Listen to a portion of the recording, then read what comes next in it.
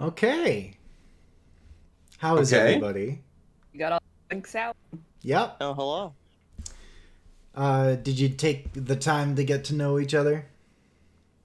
Yeah. Who am I? Vaguely. Who are these? Yes. Who are we? What Who year am is I? it? Are we not men? We are Devo. Oh. Yo, when do we get to perform Dare to Be...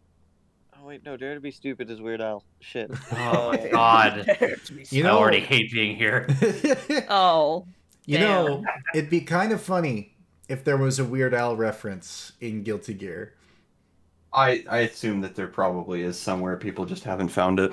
It's on. I think. they have What's the found guy? Daisuke is a fucking insane person. So One thing I'll tell I you know. about Daisuke Ishiwatari is that he has wrote music, his own story, designed his own characters, and did art for it, and made the first ever Guilty Gear game. All by himself. basically, yeah. Wow. If you were like, damn, these character designs look really dope, it's because Daisuke will see a metal album and be like, I could turn that into a fighting game character. I don't give a shit about artistic cohesion. And then he does it. Yeah, And then he exactly. does it. So, what you see here is just my really, really shitty. Stop being down on yourself. Chocolate! I Chocolate! I swear to God. One moment. I think it's all out of my VTube thing's all out of whack here. One moment.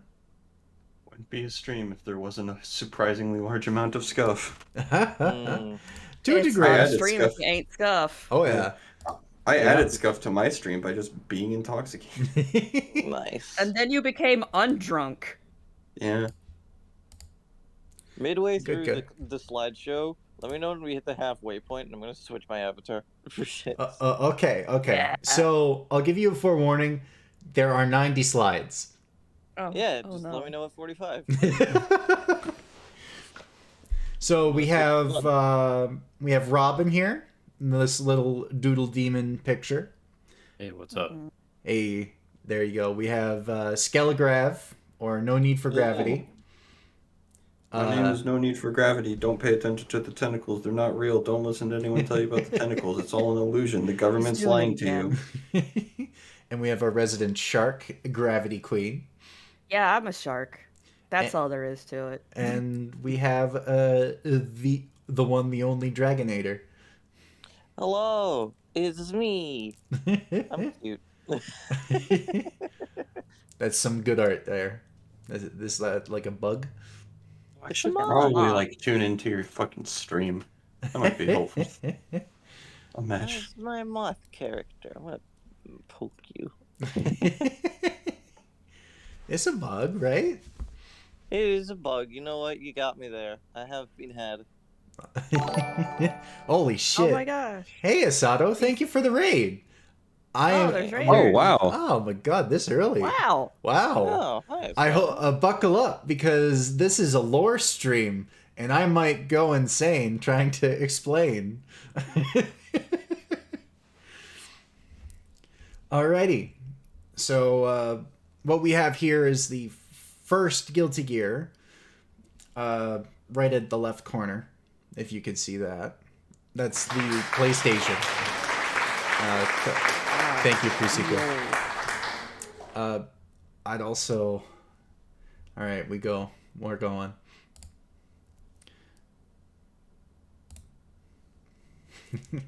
Yep. Daisuke Ishiwatari. Insane madman or genius? Both. I'll let you decide. Yes. Fun fact about Daisuke Ishiwatari. He was the first voice for Soul Bad Guy. Really? Like, I yeah. didn't know that. Wow. And he voiced his own protagonist. I mean, that makes sense. To Yeah. be entirely real. Yep. There is a couple of clips going around of him still saying at a convention, "A volcanic viper," that sort of stuff. And since fighting games are all about the showmanship of the moves. Oh, does he do the special moves? Oh yeah. Yeah. But the music was written by Daisuke Ishiwatari, but it was performed by the band Lapis Lazuli. Okay. So, if ever, but most people just Google Guilty Gear music and it shows up on YouTube.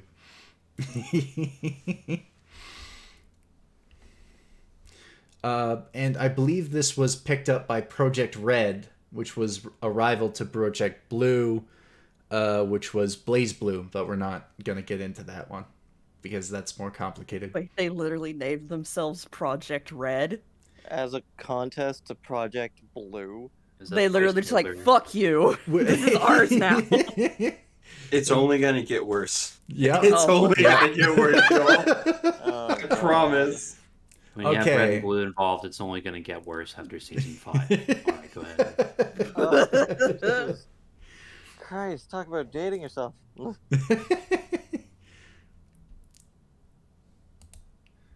All right. So we're going to go to the timeline of before the first game. And yeah, there's Before deep the first lore here. Oh no. Yep. Is this going to be on the test? There won't be a test. Oh, I'm thank going to God. probably ask you some questions that might be easy to answer. But there's no test. You'd be I was surprised. probably I could be pretty fucking stupid. I was going to say, if there's no test, I'm probably just going to huff paint thinner out back. You know what? Maybe there might be a test.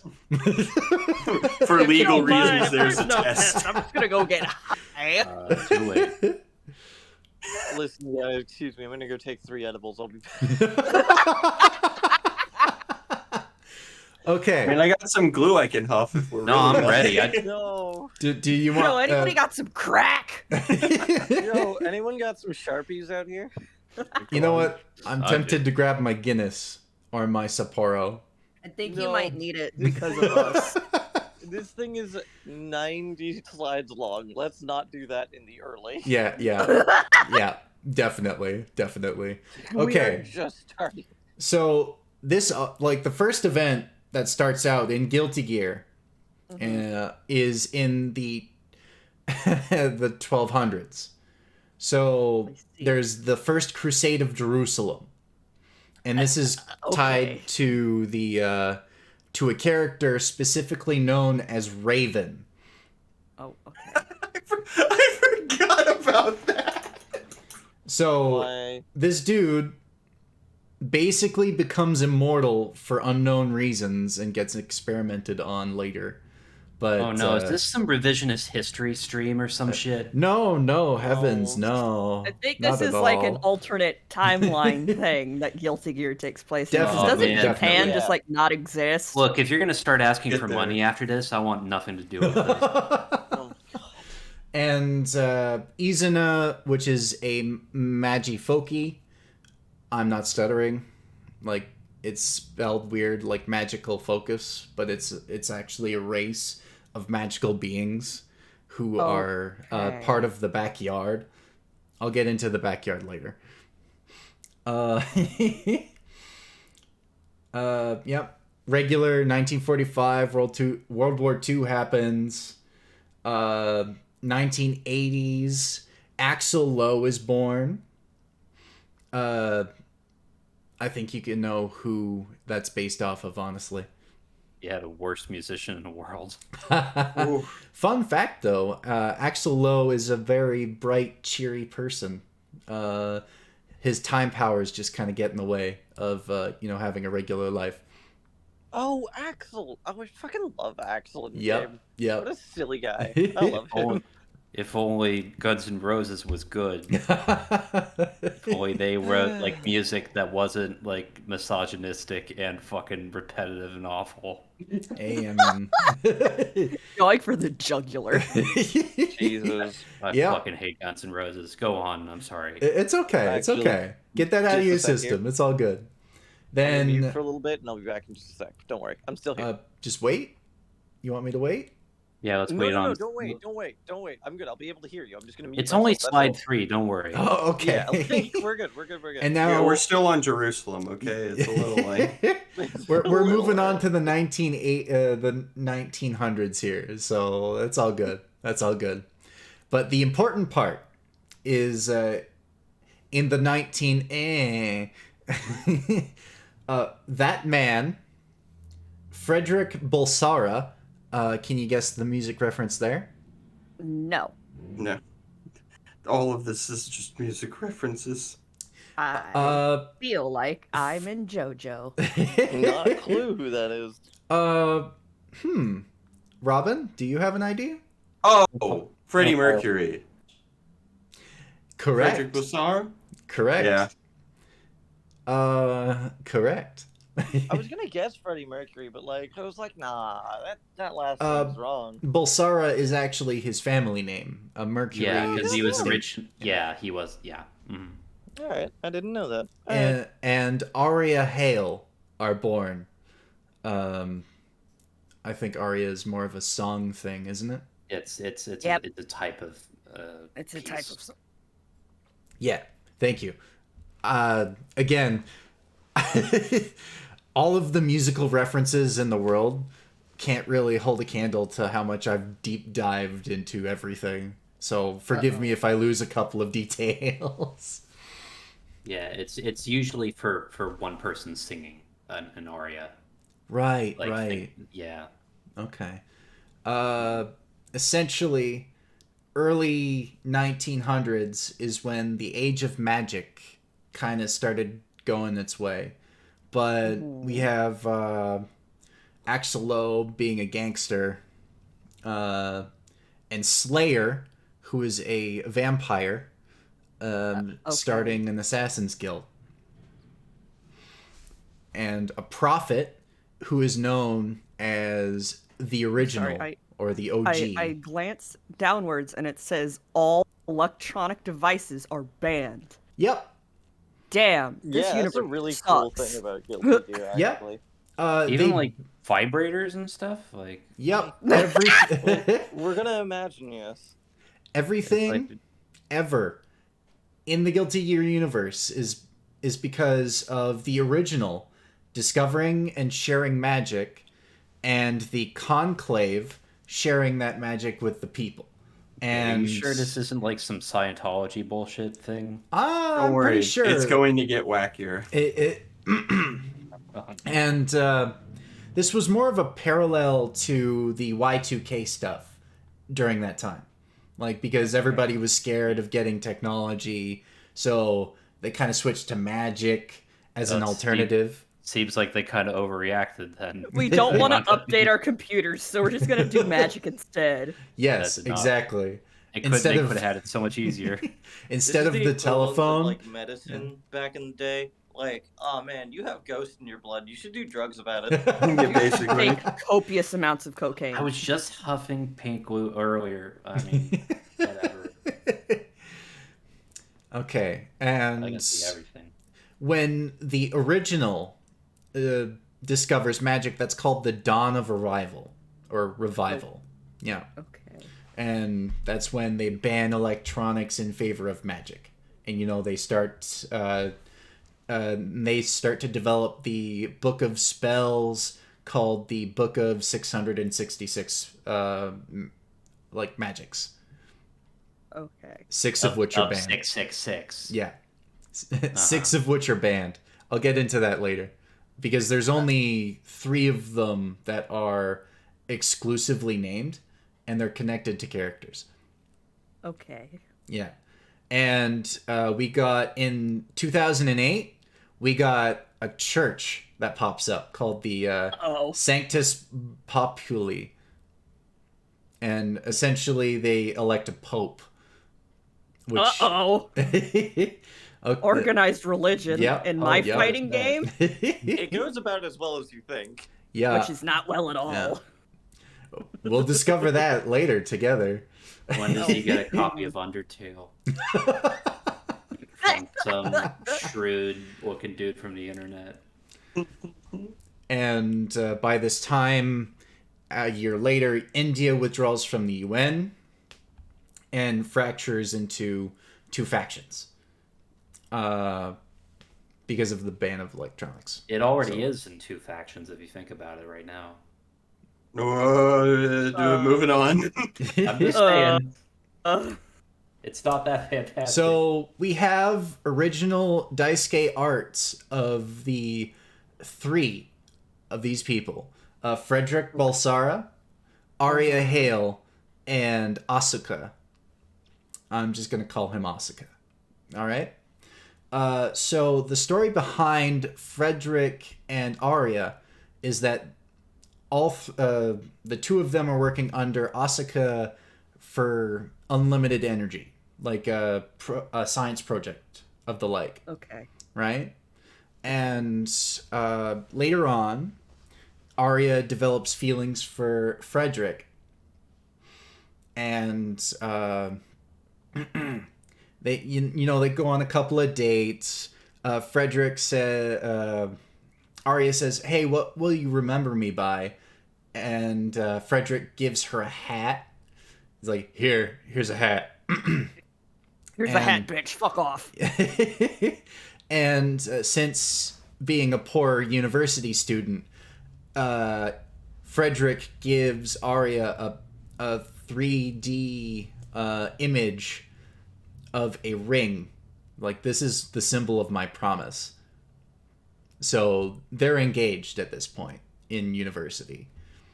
And working under Asuka, they start working on the Gear project.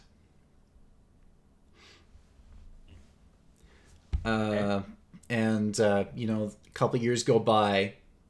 Arya is stricken by a terminal illness. Oh no! By this Magic time. cancer. Yeah, that's what the Game Gear did to me too. Wow. Yeah. So she gets some incurable illness, and Asuka says, "Hey, please be cryogenically frozen until we find a cure." And Frederick also begs her to take it. Is this gonna tie into Batman? Is this Mr. Freeze? Oh my God, Mr. Freeze! This is Maybe, gonna be perhaps. a Batman lecture. I'll be down. I'll actually stick around for that. Ouch. That hurts a little. So what happens is later down in the Gear project line, Asuka's bosses start to do something fishy, like use the research for war purposes. And Asuka was like, hey, hell no. And then he devises a plan that involves both Frederick and Arya. So he goes to Frederick and turns him into the prototype Gear without his consent. Well, Oh no! yeah. There is actually a comic out there, or a graphic novel, so to speak, of those very events. Mm-hmm. So, he gets pretty pissed off. Some bad things happen. However, since Frederick was turned into a Gear... That was really vague. Yeah, some bad things happen. I'll get to it. Okay. Some bad things. Very Yes, specific. some The bad things. Szechuan sauce was taken away. Oh God, no. By this time, yes. So, Arya, upon discovering from Asuka that Frederick would basically be nigh immortal because he'd been turned into a Gear, accepts the proposal of being cryogenically frozen. Mm-hmm. Oh, excuse me. Bless you. Is that belch part of the lecture? No, it won't be part of your notes. Oh, okay. I'm sorry. I'll erase that. And then Frederick burped. A fun thing about Frederick, he's quite still crass, like the yada yada to say, that sort of shit. And a little fun thing So he about says good grief? Yeah, pretty much. Is he Charlie Brown? What? Yes, Charlie Brown. Wow. There will be an extra credit question to remember which slide the burp happened on. Thanks, pre-sequel. Maybe. Maybe. Does like Lucy hand out a football and he fails to kick it and breaks his back? Is that how he And died? then we all point and laugh and call him a scrub. Yeah. Good thing to note that all of these three are very genius scientists. Well, I if can they tell were from so that drawing. genius, then he would have kicked the football. Yeah, exactly, right? Fucking idiot. All right. And this is the timeline of the Age of Magic. I'll give a quick rundown. You don't have to look at all this. It's a kind of magic. Yeah. So magical energy starts getting supplied instead of technology, and all technology is called black technology, like or dark technology, to fearmonger it. You know what I mean? And the conclave starts getting more power by this time, and starts becoming like connected to the Centus Populi and things like that. India builds a super dreadnought class ship in 2011. And by 2014, the theory on gear cells are are developed and done by that man. That man. Oh yeah, that's right. It's that man. Yes, that is the antagonist of the entire series. Is that man? Oh, okay. That man. It's literally called That Man. Yes. So Yes. it's not Yeah, like yeah, yeah. someone. Oh, It's yeah. not like Oh, someone's God. like writing about their ex in that. In Yes, this thing. exactly. Wait That till you hear man. the protagonist's name. Actually just that man. So by this time, that man, or Asuka, in this case, becomes a war criminal by the conclaves and the governments because he tried to destroy and what's the word?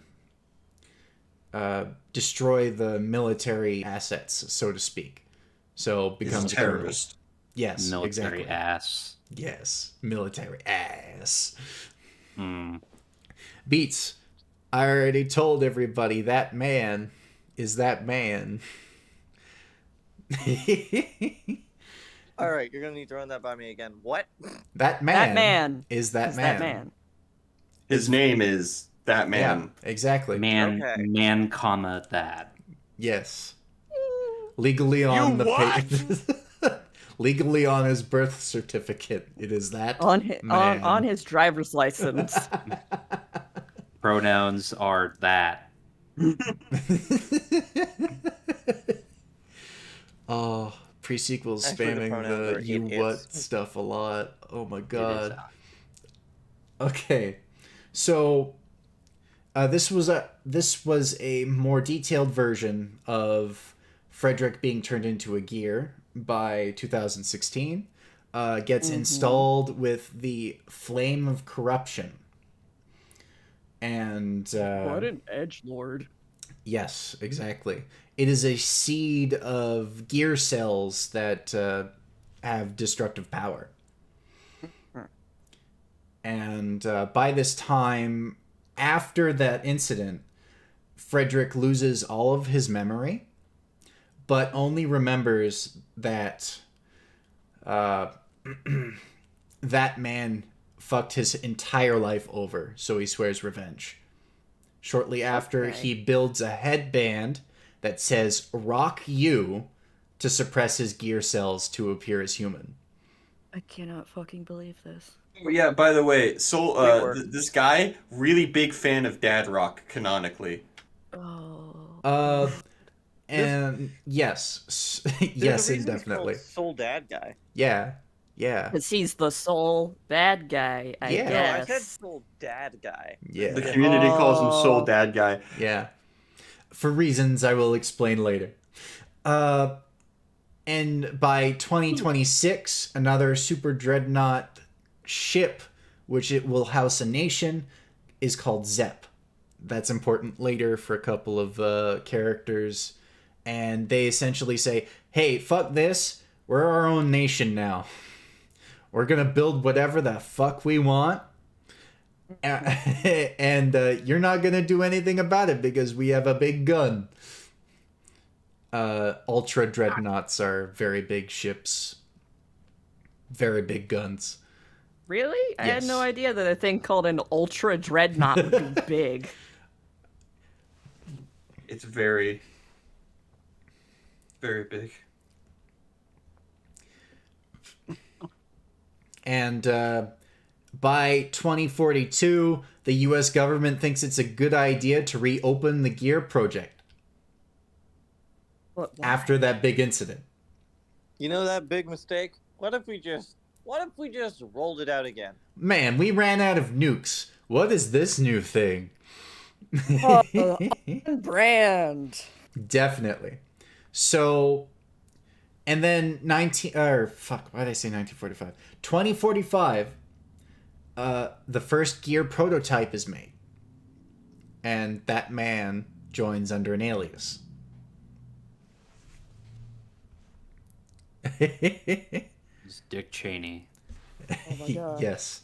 with a From joke Halliburton. name. Very, very sure. Mm-hmm. So what happens is they militarize this new race called Gears.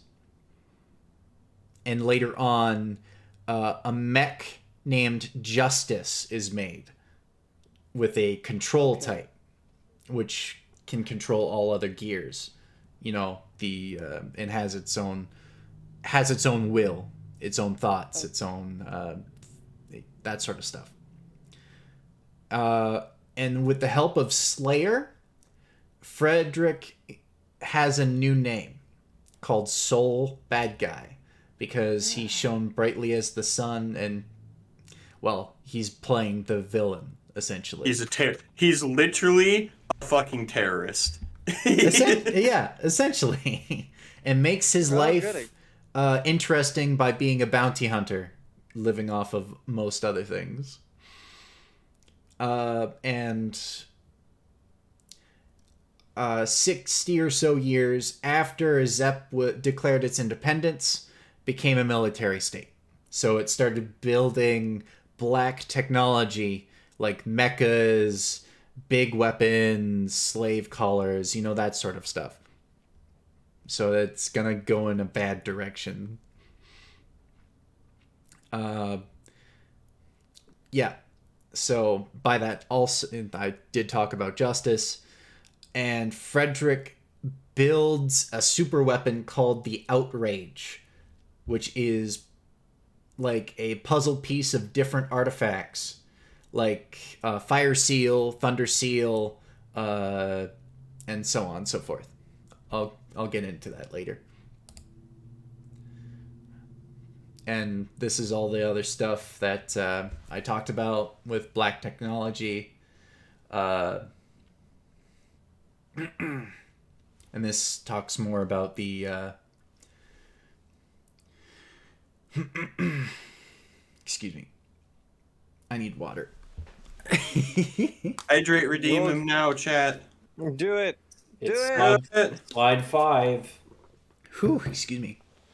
Redeem hydrate. 1 sec. 1, 2, 3, 4, 5 times, and we all have to take a sip. Yes. Yes, indeed. So this talks more about the more magical support that they all had to do. Like, hey, if you use technology, we'll throw you in jail or execute you as a war criminal. That sort of bad future stuff.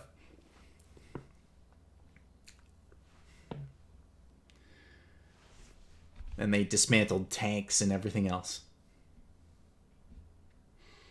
And the Sanctus Populi was a big influencer with that sort of stuff.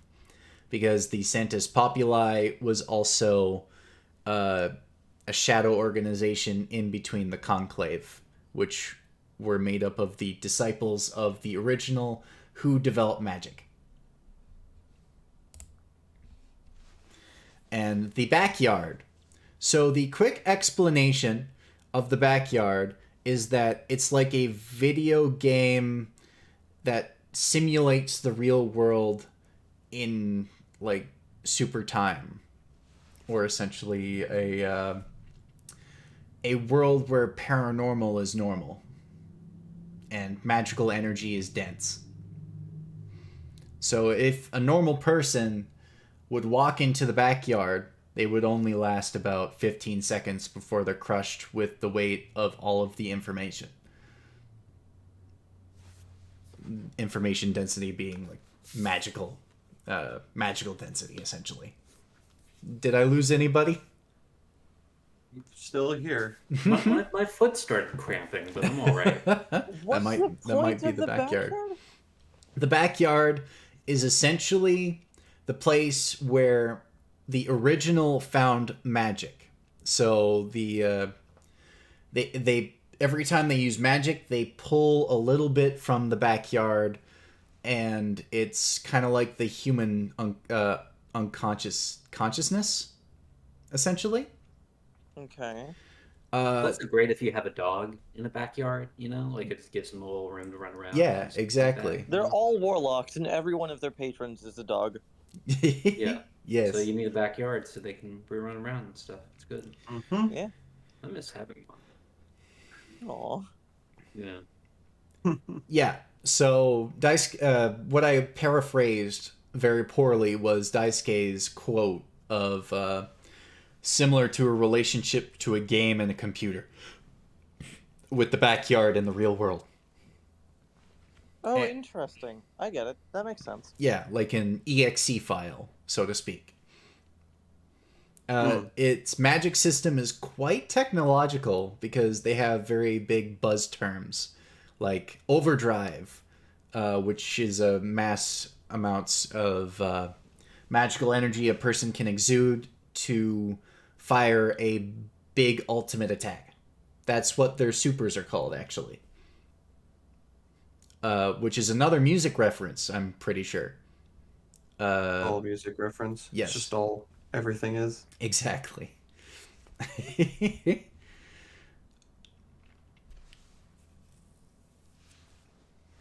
Okay. What do I do with this information? It's just like background, quite literally backyard information. Backyard information? Yes, exactly. I just applied to some jobs, and I don't remember them asking for a backyard check. And another good thing to note is that there are references to Adam and Eve in the backyard. So Adam is referred to as the flame of corruption, while Eve is referred to as the scales of Juno. Oh, Juno's a good movie. I've never seen it, actually. We should watch it. We can just cancel this and go watch that right now. Oh my god. Alright, folks. It's Juno Watch together now. Yep, on Twitch. We're not going to get in trouble at all. Oh my god. Are you having Someone fun make, like, there, a prod Robin? account. What's that? Are you having fun there, Robin? Or am I talking to you? No, I was just thinking about Juno and how good Michael Cera was in it. Nice. Michael Cera, he's like the kid of adults. You Oh. what? I mean, I guess. Yeah. So let me kind of back into this. He's the backyard of adults. Now move on. So with the backyard, people sometimes have to be tuned in to its magical frequencies, or if they can't cast magic, that means they're out of tune. So there are magicals and non-magical types of people in the Guilty Gear universe. The But muggles. most people can cast magic, though, because everything is bullshit. Blazing. That's a good way of putting it. Yeah. Good for me. Yeah. So this is what I've been talking about with the cryogenically frozen Arya Hale, and this is more of a detail. So Asuka makes him indestructible. Arya gets put in a cryo chamber. Then he does something very curious with the scales of Juno and makes justice.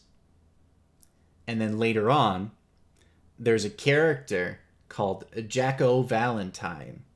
Oh, Jacko. Can you say that on stream? Jacko Valentine? Oh, I thought you said something very different. I'm sorry. Oh. What the fuck? What even? I'm not gonna ask. You know what? Jack. Never mind. I'm gonna jack up. Never mind. Whatever. Live on stream. It's J.O. Valentine. J.O. All Valentine. Yep, J.O. Valentine. And the curious thing about Jacko is that she shares something in similar with Aria Hill. Her face.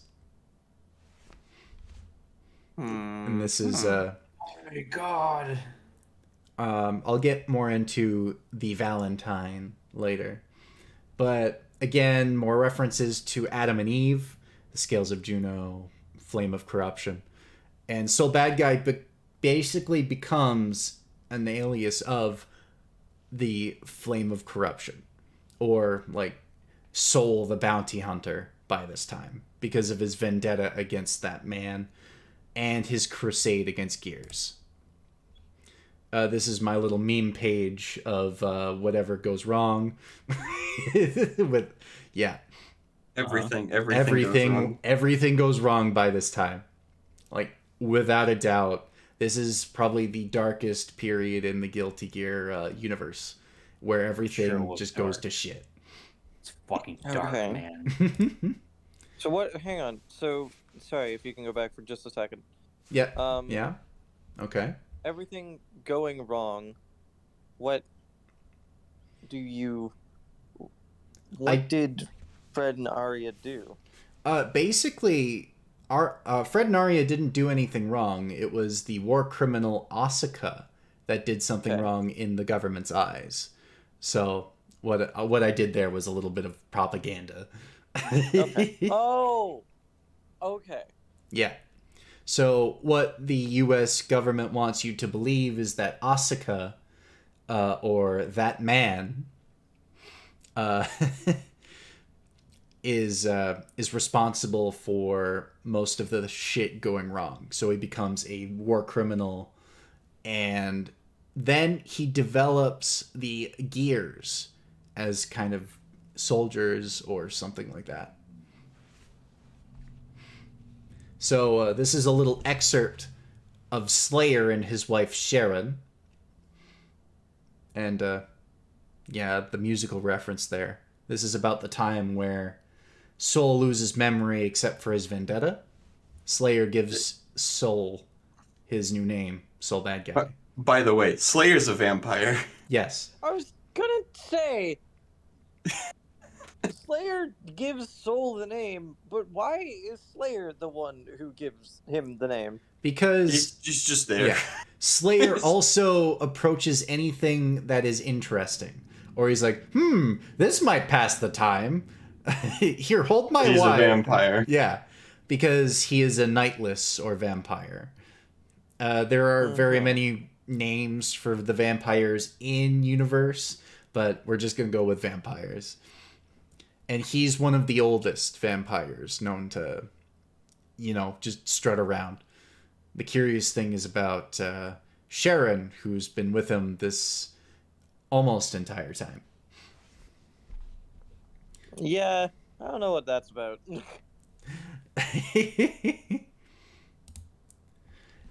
And then we get to the timeline where it's the Crusades, which is the most, essentially... Colossal act of genocide?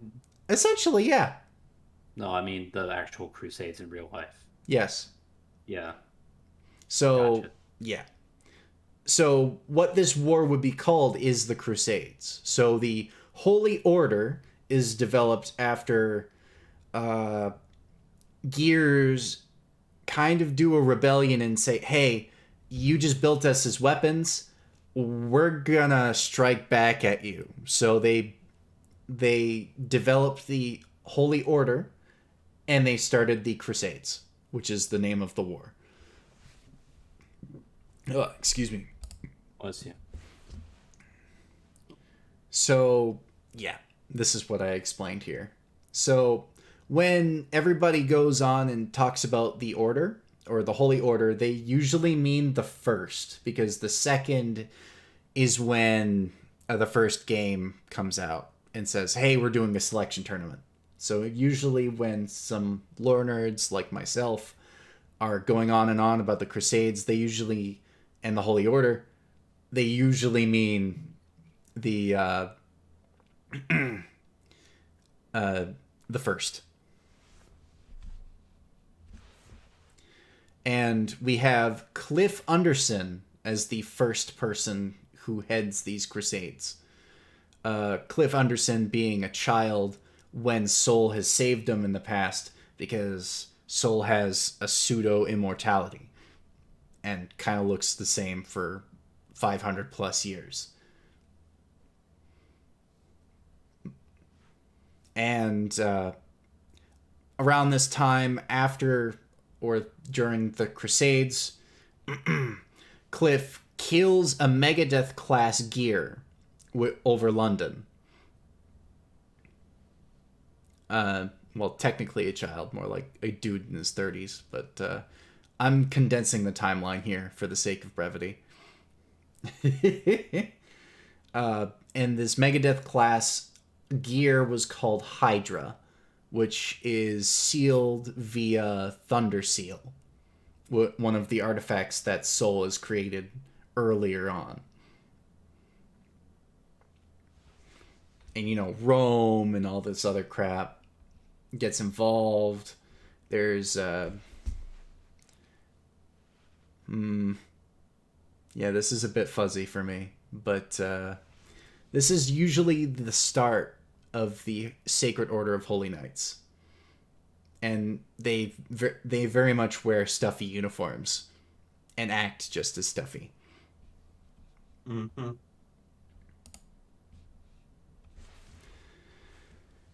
Ooh. Stuffy, huh? Yeah, very, very stuffy. A character I'm going to reference now is Kai Kiske, who is the second leader of the Order of Holy Knights.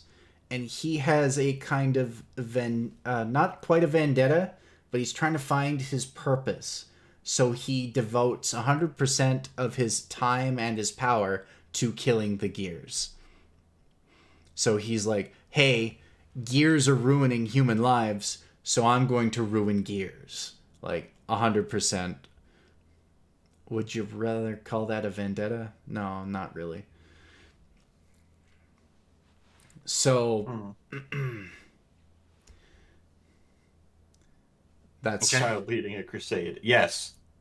100% yes. Good idea. Basically, yes. Right. Yeah. Shortly after, Kai becomes the leader later on. In 2172, Cliff steps down and becomes a instructor. And Thunder Seal was given to Kai as a kind of prize. And Thunder Seal amplifies the use of thunder magic. So, essentially, I am Thor, god of thunder type shit, but it's a sword. Yeah, semi-aimless purpose is right, Beats. Very much so. Another sub-leader worth mentioning is Leo White Fang, who kind of has a rivalry with Kai Kiske. So when Leo was around, he was like, I'm the best, carried around a dictionary and writes his own dictionary entries. Such as writing Kai as a pretentious Doffelknocker. I forget the word. But it's in the slideshow, I promise. I love Leo. He's my favorite. I'm glad. Massive fucking asshole himbo for most of the story. Most of the fandom does call Leo that, for sure. So during the first Crusade, Undercliff and Kai participating, Leo White Fang basically leading his entire 2nd Battalion into a suicide mission, ultimately becoming successful at a big cost. Soul is also part of these Crusades, but not quite 100% on in the Sacred Order. He's kind of like a tentative alliance. Sure, I'll join, but I'm just gonna leave whenever it suits me. And then after Justice is sealed, the post-war administration bureau is developed to, help the veterans. And makes them become like police officers or, integrating back into society. Excuse me. Bless you. And, with seals... You're not excused. I'm so sorry. It's okay. Yeah, it's that okay. was too far, man. It's okay. You're forgiven. Fucked up. And afterwards, later on, like less than a year, Justice's seal begins to weaken. And the Post-Administration Bureau does some shady shit and messes with some gear cells, and the adoptive son of Cliff Anderson, Testament. And by this time, Testament is still up and around, begins to plot a resurgence of Justice. And kind of does a little shady thing with a tournament or selection process for the Second Holy Order, because Justice... Oh, hey! Justice is coming back! Justice is coming back! And in all reality, he's like, yes, it's all coming into plan. I just need one more sacrifice. And Soul beats the crap out of Testament and then goes on to fight Justice. And this is basically the first, the game of, the plot of the first game. I almost fucked up those words. I was gonna ask when the hell the end of the first game happened. I'm like, holy shit. Yeah. I didn't expect it to be that fucking deep. Yeah. There's a lot of shit that goes down. And I'm essentially glossing over a shitload until I get to certain slides as well. Oh my god. There's a I lot didn't of realize fucking Guilty Gear Testament lore. was an OG. Yeah. Yeah, they got a pretty killer redesign, but yeah, they're one of the OG ones. Yep. Yeah. Instead of throwing out Monster EXE, what Testament does usually in the OG game was throw out invisible projectiles that you had to remember where they were. Oh, that sounds really awful. Yeah. Anyone who was complaining about them changing Testament in the new game was lying to you and themselves. Yep. Big time copium. Oh my god. Oh my god. Dizzy is mentioned here. Is that a little too far down, or am I going? No, that is correct, because by this time, Justice does inexplicably produce a child. Oh. And by this The time... robot fucked? The robot. Yes, the robot fucked. Oh god. Was it hot? Probably. I don't know. I wasn't there.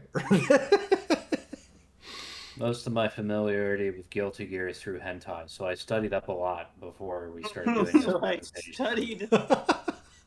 Yeah. Oh Even my I God. dare not dive that deep. Well, I care a little more than you think think I might. I think I might. Yeah, because for studies. So, with the plot of the first game, it also depends on what kind of which character you pick. Because there's different endings depending on if you perfect somebody, instant kill somebody, and there's a couple more boss modes and things like that. And Axel is an OG character here, but he's more of a, oh shit, I have no control over my time powers, so I'm going to be sent to the Jurassic era for a couple of, months, and then come back to a different timeline, and yeah, timey-wimey stuff. Imagine like a 100% normal British rock fan, but occasionally he just suddenly is in a different time period and timeline. Yep. And that's Axel. Yep. Exactly. And for some reason he uses kunai. I don't know, or fucking kunai with chains. Yeah. Yeah. It is quite the adventure when you do that story mode. But canonically, who defeats justice is Soul Bad Guy. Potemkin is introduced here, but he's more or less a slave of the Zepp, the country of Zepp. Oh yeah, that's right. Zepp's an OG, which is fucking wild. Yeah, Potemkin. Zepp's the country. Yeah. Oh damn. It's okay. It's okay. It's the country of Zepp, and Zepp was a person. No, you're thinking Zap. Thank you. There it is. But yeah, essentially wearing an explosive collar and wanting to be free. Mm-hmm. Later on, he meets a guy that kind of had... Yeah, I'll get to it. Okay. But... Ouch. The main deviation so far that I'm confused about is Dizzy. It says it disbands following Dizzy's defeat. Which is later on in the timeline, which is the not Guilty Gear XX, but Guilty Gear XX Accent Core plus R. Accent Core. This game was made by Japanese people. Get ready for some weird fucking titles. Yes. The X the X means extra. Just so we're clear. Oh, so because Guilty Gear X was basically a expansion onto the original Guilty Gear story, and it kind of eases into the story with Dizzy. And then Guilty Gear XX and XX Accent Core explores the story after the Dizzy arc. Okay. Yeah. And there was a time where Sega owned the Guilty Gear franchise for a time. And that was when Guilty Gear Overture was released. And they had to be very vague with Dizzy's name and called her the Maiden of the Grove because they didn't want to deal with the extra charges. Yeah. Wait, what? Because, the copyright stuff. Or the royalties or whatever it is. I see. Yeah, it was a weird time. Real quick, I'm going to need you to drag me in because I'm going to switch to PC. Cool? Sure. Cool.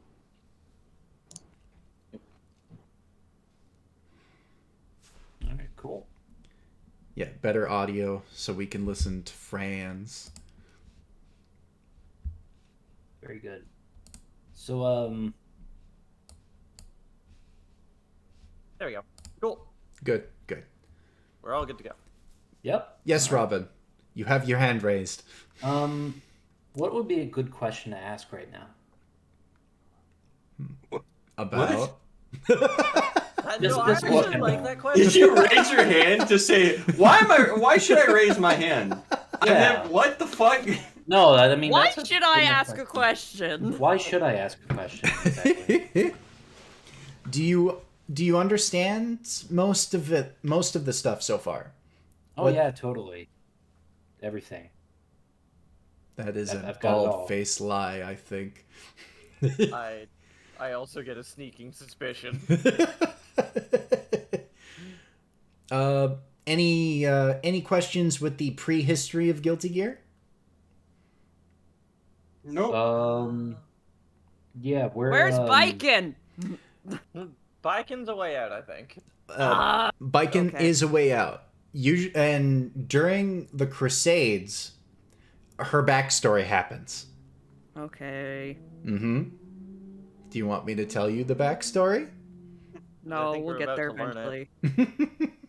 How many frames ahead? How many screens ahead is that one?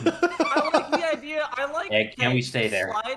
Slides are now called frames. Sorry. Dude, this presentation's got fucking hella advantage on its neutral layer. I don't know what the fuck y'all want me to... This is horse shit, man. Yeah. Here comes the joke of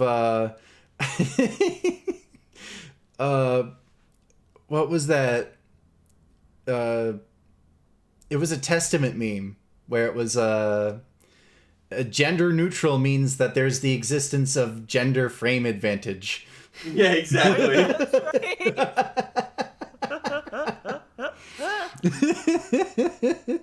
Oh my god. Yeah, this is a little... My favorite Testament meme recently is Testament talking to Happy Chaos and them fighting, and Happy Chaos leads and he goes, "Oh, congrats on theming, by the way." And Testament's like, "What the fuck are you talking?"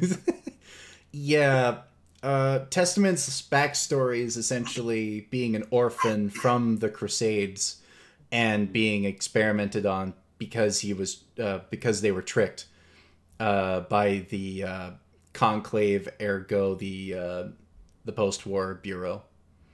I heard Poland just switched from being gender neutral recently too. Really? After going into NATO. I'm sorry, I tried. Never mind. I get it. It's like, okay. and I wish I didn't. But yeah, this is a little excerpt of the rankings. We don't usually hear from the foot soldiers, but we know a lot of captains and commanders. Mm-hmm. Okay, and one of the OGs from the First Order that survived along with Cliff is called Tsuyoshi, who is integral to Chip Zanath backstory. Oh.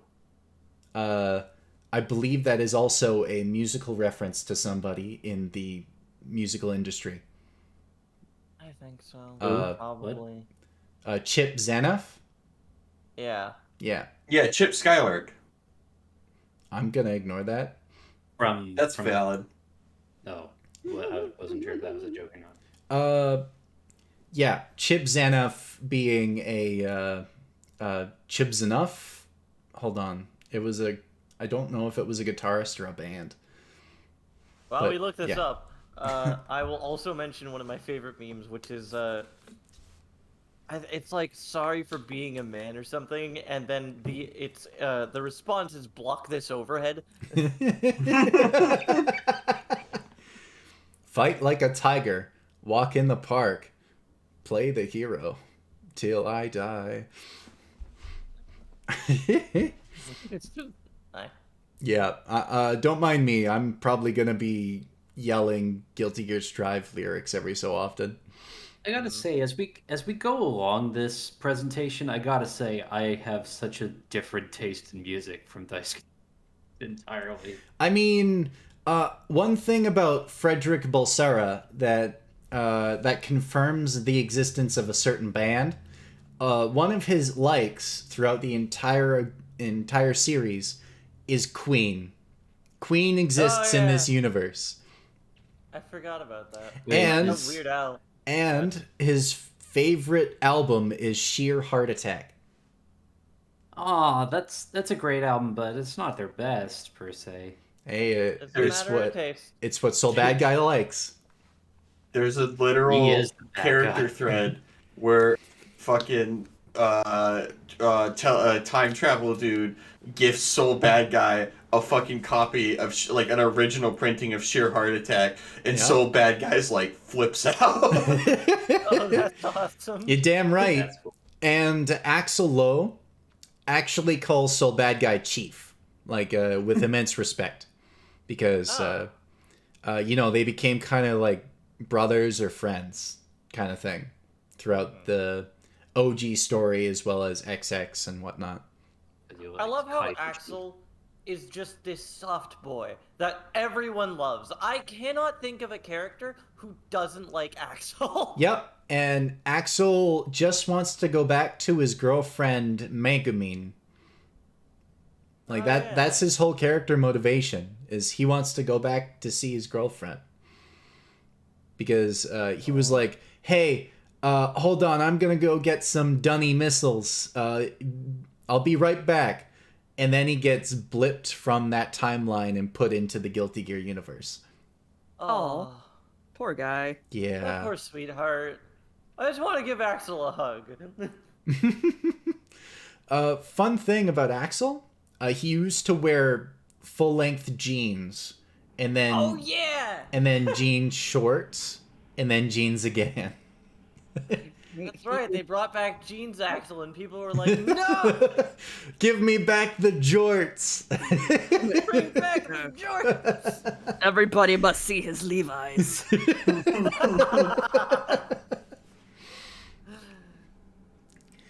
But yeah, how did Axel even get the jeans? Where did he find a store to buy He them got from? time traveled into like a Levi's factory. yeah. Just a bunch. And he's like, "These are mine now." He's Bye. actually been trying to, like, the jorts are just ripped up jeans, and he's been trying to replace them, but he's never conveniently traveled to a fucking, like, Gap or something. Yeah. So between the games, he, like, it's like, fuck yes, I'm in a Gap finally, and he changed jeans, and then he got to a new timeline. All right, hold on. Bot, how do I get rid of the bot? How do I ban the bot? Kill bot. Thank you. Kill bot. I killed it. Thank It's you. dead. Hey. Thank you. Okay, so Sombrero, no! Don't buy any. Sombrero, no. don't fall for it. It's a trap. But yeah, Tsuyoshi is essentially important to the Assassin's Guild as he tries to blend in with them. And Who? Tsuyoshi, the guy in the right corner who is dead. Yeah. Oh no. Yeah, and that's Chip Zinoff holding his corpse. Boy. Yeah. Fucking best boy. A tragedy. Everybody calls him. I'll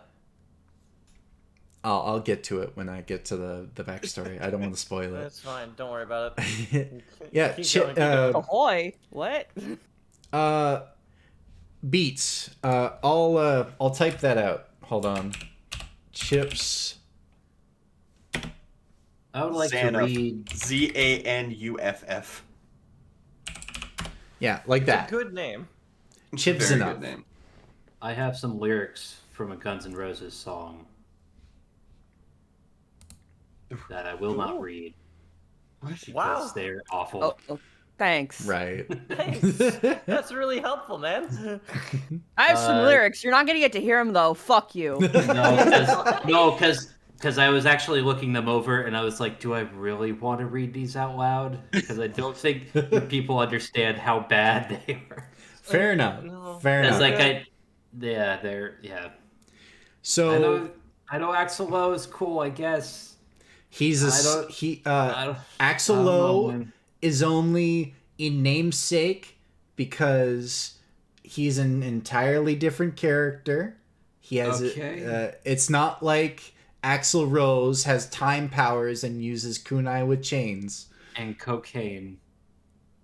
Yeah. Oh my god, what if this is all in his head? That would make so much sense. If you got to the end of the Guilty Gear story, it turned out to be Axl Rose just completely coked up and stuff, just hallucinating stuff. That would mean that Daisuke Ishiwatari was the one that was like psionically linked. Yeah, this whole game series is about the making of Chinese democracy. What? That's a really big stretch. How does one link What to are the you other? talking about, my guy? Oh my God. I implore you to elaborate on this theory. I would love- Just keep going. Just I move would on. absolutely love to, but I won't. Thank you. No, Thank you. get out of here. Oh my god, okay. My So- bad. I thought there wasn't going to be a follow-up. So we have. So we have the first leader as a playable character. Not in the first Guilty Gear game, in the second one. Cliff Underson, who adopted Testament, raised him as his own son. You know, he, like, treasured his child with all of it. Yeah, you know, that sort of stuff. You know, stereotype anime old man that can go 100% of his power, buff up to his younger form for a couple of seconds, and beat the ever-loving shit out of you. He is also one of the most BS characters in the game he is in. And his whole fighting style, big-ass sword, swing around, slap you like he's wielding a paper fan, and call like, yeah. So what I have in the small text here is he calls people Bakamon, which he yells in the 3 syllables way of Japanese comedy. So, like, you know, slapstick. Yeah, that's the word. Okay. Rule of 3. Okay. Yeah, rule of 3 and all that. So he's a jovial old man who's, you know, if you backdash, he has a chance of hurting his back. So it was a really cool. What a mechanic. Yeah. He had Dude, the best I love backdash in the game, but it was a coin flip whether he'd throw his back out. I love Oh. picking a character that nerfs himself because he's old. Dude, No, that dude in fucking Virtua love Fighter is slacking. pretty cool. And by the time of Dizzy's game of Guilty Gear XX, after he deals with a Mega Death class gear, he passes away. And he's buried in the Grove, which is where Dizzy is in hiding. So you don't get to see much of Cliff Underson, other than him being a loving father and you know, a very good leader. Oh no! Why must you kill off the good dad? It's a good trope, No! but it's Yeah, in anime you can't have dads. I'm sorry. No, Grandpapa. bad. Yeah, for real. You just if you have a child and you know you're in an anime, like, I'm so sorry for you. If you're a mother with a side ponytail, I'm sorry. That is the The minute that ponytail of baby's death. out, you're gonna be old Yellard. Here's an interesting thing: the Underson family history. Historically, surnames evolved as a way for sort people into groups. The Underson family is primarily, had the highest population of Underson families in 1880. It looks like it's primarily in Germany, from what I can tell. Mm-hmm.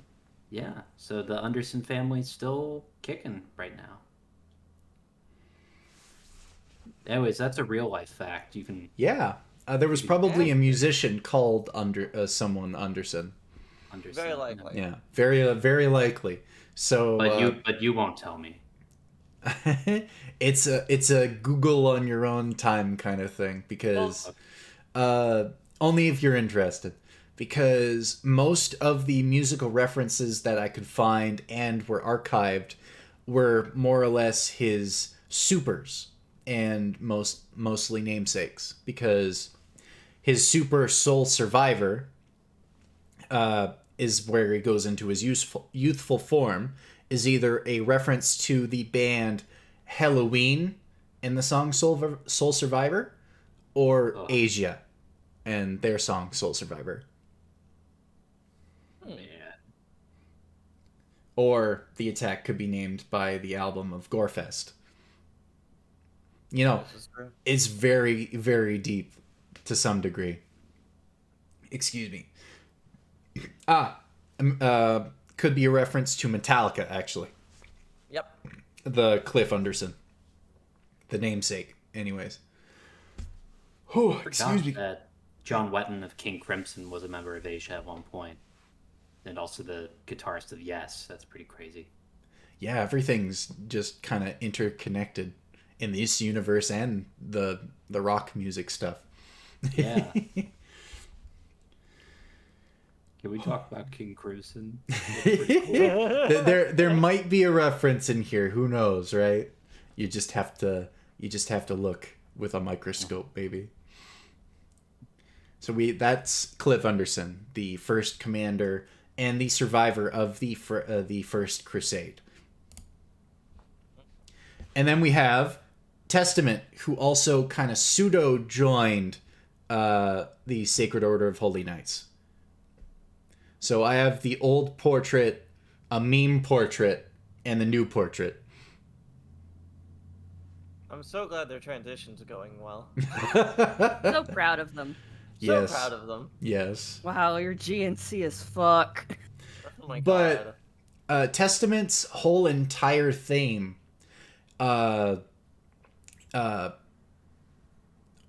aesthetically has been the era of Ozzy Osbourne, Dimmu Borgir, which is the name of some of their attacks.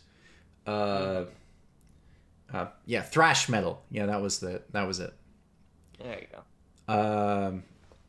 So yeah, EXE Beast is the name of the succubus that kind of follow him around. Oh. You know, the things in the cage, the things in the scythe cage, or the demons that just kind of pop out of the scythe, essentially. Oh, that's cool. Yeah.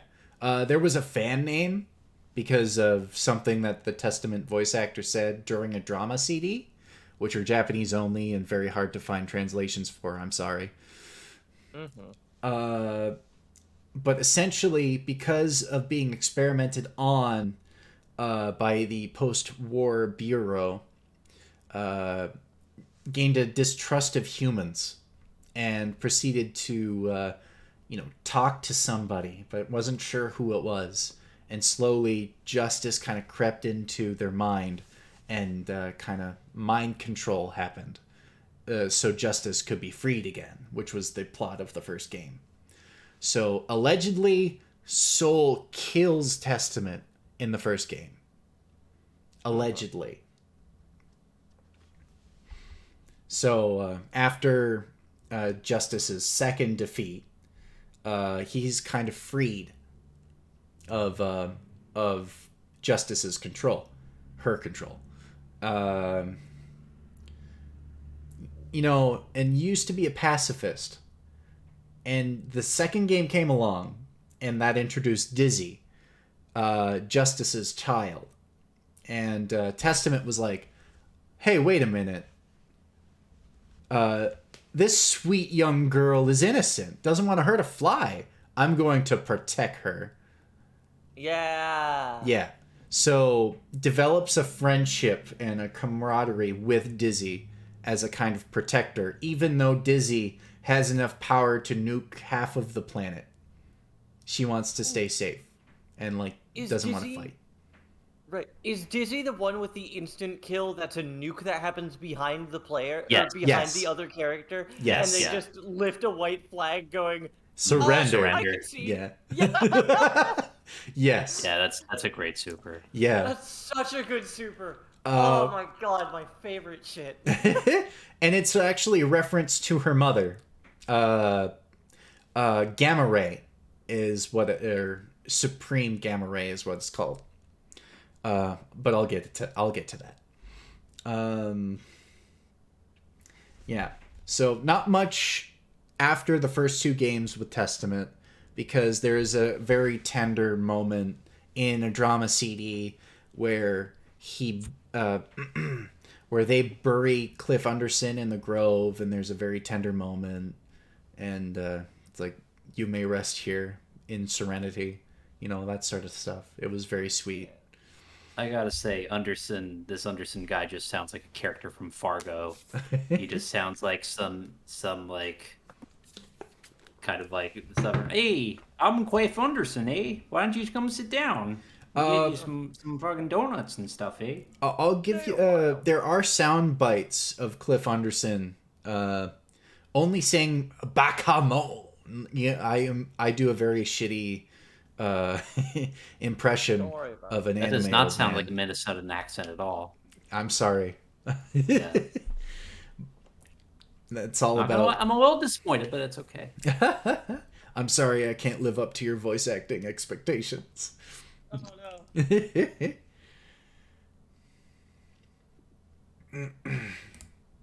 Go on. I'm sorry. Yeah. And we have the second commander of the Holy Order. This is a portrait by Daisuke Ishiwatari himself of Kai being very edgy and very long hair. That is a nice drawing, I will say that. Yeah, it is very distinctly Daisuke's style of art. And within the first and second games, that is very prevalent. During the time of the Crusades, Sol and Kai kind of develop a rivalry. You know, like the I fucking hate you, but you do your job so fucking well. I'm gonna do better than you. You swear on the whatever gods there are in this universe. I think in Overture there's Indra, but that's about it. Then there's the Sanctus Populi, but whatever. So he eventually becomes king of a country, the first king of a country, called Illyria, which consists of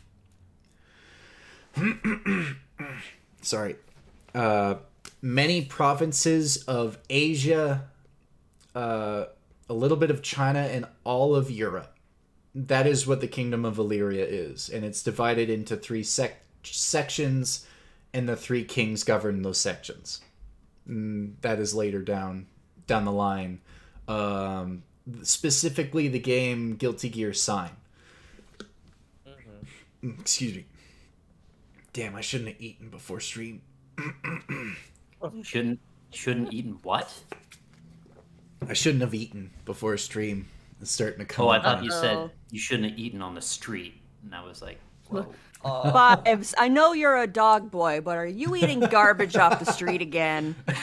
I couldn't go grocery shopping. I'm sorry. You just... Oh, gosh. We're going to have to give you your heartworm pills again. This is awful. Oh, that's a dangerous relationship right there. It's like, you're a dog. No, you're literally a dog. You're literally a dog. This is starting to become some, like, German, like, fucking, like, Dom relationship type shit. No. This was a joke. I heard of those. Got it. Yeah. Damn. And that comment was me going along with the seemingly obvious sarcasm. It's okay, Robin.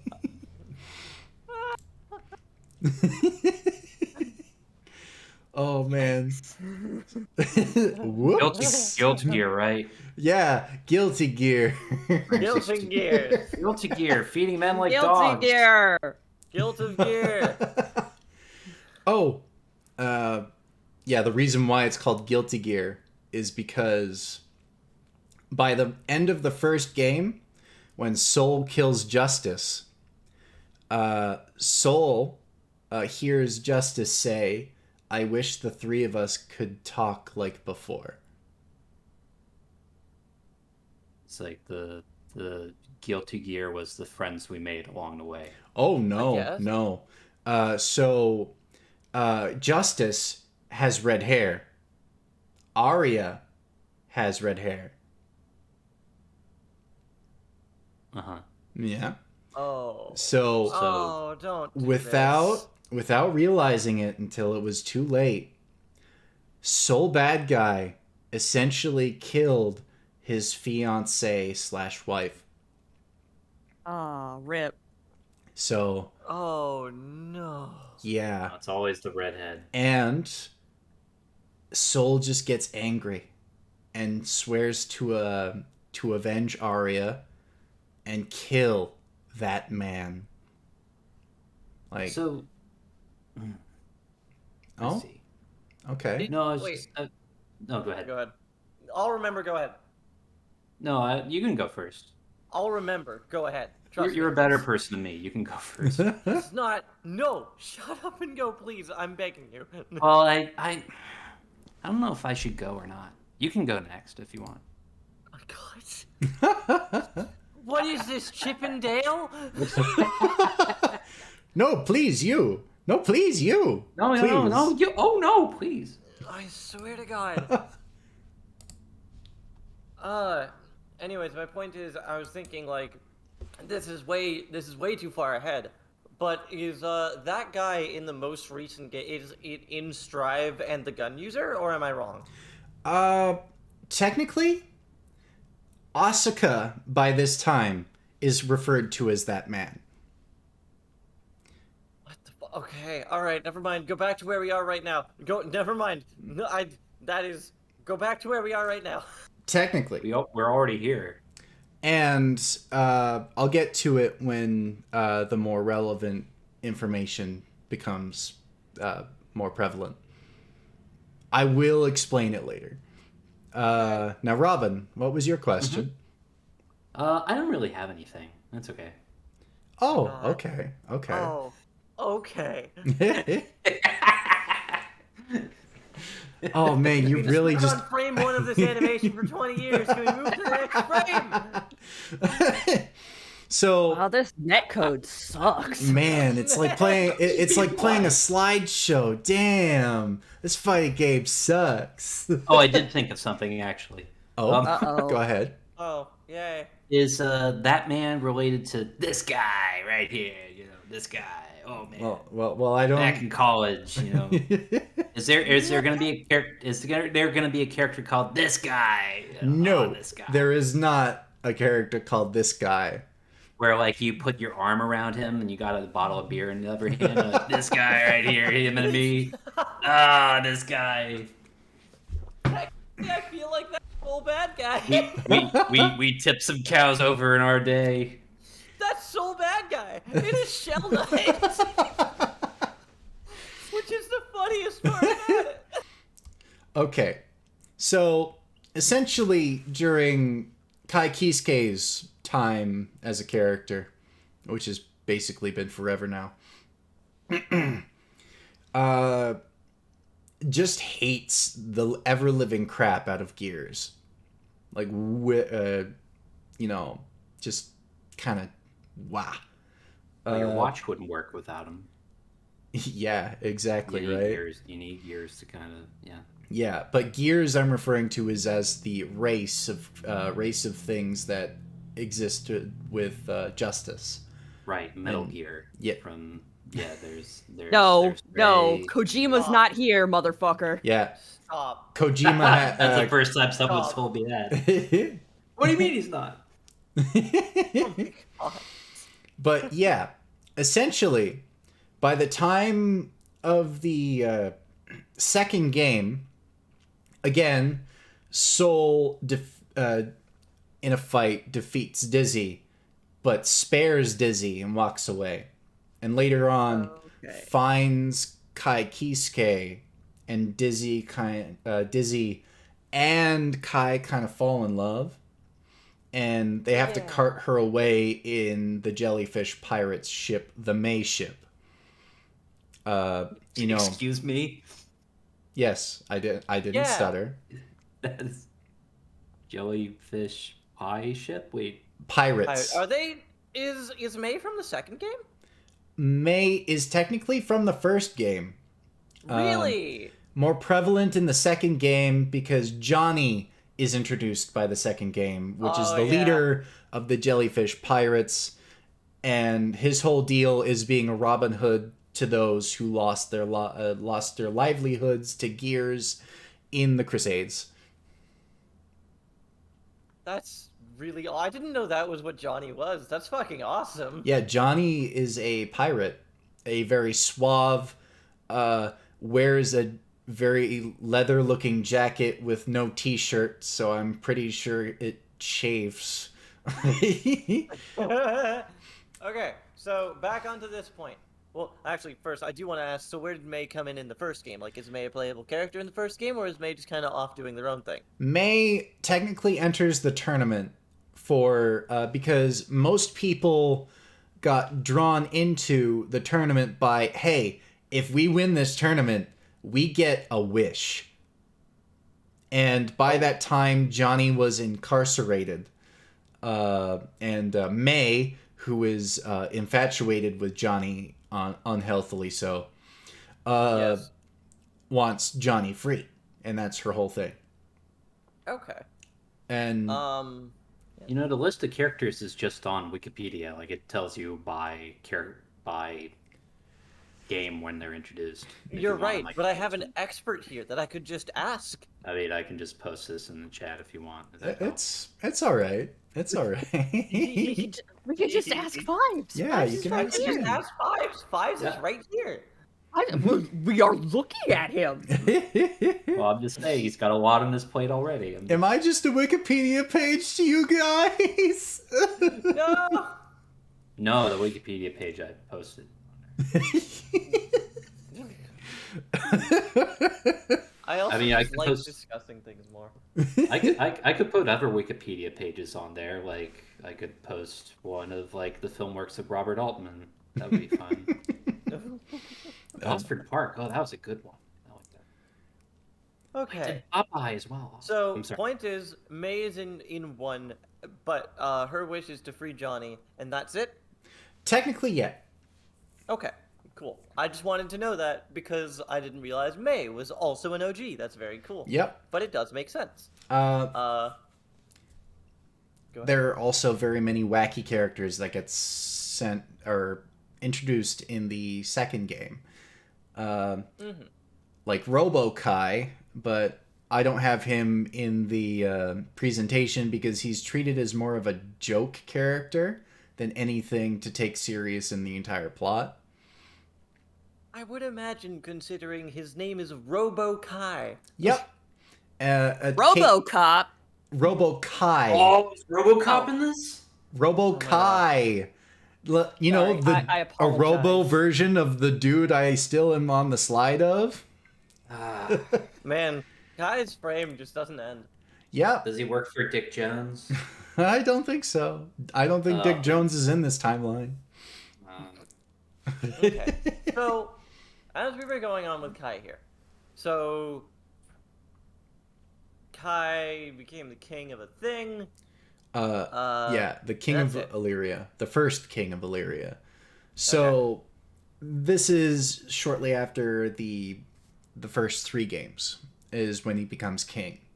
And by the end of the second game, he has a kid with Dizzy named Sin Kiske. And there's a little bit of ambiguity as to how Sin Kiske came to be. I mean, from my understanding, they came as an egg. Technically yes, technically no, actually. Would you like me to elaborate? I mean, you know what? Fuck it. Yeah, we're in this. We might as well. Okay. So Kai Kiske, by the testimony of Kai Kiske himself,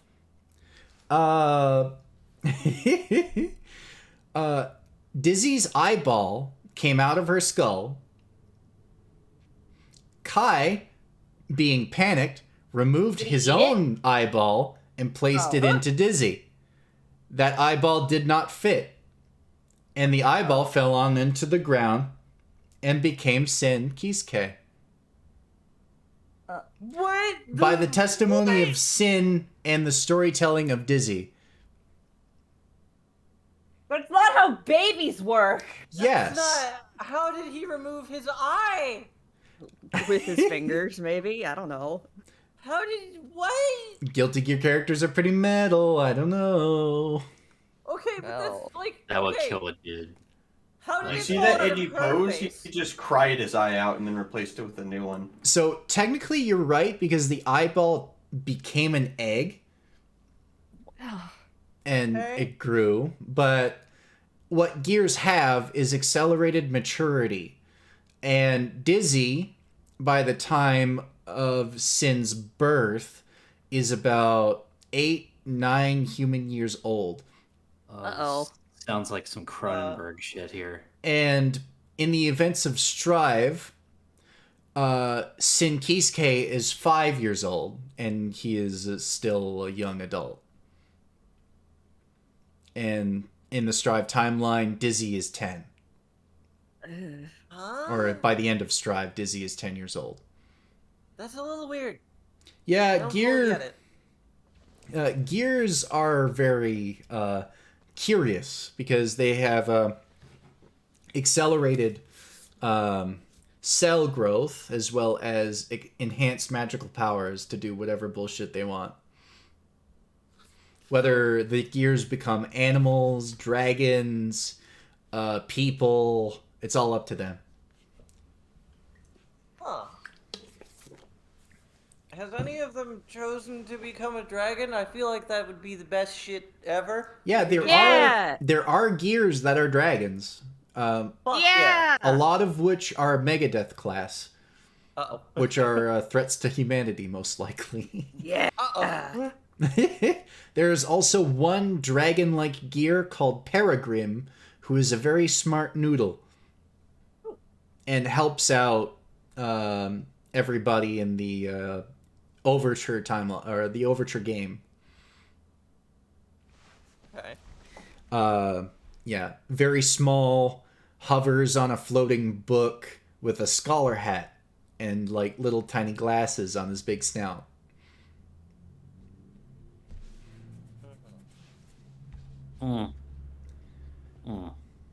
Yeah, there was a little bit of controversy as to how Kai got his eye back, because there are hints of him having gear cells by the end of the third game because of him holding his eye. But yeah, moving on. And did Stella get her groove back? Okay. Yes, probably. She did. I haven't seen the movie, so I don't know. Dragon, did you have a question? Yeah.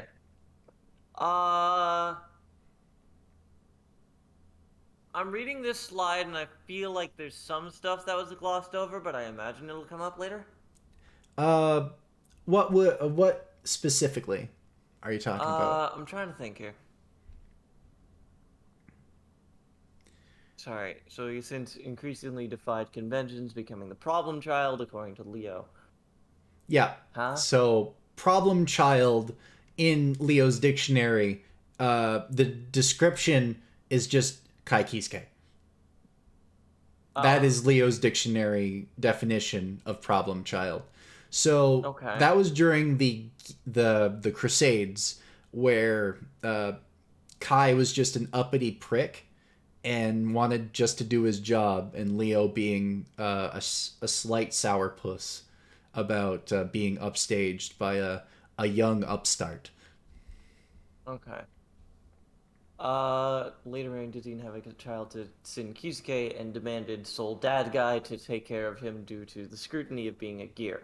So what does he mean by due to the scrutiny of being a gear? And Technically- People don't like gears because they're all basically giant, super powerful weapons. So if people heard the prince was like, "Oh, I had a son and he's a nuke," you'd quite understandably be like, that's a little weird. Hello, Yeah. here's So my he was child. like, "You're They a might gear." explode. Yeah, Yes. it's like you're a gear and you're not really a terrorist anymore, so why don't you raise my son? And Soul was like, huh? Yep. And yeah. I wouldn't want my son to be Metal Gear. I wouldn't want my son to be Metal Gear. I wouldn't Nobody want my wants son their to have son nuclear capabilities. to be Metal Gear. But yeah. To be turned into a weird zombie spin-off by Konami when they let go of. Yeah. It's a shame. The fourth game is Overture, which generally consists of when Sin grew up under Soul Dad Guy's care, and Sin wanted to fight too, and like, hey, old man, give me a weapon, and Soul was like, here, use a flag or something. Like, I don't give a fuck. My friend told me the exact quote for this, and it's the best shit ever. Go on. The reason that Sin uses a flag is because he asked Soul Bad Guy, hey, I want to know what the flashiest weapon that I could use is. And Soul Bad Guy said, if you really want a flashy weapon, go fly a flag. That's the quote direct. I paraphrased it, essentially. Yeah. Thank you very much, Dragon. No, I fucking love that quote so much. Like, the power in going, okay, dude, fuck yeah. Love Sin. Sin is, in his child years, basically just gets towed around by Soul Bad Guy and picks up a few of his idiosyncrasies. Like the slight gruff attitude, but Sin also kind of develops a snark. And some attitude, which is important for the more recent games at the very least. Real quick on the last, the other frame, the Kai frame, real quick. It's the final touching point. If we can go back for just a sec. Oh, can you actually not go back? That's fine. It said the original goes to the backyard and finds, the 2 points, like the scales and the other thing. Yeah. Why is that relevant to Kai? Generally, the scales of Juno are proved to be by Strive inside of Kai Kiske's eye. That's why I put it there. Also, I did reference the Adam and Eve before these slides, but generally he is related to both of these at the same time. Okay, cool. That was it. Yeah, that's it? Yeah, that was it. So we have Chad McChatterston here, or Chad White Fang. Oh, hello, Leo sir. White Fang. Otherwise known as Rushdown. Yeah, or the Unga Bunga, or the Gorilla. So much Unga Bunga with this dude. Yeah. I fucking love playing Leo. Yeah, it is beautiful. However, he did take part in the Crusades. As I did tell you, he led multiple suicide missions. Yep. And under the section of brave in his dictionary are all of the soldiers that has served him. No. Yeah. And his theme song in Strive is essentially, oh God, survivor's guilt. I should have died with them. Okay. Aww. I think everybody needs some therapy. Yes. But he's also a very loud gorilla. Yes.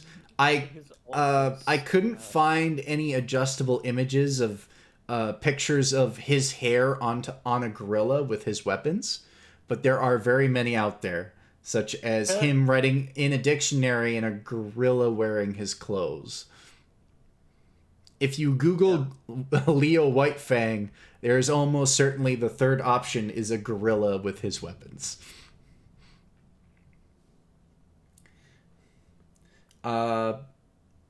And everybody in Guilty Gear, at least the modern Guilty Gear, has stuff written on their clothing. Leo specifically has Noblesse Oblige, Ignorance may kill a lion, and among other things. Like Stolz, which is German, the German word for pride, essentially. And that's also a theme song in his Rev 2 iteration. Right. Yeah. And the Justice, he was also involved with the Justice sealing. Same with Cliff. That was his demise. Generally, he was also appointed the second king of Illyria, and he's allocated to a more logistical role. Despite him being a gorilla, he is deceivingly smart. Gorillas He's aren't the HR stupid. gorilla. Oh yeah. HR gorilla. I'm not wrong. The word was the word that he described Kai as is bambino. Oh, He baby. he baby. Yeah, he baby. You know, the young buck, or you know, the dumb kid, essentially. He baby. He baby bambino. Baby. Yeah, that is all I have on Leo's backstory, because in Sign, Revelator, and Strive, he's more of in the background, and there's not much that he does other than help out the main characters and devise strategies against the enemies of Illyria. Mm-hmm. Along with the third king, whose name is Daryl, and he's not very much. He's not a character. Yeah, he's a side character. He's not a fighter. No one gives a shit. Yeah, he's not a fighter. He was only introduced in Strive's storyline because of story mode, which is 4 hours and 30 minutes long. Basically 2 movies. Yeah, Yes. I was gonna say, like, who wants to go watch Kill Bill the Strive edition? Like, what the fuck? Yeah, no, it's... And one of the final members of the Order of Holy Knights is Soul Bad Guy. Generally, by this time, he was called the God of War because he did not care. Also, he was a scientist that was flailing around a piece of rebar and concrete to hit people with. Oh, hell yeah. Later I on, love violence. he grabbed the fire seal and stole his creation back. And Yeah. Kai was mad. Cliff was like, it was his anyway. And Nice. in a secret story mode, I thought I'd give it to you, like a secret part of the story mode where he's at. He goes back in time and kills his past self Why does he Oh. do this? because Funsies, I guess. yeah, for funsies. Kind He's of. Like, actually, kind of. like- Wait, what? Soul Bad Guy develops more of a devil may care attitude by this time, and is also one of the most complicated and bullshit characters mechanically in the game. In the game he's in. Accent Core. Yeah. Oh, excuse me. Because Soul wanted to rebuild Outrage, which was his creation. Mind you, he's basically immortal. He's had about 500 years or so of this immortality. This is Right. yeah. He's like, hey, fuck it. Yep. Fuck it. Just that. Do it. Whatever. That's why, he says yada yada daze most of the time. Like Jotaro. Yeah. Mm-hmm. But Soul Bad Guy came out first. Sure. Yeah. Yeah, What? Yeah. Soul Bad Guy was the first gay fighting game protagonist. Wow, I'm so Wow, that's proud of amazing. him for coming out. Oh my Mhm. That's so Fun impressive. fact, he's not actually. he's not actually he's married or was married. You told Oh, me yeah. He that. can still be gay. Hmm? He could still. He's What sort if of I married told you- again now. What if I It's told you all- he had a kid? Oh. Oh, Well, gay gay? people can have kids. Biologically? I'm gonna die on this boat. I'm With sorry. a you woman? should've made that- It's okay. It's okay. Okay, fine. He can still be bisexual. Yeah, there you go. All right, there we Hey, go. there you go. God, what kind of contest is this? It's Not more a of good a one, I'll shit. tell you what. It's more of a shit throwing contest, really. Who can meme the hardest without Oh, I could cracking do a that. smile? It'd be like the Pokemon World Championships. You You remember that when that happened a few years ago? Nobody? No. At So the video game tournament where they were in the hotel and Pokemon players started throwing literal shit at each other across the hallway? I don't really pay no. attention to competitive Pokemon because I don't give a fuck. yeah. There is that. Like, Well, some tournaments you are really will fun. now. No, I won't. You No, can't I make won't. me. Oh, man. But yeah. Not even literal shit throwing? Man, Nope. you're a hard sell. Sorry, that's yucky. Yeah. That's very unsanitary. Wouldn't recommend. Yeah. Okay, so But yeah, this is part of Soul Bad Guy's backstory is his time in the Holy Order. And that's all. In a secret, he kills his past self. That's all. Why does he do that? What's the point? Because he could, and he still exists. But again, it's a non-canon, haha, funny thing. Oh, okay, got it. Yeah, it's one of those secret boss fights. That's all. Oh, man, I gotta look that up later now. I want to know what that looked like. That had to be cool. Yeah, I have a rendition on the top right corner. Yeah, the just nobody, not even yourself. Yeah, exactly. 6, 9, 14. So this is another timeline of the 2074 onward. So what happens here is the universal will gets out of the backyard. Oh no. And tries to override Justice's systems to destroy all of Earth and annihilate the human race. But that man intervenes and diverts the Omega Gamma Blast, or Gamma Ray, towards Japan. Oh, And that's not fortunate. yes. So what happens here is Justice, having her emotions ripped from her basically twice, goes mad afterwards. I can imagine. And That then- would be frustrating. Yeah. So this is more of the timeline of Testament born.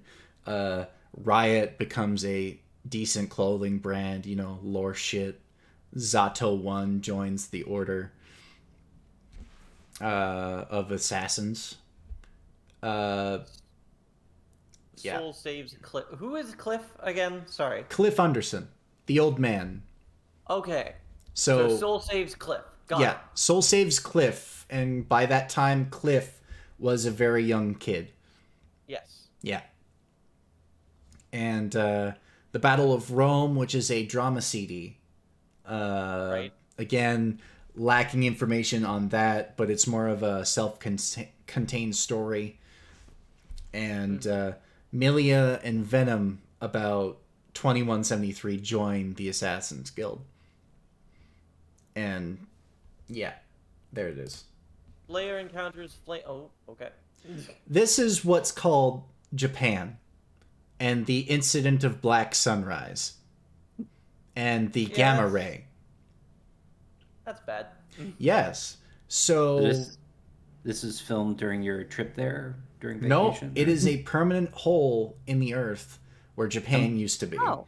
I'm pretty sure I saw a Oh. picture of Japan. It didn't look anything like this. Yes, because there was a gigantic laser beam that hit Japan and almost annihilated every Japanese person in this universe. We actually have a news channel here for Japan, and I'm pretty sure that when I saw it yesterday, it didn't look like that.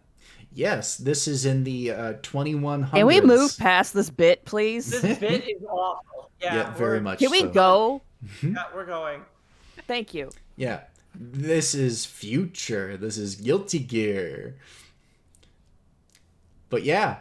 So by this time, there are only a few Japanese people left. And there is a chemical that is released, and the post-war Bureau, later to be revealed as the Conclave, has been putting kind of experimental gear cell inside of every Japanese person So when they come into contact with any gear, they cause a massive explosion. Why the fuck? Because Why the fuck? Because the universal will wants to kill all humans. That is why. Okay, but why did it have to be Japanese people? Couldn't it be Because anything else? it is to excuse the fact that they all have superpowers and can control ki, or specific types of magic, only exclusive to them. That is why May can carry around a gigantic anchor, that sort of stuff. Oh. So Japanese okay. people are just dope at this universe, according to the guy who made it. Yes. Which is fine. I just don't want them to explode upon seeing Soul Bad Guy. He's a prototype gear, and he has his seal. He has a seal on his forehead, if you recall. You know the headband. Yes, so it has to be it's if they encounter an active gear, not Yes. a seal. Okay, that makes more sense. Okay. Yes. I was like, what the fuck? How have they survived this timeline with Soul going around? Anyway. Yeah, Soul. Soul is pretty destructive too. Okay. So this is a in-game depiction of the universal will. Most of the stuff that's bad is because of this thing. Oh, it's that fucker from Full Metal Alchemist. Metal Alchemist. Yes, Full exactly. Metal Alchemist. Full Metal Alchemist. The first iteration of this plan was the destruction of the dinosaurs. How'd that go for you, Chief?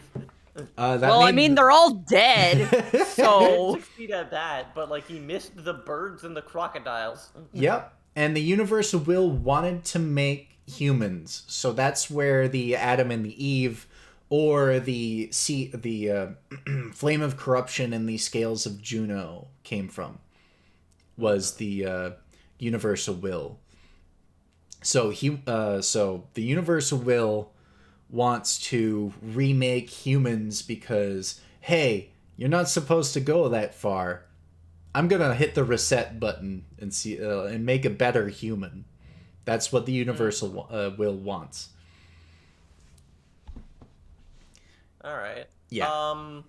Also, the person known as the original later god, who has access to the backyard. Magic Jesus. Basically, the original is the discoverer of magic. Ergo, this little joke. But I probably would have put a period there. I guess I missed that one. Okay, we'll forgive your grammar mistakes. I'm so Okay, sorry. right. Is it two people It's all working right, in tandem, Alex. or is it just this one thing? The universal will is working in its own tandem, and the conclave is closely linked to this entity. Okay, cool. Yeah, because the original is also kind of familiar with the universal will.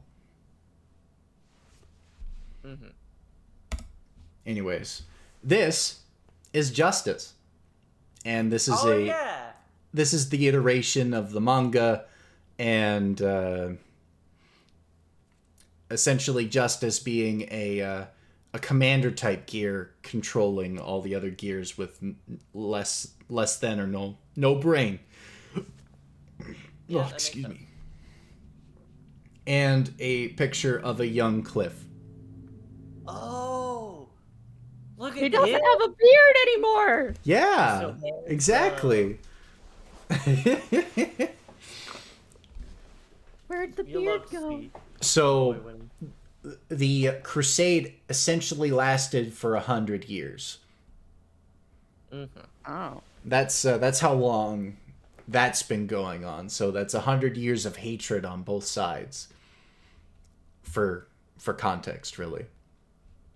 Justice Queen of Gears has the red hair, as we discussed earlier. Red hair. And a In blade the manga, crotch.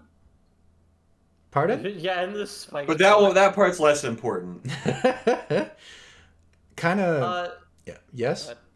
Go No, ahead. no. You ask your question. I was So continuing. on the left, the top panel, is that supposed to be the same thing as the panel on the right? or the same justice as the one on the right, or is that Yeah. something else? That is another form of justice. Okay. Mm-hmm. Yeah, I was just confused about the difference in like visually wildly different. So Yeah. Assume that the hair can go out and come back in, like a combat form and a like a regular regal form. L'Oreal form. Yeah. it's a Deoxys. I got it. Yeah, it's a Deoxys that can shoot annihilation beams. By the way, it is an annoying boss fight because all Justice does is shoot laser beams, and it gets annoying, and it does chip damage. Oh, good. Xanath would be proud. Anyway. Beautiful. Here's another bit of the timeline. In an alternate timeline, in either the timeline black or red, Johnny is killed, leaving May as the captain of the Jellyfish Pirates. Oh my god. This leads into Guilty Gear XX Midnight Carnival, which is a game centered around the antagonist Ino, or Ino, or whatever else people call her. Yay, we get to see Ino. Oh yeah. That was fun. Ino is most likely fun. Sure. Yeah, so around this time, again, Potemkin is killed by Testament in the quote-unquote second game in an alternate reality. And then Ino goes back in time, saves Kai, and changes that timeline to what we know today. So Ino is essentially a Majifoki, an ancient one at that is hardwired to care for humans and the future of said humans. And this is where she kind of says, oh, hey, I need to help them. And is kind of enslaved by that fact because that's all she has. Other memories, not so much. And is later on picked up by that man, accompanied by Raven and a autonomous unit called Jacko Valentine. Oh, that's the girl with the meme pose. Yeah. Yes, it is. Yeah, it is. He got that ass, and also as a character. Oh my god. So, what Yes? do you mean by they get gathered together to make like? Is all three of them together Jacko, or am No, I? no, Is that no. totally okay? Basically, that man has a plan, and those three are subordinates to that man by this time. Oh. Okay. So, yeah, I there's... think they should unionize. Yeah. So, Because, yeah. So, Jacko, that man, and Ino are all working together? Question mark? Yes. By this... Okay. Yeah, by this time. And don't forget Raven. Don't forget And Raven. Sorry. Okay. So forget it's the the bird. other three working for that. Okay. Yeah. Cool. Champion is killed by Testament. Justice is killed as well, but an embittered Dizzy takes her place. That's wild. Yeah, this is alternate timeline stuff. So that would be like war-torn Dizzy, like an angry Dizzy, so to speak. Okay. Again, this is all to do with the arcade modes of the second and third games, and it's a wild ride because Ino basically hits the reset button and makes it inert. But it's fun to know. Yeah. Is Eno supposed to be based on Brian Eno? Is that the idea? Perhaps, but there's also a real-world counterpart that she actually looks like, a Japanese songstress with a mole on the side of her face. I forget the name, but it is in the slides. By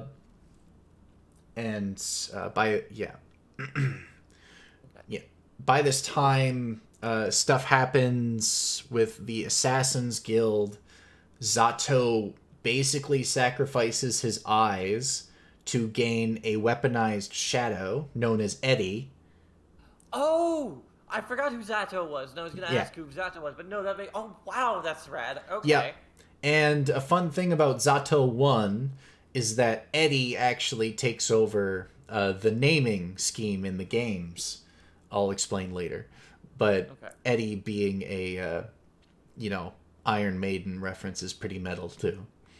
That is also pretty good. That's pretty neat. Yeah. And by 2174, Chip Zenough is saved by Tsuyoshi, like I said. Yep. And in the same year, May is rescued by Johnny. And the seal happens at around 2175. Yeah, activates a forbidden spell. Yeah.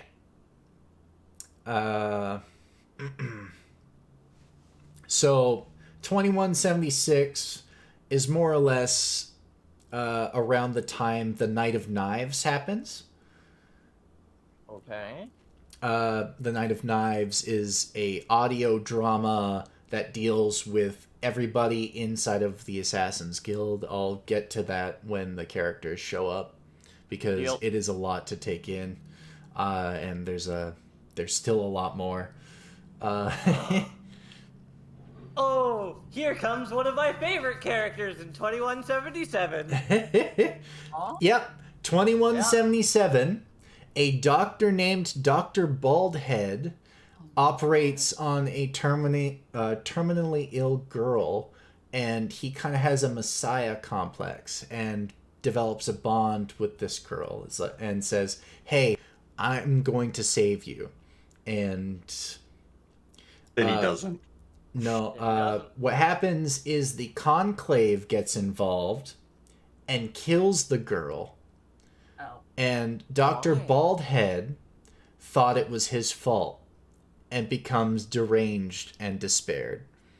If I Question. remember correctly, Dragonator, it was because he was using some weird experimental type shit that the Conclave didn't really like, so they killed him to stop his research type deal. Yeah, what the Oh. research was later on called was the Resurrection Protocol. Oh, that seems not good. Mhm. that It was seems... he was a little sussy even before he became a serial Yeah. killer, yes. Yeah. Yeah, like that seems like there is some moral quandaries to be had. Yeah, Dr. Baldhead also later on hides his identity and changes his name with a paper bag. We'll get more Faust? on that later. Faust, yes. That's Faust. I wanted to, yeah. Well, there. I wanted that to be a big reveal. It's okay. I'm sorry. It's okay. I just. Huh, I know that Everybody, guy. everybody kind of knew, because Dr. Baldhead is a 9-foot tall monster, and there is no other 9-foot tall monsters in this series other than Faust. So that. Also, one of my favorite things about our good friend Dr. Baldhead is, hypothetically, and this is very hypothetically, he is the strongest character in the whole goddamn series. Oh dear. Yeah, kind of. Because he can summon doors, he can essentially throw shit out of ether, use magic. Yeah, it's pretty OP. It's so funny that this fucking doctor is for some reason stronger than God, but who knows why. There is also quite a few memes with Faust, but I'll get to Oh, that God. later. Yeah. Yeah. So Russia and European Union combine, creating the United Kingdoms of Illyria? Yeah, this is by the time when the first king, second king, and third king get inaugurated, crowned. Yeah. Mhm. By 2177 is when, Okay. yeah. And at that same year, on December 25th, Dizzy is born. Yep. Yeah. Uh, Birthday being Christmas. It's either more presents or a combo deal. oh boy. someone dies and Ariel's becomes Sanctus Maximus. I'm assuming that'll come up later. Yeah. And The Axel shows up finally. Yeah, the Pope essentially dies, Right. and then Ariel's becomes Pope. She's quite the case. I do have a slide for her. Yeah, so Axel finally gets to stay in this timeline by 2178. And this is the Night of Knives, the 2178, where Emilia Rage defects from the Assassin's Guild because of a child that they wanted, because the Assassin's Guild wanted the child dead. Emilia didn't like that, and Zato gets captured.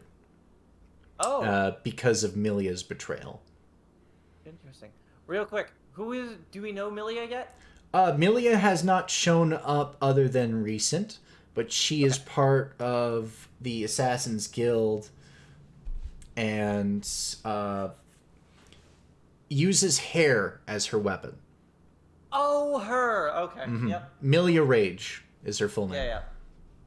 She is scary to watch. Yeah, it's quite the quandary.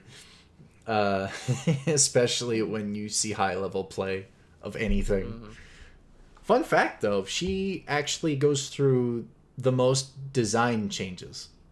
Really? Out of the entire series, yeah. Faust is a close second because of the Baldhead, but that is considered a different character with files and all that. This is an introductory to the Majifoki, which is a general, in the Guilty Gear series, they're magical beings that are semi-immortal. And Izuna, who is on the right-hand side here, who appears in Overture, helps Soul and Sin defeat an antagonist that caused the Baptisma 13 incident. Okay. Mm-hmm. Any questions about the Majifoki? Or witches, for lack of a better term? They're magic. Yeah, they're magic. Do they show up often, or are they kind of infrequent? Generally, they only appear en masse via Overture. Okay. And generally people skip Overture because it's also a contained plot, but it is also somewhat important. Okay. That makes sense. But most of the Majifoki are inanimate objects that gathered enough magical energy to become alive. And Izuna is basically a fox spirit inspiration, if you couldn't tell. Yeah, I was going to say... Okay, yeah. Cool. Yeah, it's pretty cool looking at all of the Majifoki, but there isn't much to go on with them. After a few years after Dizzy is born, she's raised by a very kind, loving older couple, and then she kind of grows two wings and a kind of tail, and becomes more like what the villagers see as a monster. So she gets driven out of her village and into the grove, starting the second game, so to speak. Oh. And, oh my god, she's Justice's child. We can't have that. Put a bounty on her head, dead or alive. Ooh, yikes. Like, not good. Big bounty. That's why someone like Jam Krautleberry and Bridget, which are bounty hunters, are introduced by this time as well. But Jam Krautleberry, how to word this, gets the bounty and rebuilds her restaurant because Dizzy is spared and hidden inside of the jellyfish pirate ship, and kind of lives with them for a little while. Good. Yeah.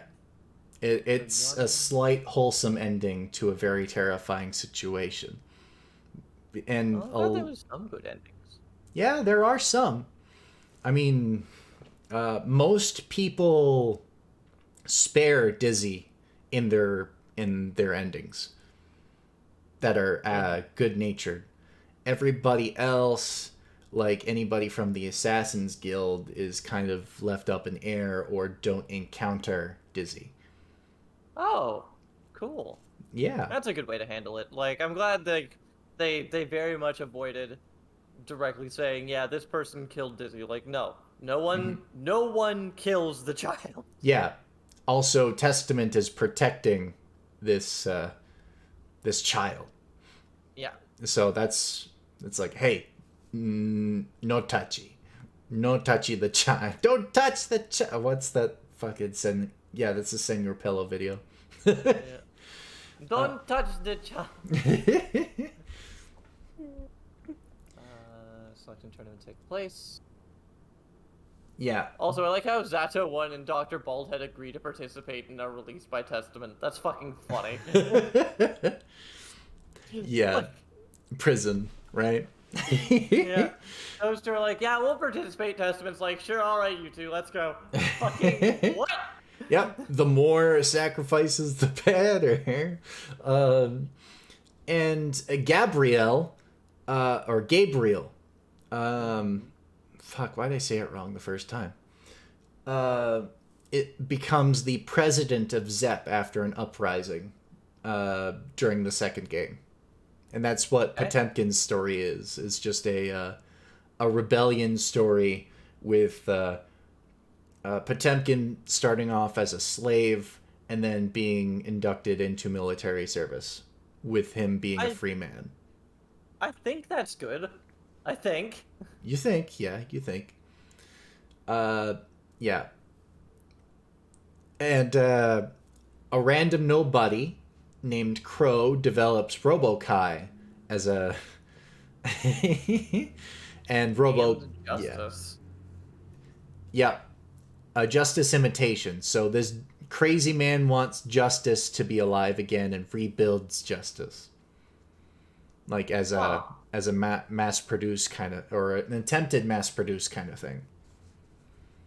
Okay. And Dr. Paradigm gains access to observe the backyard. So this gear guy used to have an uneasy alliance with the humans, with his nation of gears, but is later granted access and citizenship by the Kingdom of Illyria and a specific zone where all of the innocent gears can live. Oh. Mm-hmm. Well, that's nice. Yeah, it is. And then gear parts falling from the sky. The fuck is this about? This is another extra thing that is Japanese only and is hard to get information on. Basically, it rains gears, and protagonists have to deal with it. Turns out that it was hints of the Conclave, and they're trying to pin the blame on somebody. Oh. And it's basically a gigantic Scooby-Doo mystery on who's doing all of this. Because the humans would blame the gears have nothing to do with it, that sort of stuff. Right. Yeah, that's the picture of the tournament arc. Man, that art is dated but fantastic. Yeah. Very metal. Name. The Blackard Corporation incident, that's a manga or a light novel, depending on what you read. That is a self-contained story. Okay. And basically every drama disc happens in 2181. So the black timeline and the red timeline kind of have their own thing with every canon character, but every canon character is still the same in its what-if scenarios to a degree. And I have here as the Jam takes credit and builds a restaurant. And by the end of the second game, Zato actually dies and is slowly possessed by his shadow that gains sentience and begins to eat him alive to possess his body and become Eddie. That is why in the third game, Zato 1 is no longer called Zato 1. He is called Eddie.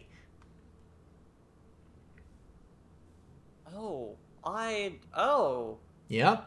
What the hell is their motive?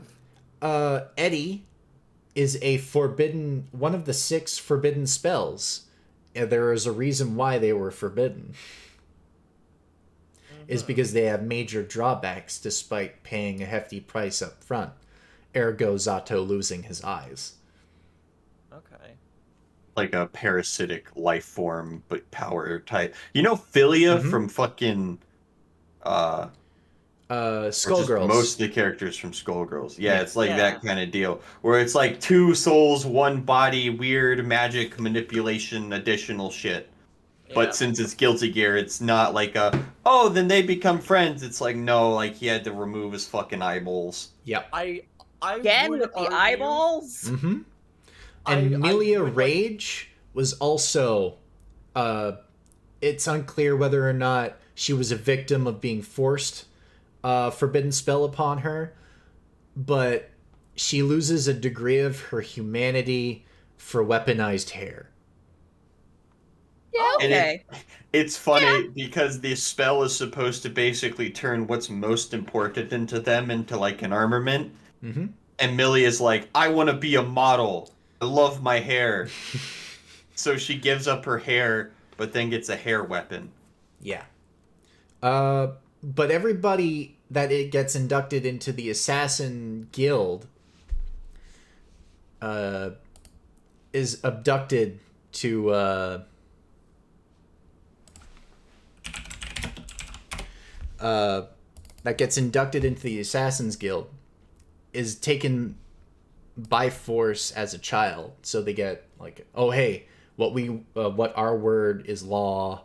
You have to find do our jobs no matter how dirty they are. Okay. And the Assassin's Guild kind of has a few rules when Slayer was in charge, but then Zato 1 becomes in charge because of a schism. And what's a schism? It's when like the two groups form and then one group wins out. Yeah. Okay. Because Slayer was like, "Hey, I'm bored," and goes plays checkers or chess with his wife, or whatever. It's really important to Slayer's character that you need to understand that he really loves his wife. Mm-hmm. Oh no. Good. Oh, like no. a lot. No, I don't think anything bad happens. He just really likes his wife. Yeah. Oh, okay. Like she's fine. He just likes his wife a lot. Yeah. Wife Yay. loving. They've been married for like 200 years or some shit, and he's just like, oh, I love my wife. Yeah. Yes. And I love it. So and good. frequently The most unrealistic thing I've heard. You silence.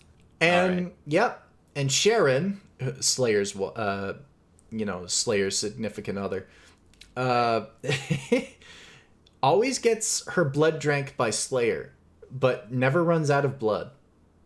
Yeah, I don't get that. What the fuck is up with her? Do we know what's up with her? She's German, probably. Nah, she just has a little bit of access to the backyard, making her semi-immortal. In the Oh, okay. backyard. Quote unquote. Yeah. Okay. So... Actually, on that note, I actually need to take off. I'm really sorry to be rude about this. Oh, that's but, okay. No. I mean, Yeah. I wasn't privy to the details on the length of the stream, so... It's okay. Yeah. No. Things happen. It's totally fine. You guys have a lovely day, okay? Yeah, have a good one. All right, It's peace been out. a delight. All right, cheers. Cheers.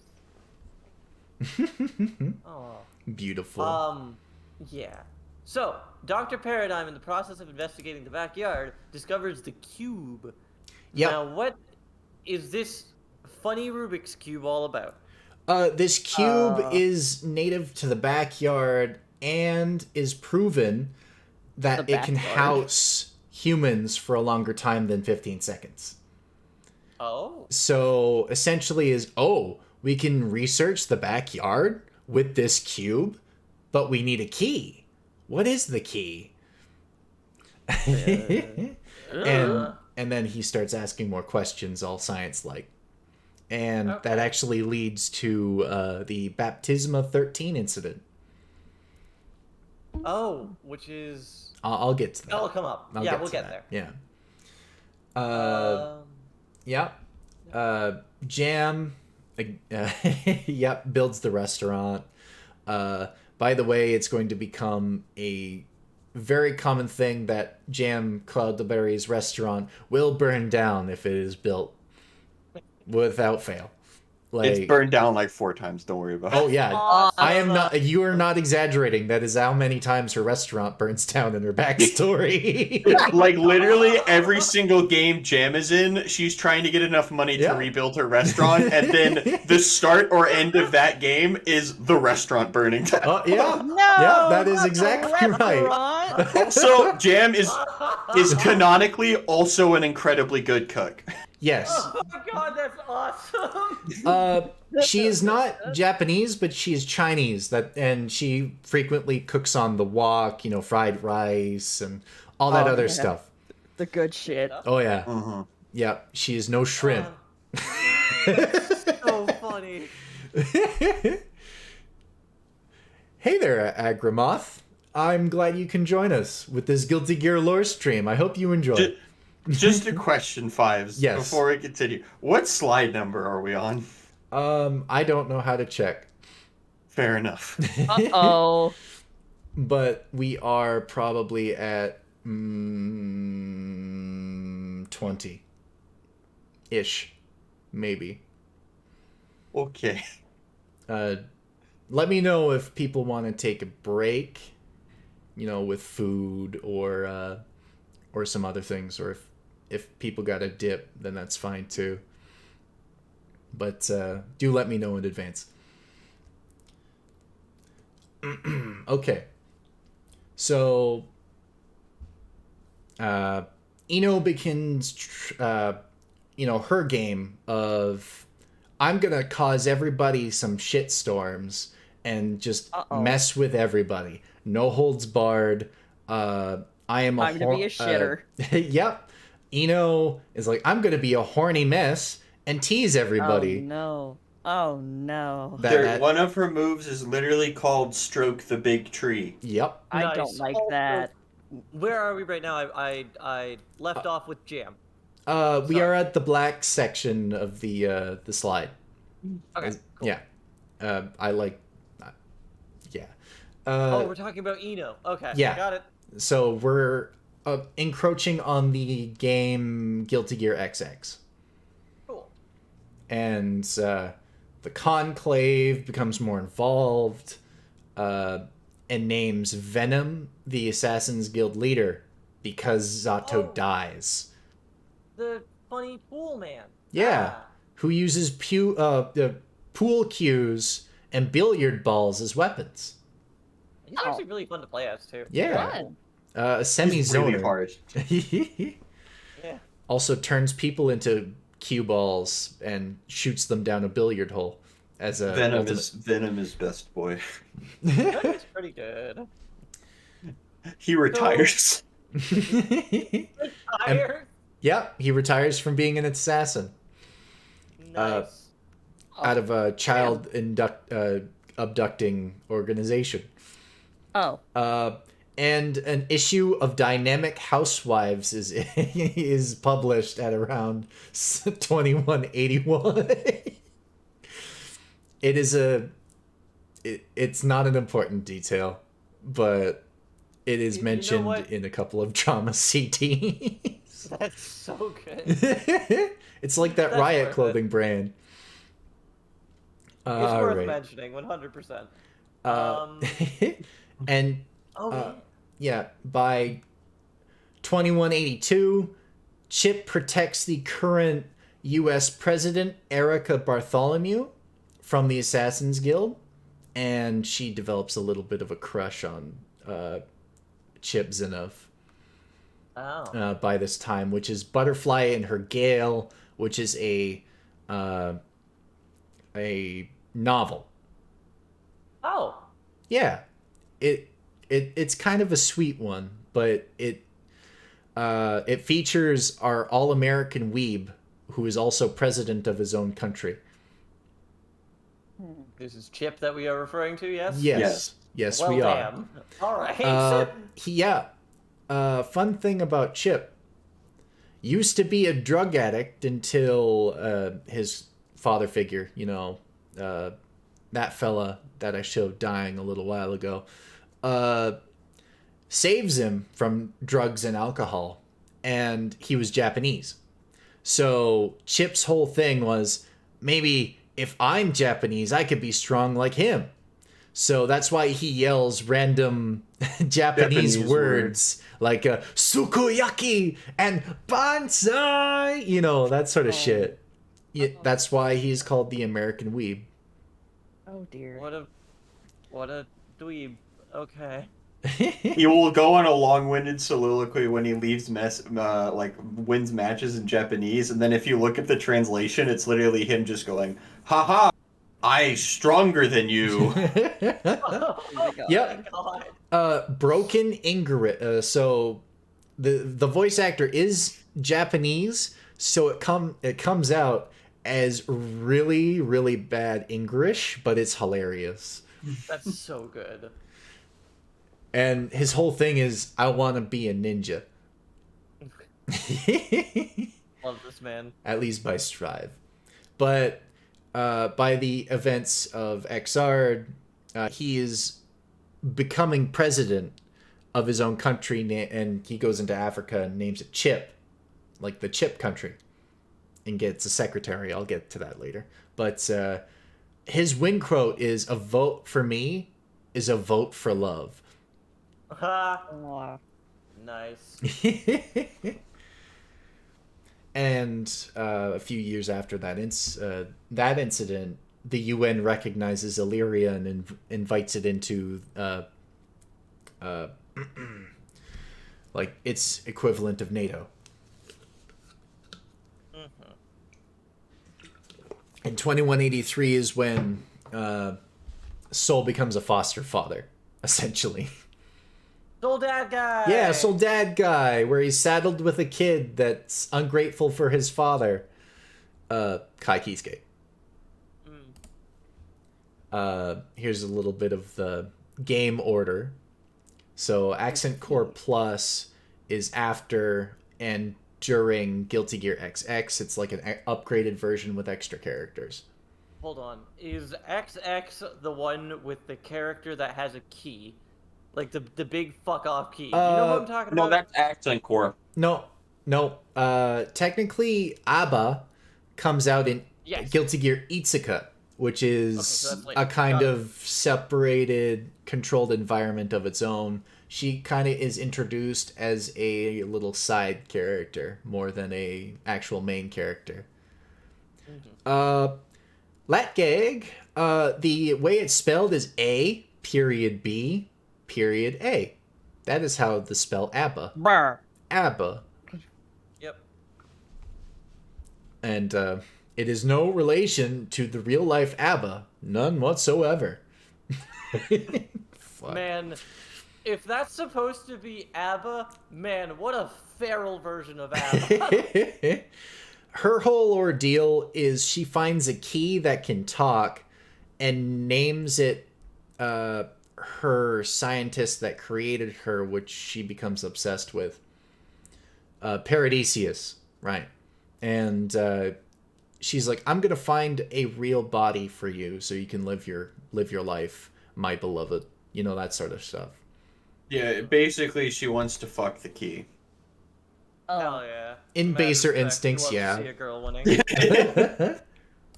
To grossly simplify Guilty Gear's complicated lore, a key's like, yo, what up? And she's like, I've decided I'm obsessed with you, and we're going to fuck. That's a little aggressive. Very aggressive, but she has a rage mode if she feeds her key blood. Uh-oh. Yep. I'm not kidding there. Where did that? Sorry. Yeah. All She's right. a weird character. She also comes from a game where the antagonist is called we'll get to that. Yeah, I was gonna say like, sorry for bringing that up. That's way later. Let's move on right Yeah, now. yeah. So this is where the Baptism of 13 stuff happens. Is the 2185 at around give or take a year, where the fighting game becomes a League of Legends / Warriors game, Oh, where you kill towers and you have to destroy their core. interesting. Yeah, it was a very weird Sega game. I mean, it doesn't sound terrible, to be entirely honest. Well, you can only play it with an Xbox controller on Steam, so it was very hard to, actually complete it. But in and around this time, an antagonist shows up and demands for the key to the cube. Oh, the doctor shows up, and he's like, "Hey, I want a key now." Nope, not the doctor. An antagonist, who I'll name later. It's very important okay. that I keep it very vague. Gotcha. So, travels to a lawless area in South Africa and declares the Eastern Chip Kingdom. Yep. I guess. Yep, becomes president of his own country in Africa. Congratulations, my main man. Also, Yeah. what the fuck? And, excuse me. Sorry. And a Valentine shows up in Illyria, triggers the Baptisma 13. Wants the key. Oh yeah, Valentine. Yeah, Valentine. Not Jacko. Valentine. Which one is Valentine? Hold on. There's a couple I of do them. have a picture, so you don't have to. It'll be Okay, later. cool. It's probably in the next slide. Yeah. So here we go. There's all this other stuff, and in 2186, a lot of crap happens. Like the first couple of games in the new gen. So this is Valentine. Oh. Remind you of anybody familiar? Is this Arya? No, this is Valentine. I wish I had enough time or, energy to Photoshop Arya's hair on top of Patrick. Oh my god. And this is Guilty Gear Itsuka's antagonist. That's just a big guy. That is a hippo gear with a dog piloting it and a drum wizard in the inside of the mouth. Yeah, don't worry about it. Like literally, don't. Yeah, Leo Paladon, which shares some similarities with the Japanese Spider-Man show, live action. Oh. And again, Itsuka does not have any bearing on the story. It is a really fun game where all four humans can be on one screen and just beat the ever-living shit out of each other. Fantastic. Yeah, it was a DS era game that later ported over to bigger consoles. Yeah, Leo Paladon, Charlie. It's Leo Paladon. That's totally not a Digimon. Anyways. So this is more of the Assassin's Guild lore. It was established by Slayer out of boredom, and a lot of people started following him, and he set a couple of rules where, hey, you have to be dandy. Like, dandyism is a very important thing in my aesthetic. You got to be dandy. And later on, it became more corrupted because of the Conclave. Makes sense. And this is where most of the forbidden spells were utilized on humans. And this also details the Night of Knives, where a king's son was involved in an assassination plot, but saved by Emilia, and Zato was captured. Slayer freed him without Emilia knowing, and went and tried to do the deal. Didn't go through with it because Slayer showed up, and later on betrayed Zato. Their relationship, Emilia and Zato, were kind of like of a little bit of lovers and a little bit of friends. It was very complicated, like a hot and cold kind of thing. And it became more complicated when Eddie possessed the body, because he was filled with more rage than anything. Oh, that's not good. Like, yeah. Excuse me. So the Assassin's Guild wanted more power by this time, and wanted to kill Erica Bartholomew, was saved by Chip, and that was more or less the extent of the Assassin's Guild trying to climb to power, but they're still being used by the Conclave at this point. Yeah. Yeah, there are names to these forbidden spells, but you don't really need to memorize them. Like Angara, which is the shadow manipulation. Rip out your eyes for a shadow friend, or not really a friend. But yeah, you get my point. Yep. And this is Venom, the current, or rather retired Assassin's Guild leader. He's a baker. Yeah, he's a baker. He moved to France and became a fucking baker, and that's the reason why he's not in Strive. Yep. It's awesome. That's so good for him. I'm so happy for him. Yeah. It sucks because Venom was my favorite character, fucking Exard, but whatever. I have Exard. I'm willing to fucking play. No, that I love bit. Exard, but I want to see Venom in Strive. God damn it! I mean, he could fight instead of with a pole cue, a slice of bread, a baguette, maybe. I want to see him beat people with a cast iron skillet.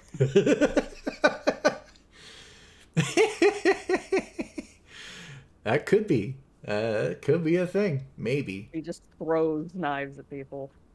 A la D. He was great because he would spawn pool balls and fight with them, and you could hit people from behind with pool balls, and it was the most weird, toxic shit ever, and I loved it. He was a hybrid zoner. That was also a 50-50 / I'm going to put a lot of bullshit on the screen, and you're going to do nothing about it. It was the same with Jacko. You're going to suffer. Yeah. There's like, watching high-level Venom players is like, you watch them in their head calculate angles while also being in the middle of a fighting game, and they're like fucking ricocheting their own attacks off the back of the screen to extend a combo so that way they can get like mix up people. It's fucking stupid, and I love it. It's the same thing with the Jacko, because she becomes a fighter in Rev 2. And she's a fucking tower defense game. Yep. She throws down minion towers, and she can throw the towers at you, and those towers can spawn different minions that can either stab your toes, stab your head, or shoot magic at you. Oh. And you have to attack her thing. So like, it's like, imagine fucking fighting like 2 AI while also fighting another character, and she's like not as good on her own, but if you keep the towers out, they level up and they do more damage, so then it becomes like the entire screen is fighting you. Oh, it's so fun and stupid. I'm glad they kind of nerfed that, though. I'm really glad they nerfed it, but also... Yeah, it was not. Yeah, Venom generally started out as loyal to Zato. Right. Because, child abduction, and like, hey, Zato's actually a pretty honorable dude. And, he dies. Then he comes back via the resurrection protocol. Wow, and... hold on. Hey? How the fuck? Yeah, Sorry.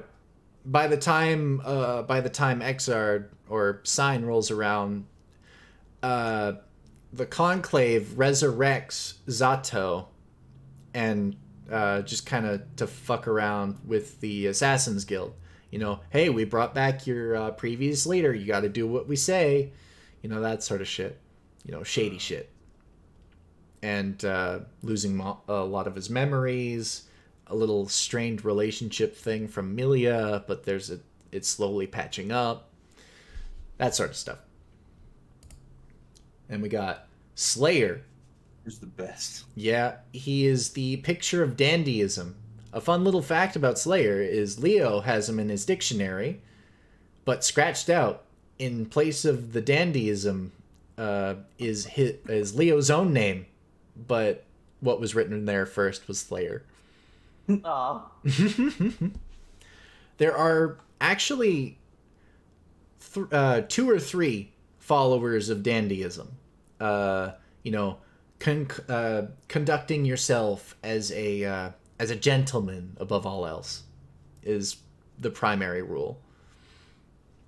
In the game, he fights with his fists. Everyone else has these giant fuck off weapons and swords, and he's just like on guard. Yeah, It's great. I'm gonna beat the shit out of you. Square up, nerd. And if you knock me down, I'm just gonna put my hand on my chin and be like, "Ha, that tickled," because he's quite OP. Because vampires Is he just having fun fighting everybody? Like, Yeah, oh, this is fun. literally in all of the end screens, he gets beaten. As soon as he gets beaten, he stands back up and then goes and hangs out with his wife. Yeah. Yeah.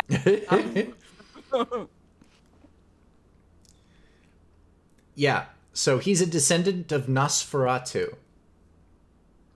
In lore, by the way. Yeah. Oh. Yeah, Tral has a good point. You don't win against Slayer. He just gets bored. Yeah.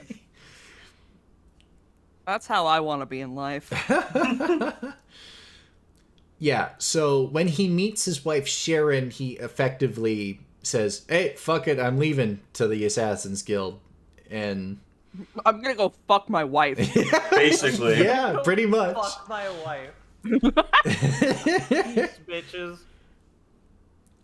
Yeah, and that's all that there is with Slayer as per backstory. He's just one of those, hey, I'm going to watch things that happen, and I'm not going to do anything because it's all up to the younger generation. Unless it looks fun, in which case I will interrupt. Exactly. That's how the Night of Knives happened, was, I wonder if I do this. And then, you know, it was quite funny. Because Slayer's just like, I don't care, it's fun. And we have Zato, the former leader, or now it's the Assassin's Guild is all but disbanded by the. Oh hey, it's that fucking guy. Yeah, Zato Yeah. won, and The second edgiest person in Guilty Gear. fun fact in Who's Japanese, the first? Raven. Oh. No, Okay. Raven. Raven Oh, okay. is Raven.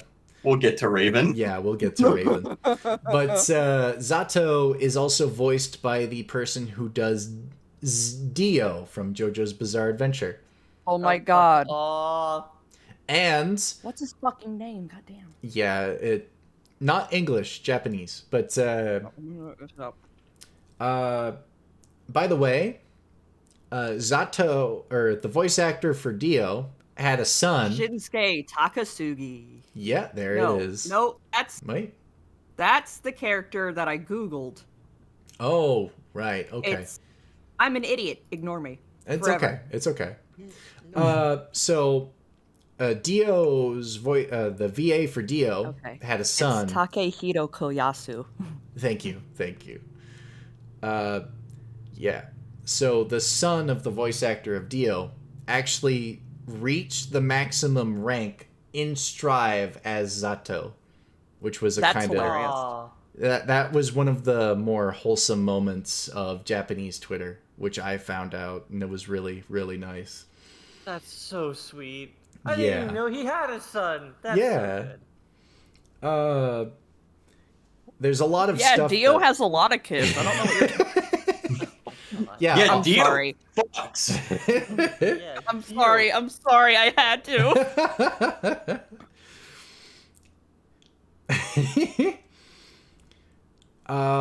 Yeah, this slide generally talks more about the Emilia relationship with Zato. He had a lot of encounters with Dr. Baldhead by that time.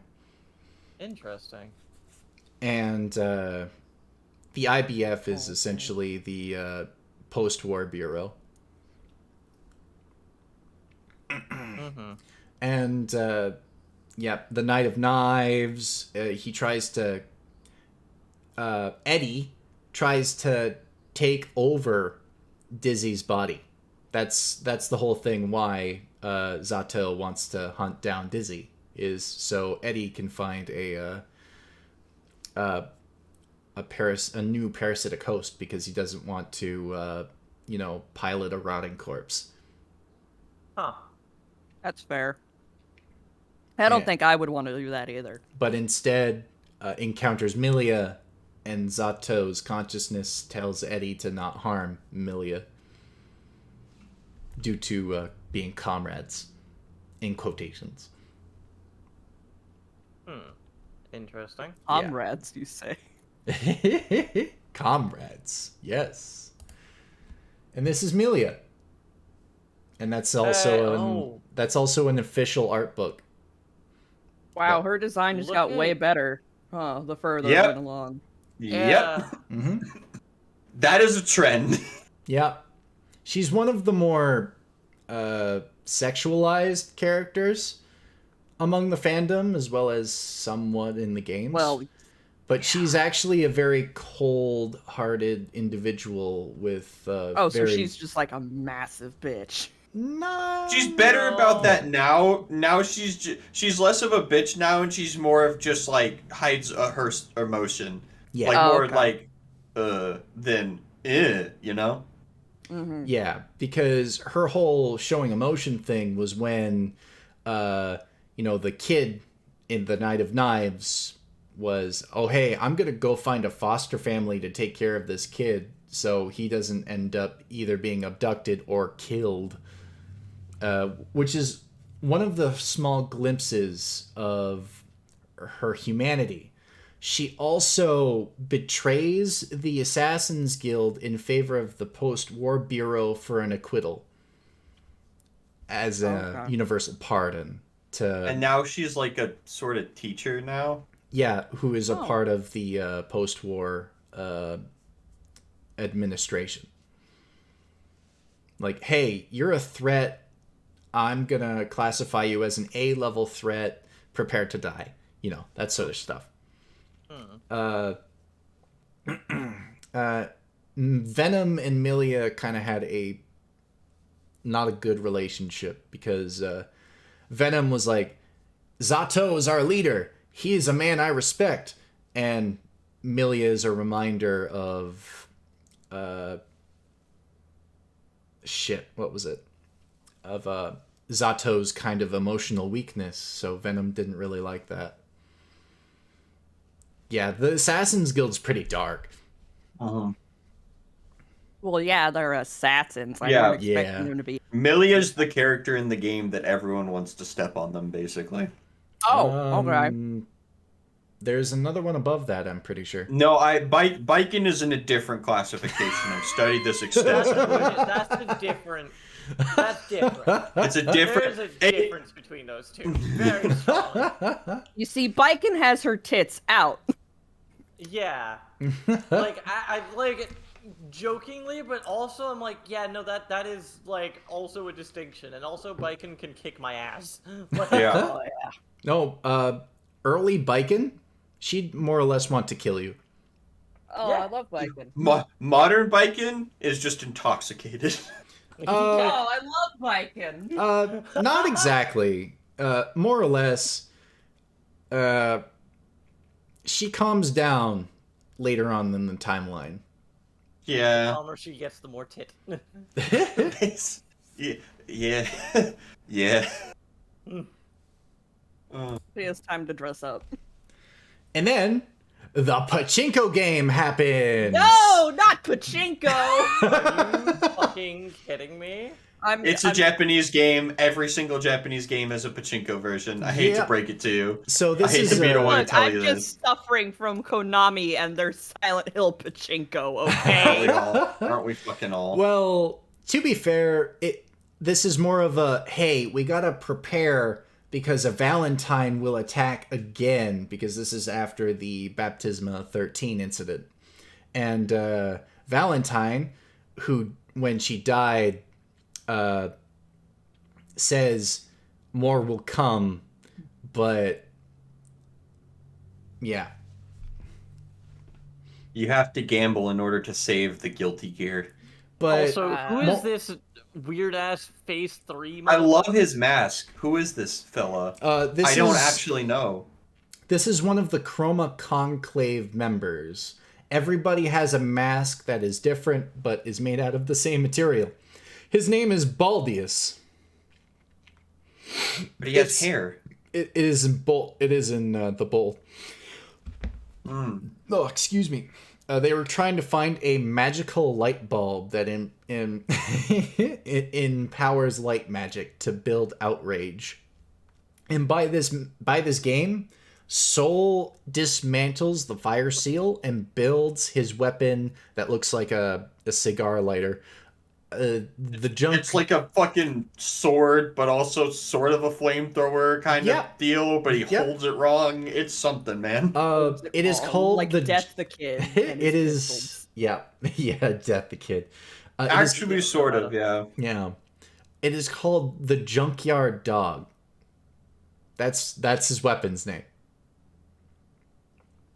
Later on, after the events of Overture, he builds a motorcycle in this game and calls it Firewheel Mark II because it is based off of his big summon that he does in the Overture game.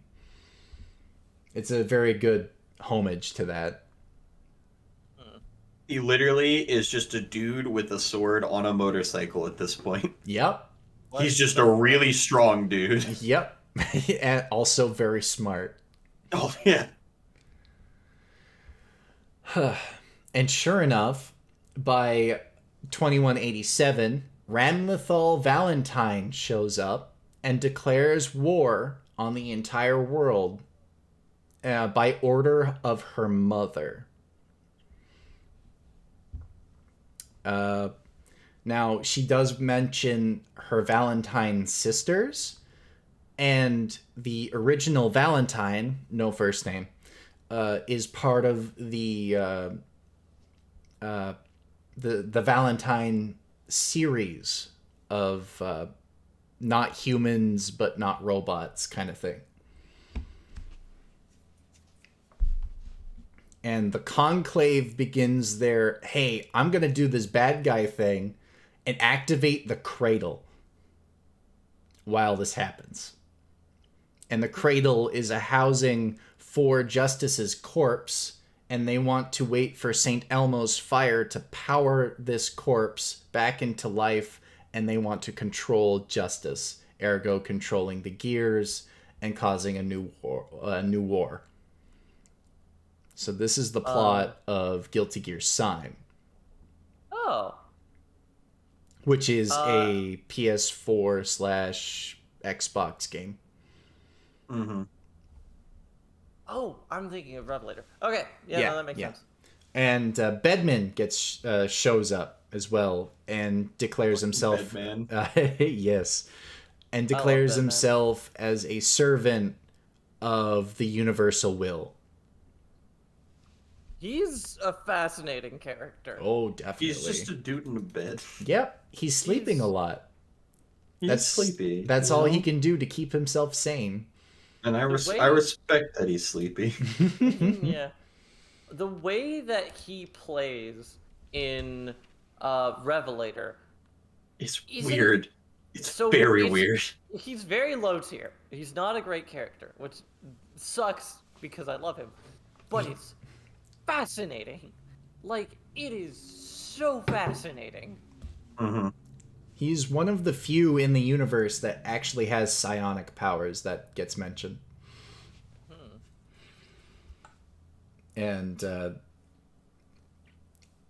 these are, or this is Revelator's little blurb, because after a week, Revelator happens, and then Rev 2 is actually the addition of side stories and 2 extra characters, namely Answer and Biken. Biken makes her return from the OG series, from the first 2 games, after being on a murderous kind of vendetta against that man. So she's back and more or less angry. Pissed. I was gonna ask about Elfit Valentine. We will get to what the that reveal is. in Okay, cool. her character bio there. So this is a little picture of the cradle, and I took the liberty of making a little reference myself.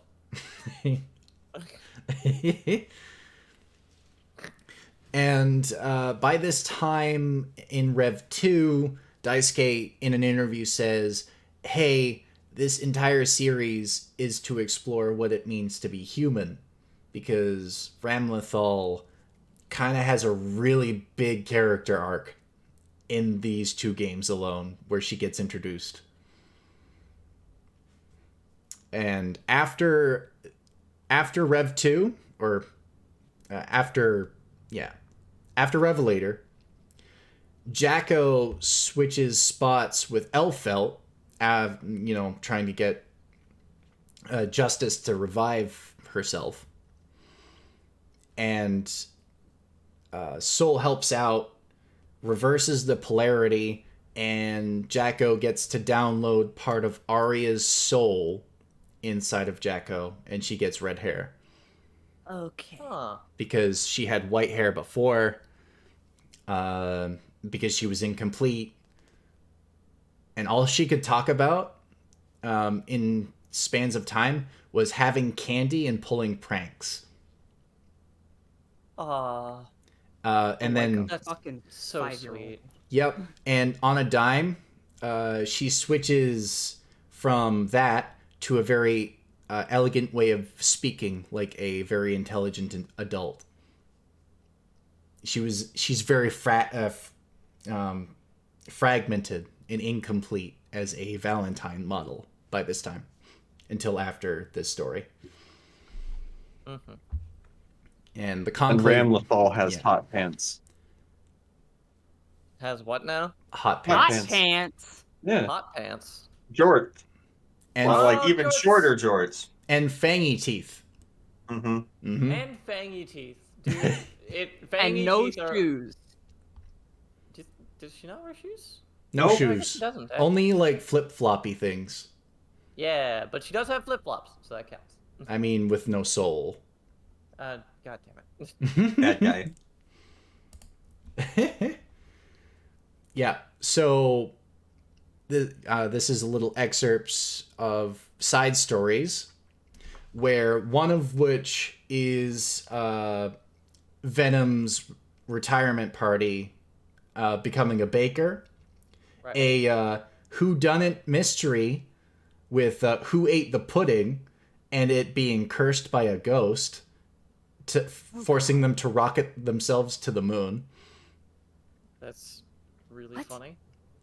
You'd have to watch it. It's pretty funny. Okay. And family troubles in the Kiske house. That's my favorite cutscene in all of fucking Guilty Gear. Basically, the long and short of that cutscene is Kai realizes that Soul Bad Guy is technically his stepfather and has a mental breakdown. Father-in-law, actually. Father-in-law, sorry.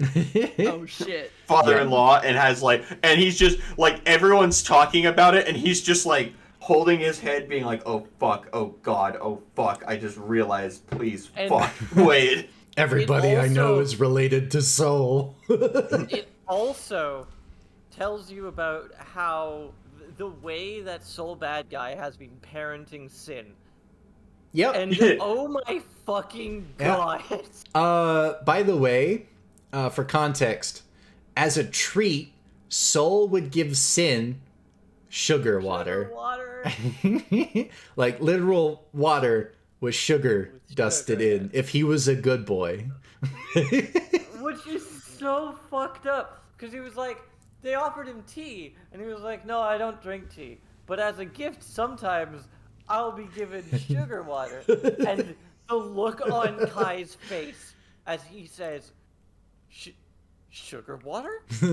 is fucking unbelievable. Yeah. Because Dizzy is Sato. also- Sato Dizzy Misu. Dizzy is in the background, and I think she drops her spoon. Like, They're like, "Wait, what the fuck? Wait." And then Dizzy drops another bombshell and says, should I call Soul father? oh yeah, that's right. And then Ramlethal and Elfelt in the background, and Ram, by this time is mellowed out, says, do we have to call him father too? And then Elfelt... You have to call him dad? This is Yeah. really weird. Yeah, and then Elfelt is like, not exactly, but it'd be fun. Oh my god, you're so right, Elfit. Elfelt... So is Elfelt Yeah. good? Elfelt also has a level- tiny little crush on Soul, which is kind of weird, but she's the only gear that had emotions for a long time. Right. And because- they were overdrived. Like, really, she was. Yep. Well, I'm sure there's a page on Alpha. Yep, Okay, is definitely. there a okay, cool. I was just waiting. Yeah, go next slide. Go. So these are all the Valentines. There they are. Yeah, they're a I backyard. They're a backyard organism. So we have They. Oh, Valentine. She It's is a girl the band. yeah. It's a girl. She is the first iteration of a perfect copy of Arya. Ramlethal Valentine, who is an emotionless mess that follows her mother's every order by the time she's introduced. Elfelt is the only Valentine that goes against the universal will. And Jacko Valentine is a Valentine that was made by that man and not the backyard, ergo the universal will. Yeah. They So all have mental issues. yep, and they're all They all got problems. yep, and they all have a base, and that base is Arya Hale. Yeah, that makes sense. Yes, so they were all made by Arya Hale. Oh. Sort I of. didn't- Yeah, sort I of. was gonna say, like, hold on. Or made from Arya Hale. Sorry. Now that makes more sense. Yeah. Yeah, excuse me. Because All right, Arya... so it's yeah. totally okay. I was just like, okay, yeah, that adds up better. Yeah, and the universal will is actually the one that Ramlethal calls mother. Oh, okay. And, genocide of humans. Yeah. You know, that fun stuff. Yeah. Apocalypse Ugh. and all that. Ramlethal's all like, "I want to kill people." Jacko's like, "I have an identity crisis and I'm broken." And Elfet's like, "Yo, I want to get married." Yep. Yeah, that is Elfit's whole fucking thing, and I love her so much. She has a gun that makes people fall in love with her. Yep. Is that actually Oh, what the God. shotgun does? Are That- you fucking kidding? Yep. That is her sniper rifle that has a bullet, and that's her instant kill, essentially. She makes people fall in love with her. Yeah, yes. heart Or eyes Hill's and all that. Cake thing. Her whole things is bullet for my Valentine or Guns and Roses, because she has a bouquet Oh. that she could pull her shotgun and her handgun and her sniper rifle out of, but she chooses to pull her sniper rifle out of her chest because reasons. Aw. I think that's where it is, or where it comes from. I'm not I'm entirely pretty sure sure. that's where that, but like how that works. but she has a pocket dimension inside of her rose bouquet. Oh, that's awesome. As you do. Yeah, for all of her guns. So here's a So this is the first wave of the Valentines. Caused the Baptisma 13 incident, became a Megadeth class gear, like a gigantic one. Then when she dies, she tells Soul Bad Guy, "Don't worry, it's okay." And Soul basically breaks down, and he realized he killed Arya again. How many times is this man gonna have to kill his wife? Wife gone. Let's find out. How many more times can we make him kill his wife? You know what? You're right. We'll find out. We'll find out. Yeah, so her whole thing was to find the Maiden of the Grove, Dizzy, or anybody related to Dizzy, Sin Kiske, and open the cube that was in the backyard to, cause an apocalypse, that sort of common thing with universal will. Her first emotions were actually anger and rage at the point she was losing, and then sorrow as she was dying, because looking at Frederick's face again. She also uses a balloon as a weapon, whose name is Lucifero. Is very hard to pronounce, I'm sorry. But he's kind of important. Lucifero, whatever. Lucifero, yeah. There we go. And then we have Ramlethal Valentine. Look at those two little baby orbs. Yep, and those two little baby orbs turn into Luciferial. Now, are those swords or are they guns? Those are swords that explode. Okay. They are big. She can fuck-off throw swords. them like guns. Yeah. Throw They're them like so guns. good in XR because you can just drop them in the middle of the field and then swing forward and behind someone and they just don't have a way to block. Yeah, it is bullshit. Also, she has a very bad corner combo that is very hard to guess around. So this excerpt, generally, she starts to grow emotions. And when she gets captured after her whole defeat by Soul's Hand, and they, Sin kind of hangs around her more and says, "Hey, there's more to life than death and destruction. Look at emotions." And then gives Ramlethal Valentine a burger. And she thinks it is the best thing ever. Like, Now, here's the thing. Please tell me the burger is replaced with an onigiri, the Japanese version. nope, it is a burger because It's literally a burger. it's literally a burger. Yes. And she actually gets a puppy. Yep. Oh. Which is nigh immortal, and you don't have to do anything to take care of it. You could just have it to pet.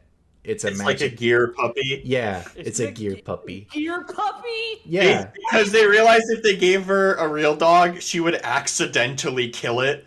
Mm-hmm. And then it would be real bad.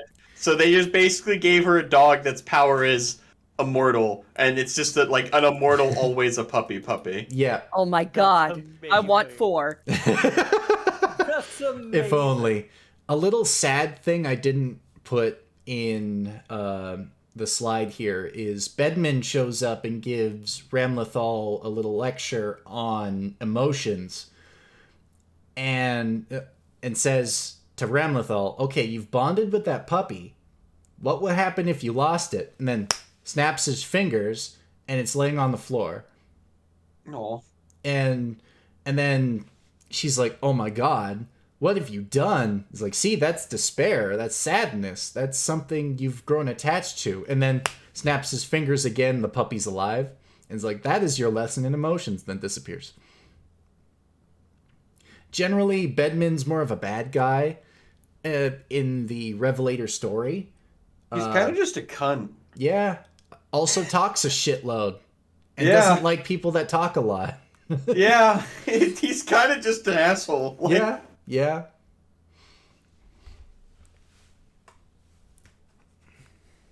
I mean, if you were bound to your bed forever and had to sleep forever and, like, you were permanently locked in the fucking whatever position that he's in, I feel like you'd hate life. Nah, joke's on him, but I'm built different. I'm built different, though. See, he couldn't take it, but me... Incorrectly. Oh my god. Oh, and by the ending of Exard, Rev 2, or, not Sign, the one after it, Revelator, Ramlethal tries to stop an explosion from happening in a town. Everybody was escaped except for a kid, and then decides to sacrifice herself to save that child. And then is presumed dead by Elfelt and drives her into despair while she is locked inside of the corpse of Justice, trying to resurrect said Justice. By the way... So the Valentines are still trying to resurrect Justice despite these things? I'm confused. No, it is the Conclave and the Universal Will that is trying to resurrect Justice. And the tools to do so are the Valentines. And they're forcing them to do this. Yes.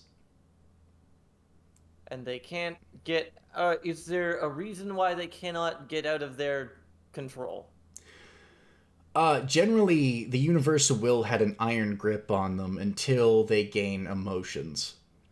Right. And when they gained emotions, it was less control. Right. But the Conclave is forcing them to do it now.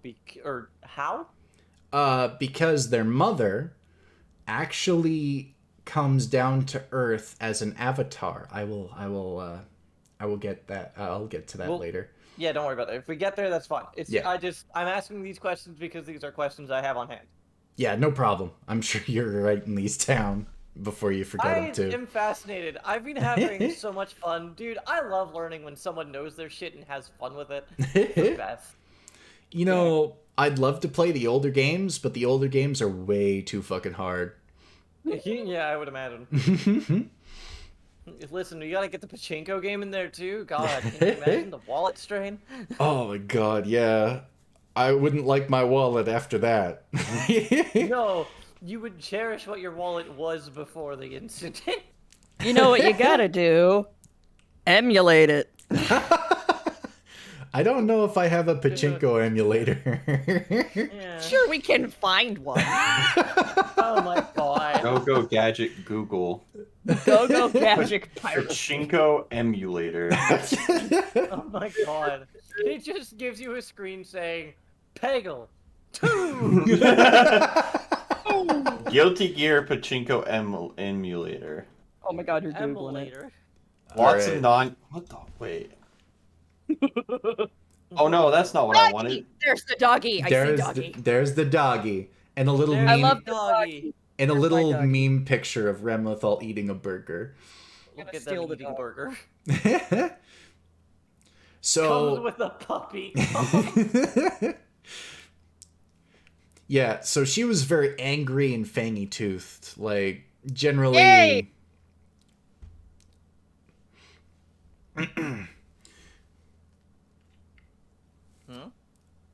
Oh, what was the yay for? Sharp teeth. Yay. Yeah. Yay. Sharp teeth. Like, yeah. That's all I got. I'm sorry. And burgers. And burgers, yeah. Burger, her sharp whole... teeth puppy. I love her. Yeah, she's... Out of all of the Guilty Gear characters, she's probably grown the fastest out of the two games she was introduced in. And Sin was a big part of that. Oh. Because Sin and Remlethal are basically best buddies. Oh, yay! Yeah, they work together, play together. They fight. Whoever wins gets to choose their meal. Oh, nice. Yeah, it's like Ramlethal's being all, hey, if I win, we're eating burgers. and then we're getting more burgers. Yeah. He's like, God damn it, we've had burgers every day this past week. Yeah, and Sin's like, hey, I want some steak. And she's like, no. Burger. Borgor. He's like, can I put the steak in between 2 loaves of bread? Will that work? I mean, Oh, that'd be really technically- chewy. that would be really chewy. Unless it's a tenderloin. Oh, you're right. Yeah. Oh, that would be sacrilege, but it would be so tasty. I mean, a lot of people put a lot of shit on their steak. I'm not judging. A steak's a steak. Whatever you cook it, whatever you prepare it, it's nice meat. Big burger time. Unless you really fuck it up. Yeah. I mean, if you burn it, that's sacrilege. Or you slice the steak really Just thin. look what Brazil did to pizzas. I'm sure somebody can do something Let's horrific not to talk them. about that. Oh my god. Ever.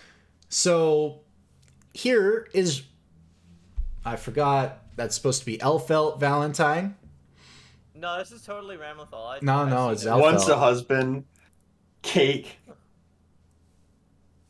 It was all sacrifice to bring back justice. And yeah, she does have names for her guns. Miss Confi, Miss Traveler, and Guns. Meta in the only game she is in. True. Yep. True. All of I her love loops. Yeah, all of her loops are basically IK loops, and she pulls out her shotgun. You can reload it, and you could stun lock everybody. But how she started out was she was a sleeper agent for the Universal Will as like a little traitor, a traitor thing, to make the Universal's Will plan work, because Universal Will is like, haha, Keikaku means plan, and it is all going according to plan, that sort of shit. Isn't. Yeah. Until it isn't. Yeah, until it isn't, because protagonists. Protag armor, let's go. Oh, yeah. Yeah. Our protag here has immortality and regeneration powers. So. I mean, also, So, I played Elfit, and I don't know the meta of that game, and I realized that she is the meta, apparently. But it's so fucking satisfying to play her, because Revelator has one of the best things ever, and that is the stylish mode. Stylish mode is something they should add to every fucking fighting game, because it opens up the game to a lot of new players. Yeah, there's a lot of clowning on problems with that, especially with the community. There was memes about, I bet you play on stylish mode, which kind of became a little bit toxic.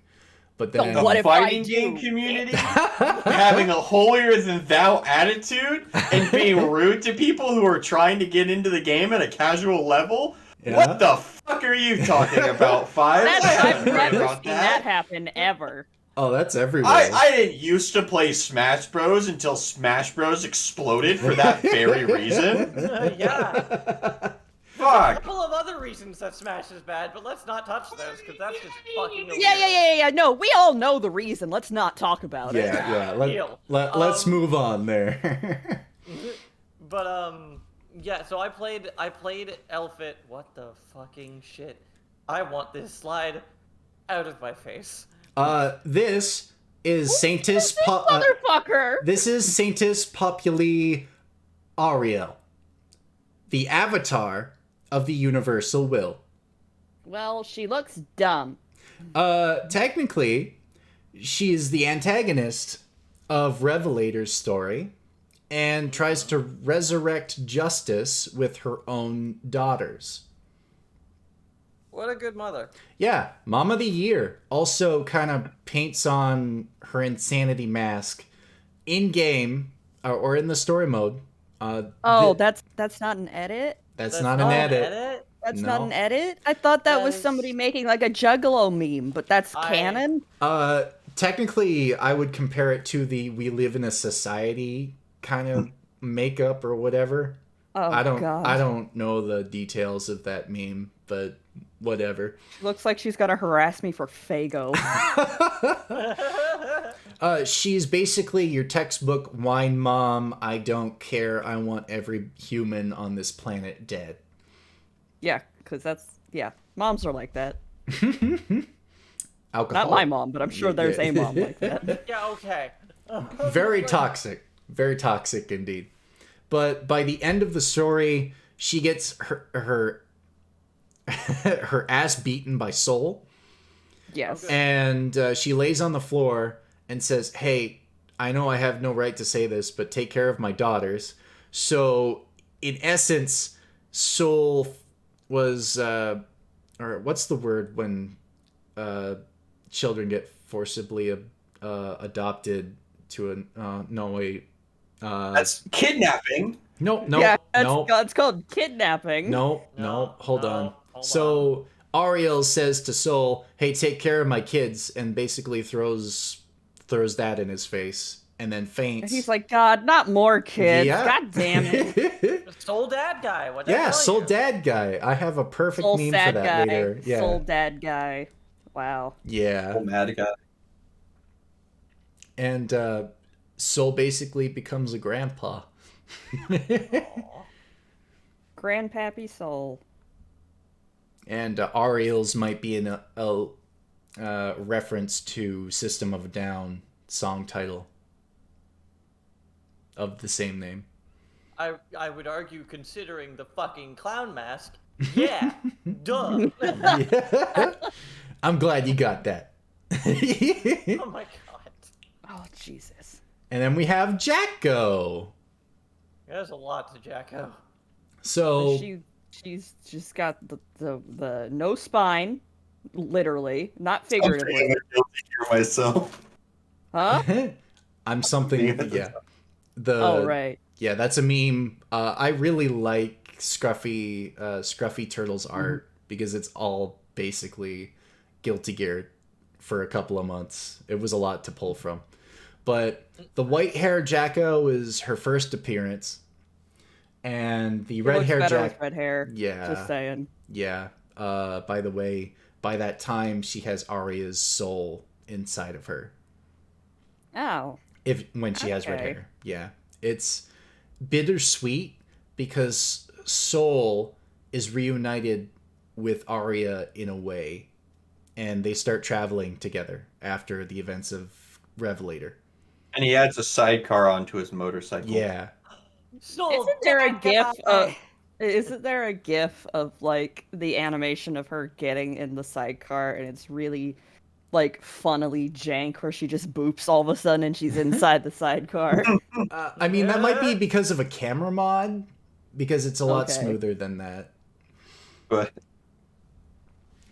Again, this is just short points. And she is actually the person who makes Eno kind of crazy.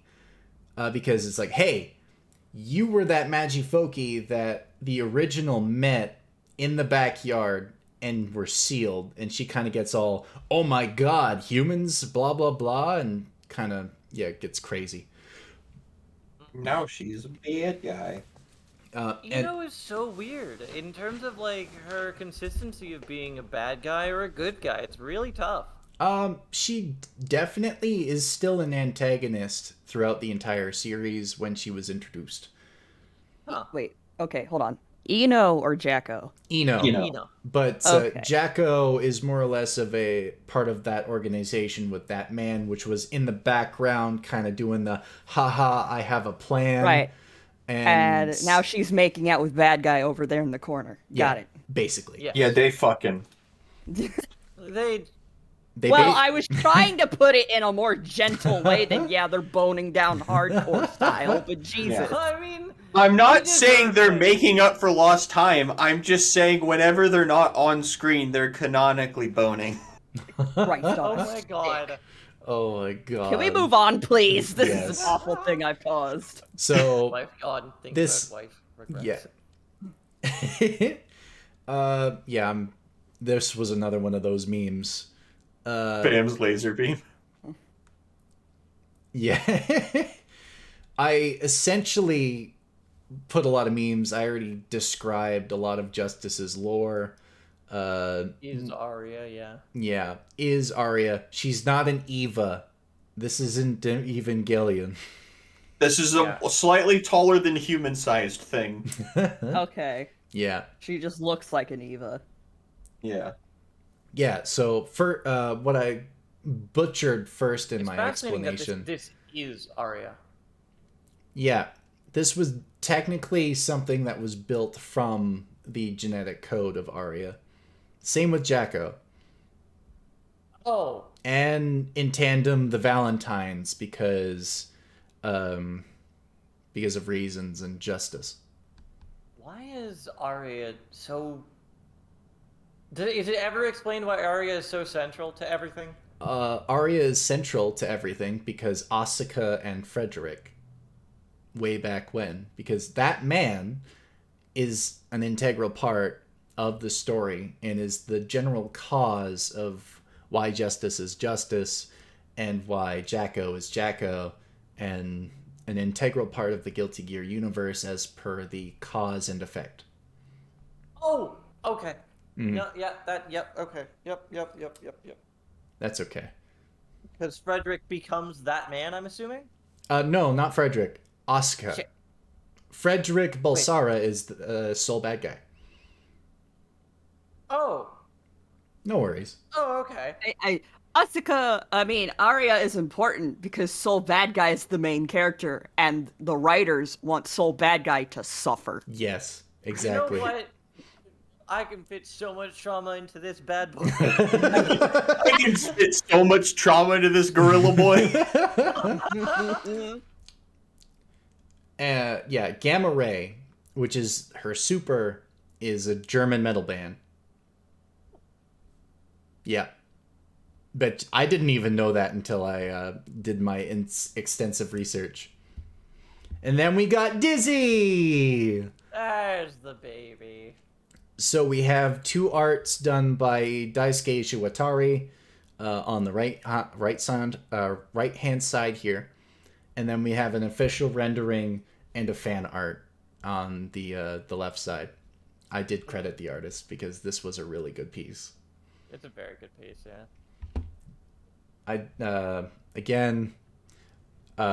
Little likes yellow ribbons, peace, and no fighting. Her general character is paired up with her two sentient wings. Okay. Which is Undyne, which is the white colored one of her. Oh my god, Undertale. I'm sorry. No. I'm sorry. I had No. to. It was right there. No. It was there. No. No. You can No. take Next me slide. and shoot We're me done. later. And Next slide. and then Necro, which is her emotions like wrath and hate and things like that, but she doesn't like any of those emotions. And Undyne is like an inner beauty kind of representation, and they're caught arguing most of the time too. So she wasn't technically lonely because Testament was there, but before that, she had Undyne and Necro. Necro Nothing being like having two sentient wings attached to your body that you can talk to all the time. yeah, And- exactly. Yeah. This is a Yeah, screenshot. there it is. Basically, the fucking skeleton one shoots a laser, and she tackles it to keep it from hitting the person. It nearly goes by them, creates that explosion, and then their head slowly cricks forward, and then it says surrender. And everyone's in different animations, like Chip is pointing at it, or some of them wave white flags or stuff. Yeah. Or There's like also Raven, There's a who's, white flag. you know, very excited. yeah, it's a beautiful detail. Because May used to be the only one with the destroyed that was different because it had a dolphin and very cute font on it. At least by the time. Is that the Tokugeki person? Yes, Yeah, Totsugeki. Amazing Sokugeki. Tokugeki. Yes. Okay, Yeah. the only reason I know this from Mass Text. Yeah. Totsugeki. Yeah. Or you can Mass spam Effect. Tokugeki at him. Totsugeki. And then we have a picture of that man, or the gear Oh, maker, hey. by this time. By the way, it was only fully revealed what he looked like with the newest game. No, yeah. actually, not the newest game, but the ending credits of Rev 2, or not Rev 2, but Revelator. That the top left where he has cat ears is the old design. Meow meow. You're And, gonna make him a character at the DLC of this game. and Oh god. and he has a little eye patch that's a flower in Strive. But his old little robe thing to keep him ambiguous is right there too. I think the robe design was better. Hide your face. Get out of here. His whole plot is to kill Soul Bad Guy. Oh, wow. Yeah. What? Why? I thought y'all were like friends. Yeah, They are. They are. Then why That's does why- he want kill? You know, sometimes you just want to kill your friends. Yeah. I guess. Sure. Relatable. There's a little wholesome thing after that, though. I'm not gonna tell. Oh, Okay. Uh, never mind. So Soul Bad Guy and Frederick Balsara are considered different people. Oh. Mm-hmm. So, Sort of. Okay. So he wants to kill Soul Bad Guy and keep Frederick Balsara. How yeah. you gonna do that, Chief? By failing on a planetary scale and becoming a war criminal. By fucking up really bad. Gotta get real into unethical science. Oh yeah, Oh, that's yeah, how the that best works. And we got Happy Chaos. I love Happy Chaos. He's Happy- one of the best designed characters in this fucking game visually. Little curious. I'm sorry. Yeah, it's pretty funny. Happy Chaos is actually one of the not quite Valentine, but models of things that were made by Asuka that wasn't activated, but then the original possessed the unit and then possessed Ariel's to make her insane. Ergo the makeup. Oh. What is Ariel's? Ariel's is the Sanctus Populi, the Pope Oh, mother. the horrible wine mom? Yeah. Okay, got it. Also, Asuka is bad That guy's man. wife. His neutral special is gun. Yeah. Okay. What'd you Crazy and not in the good or hot way. say? Yeah. And yeah, the OG or the original that man. So there are two that man.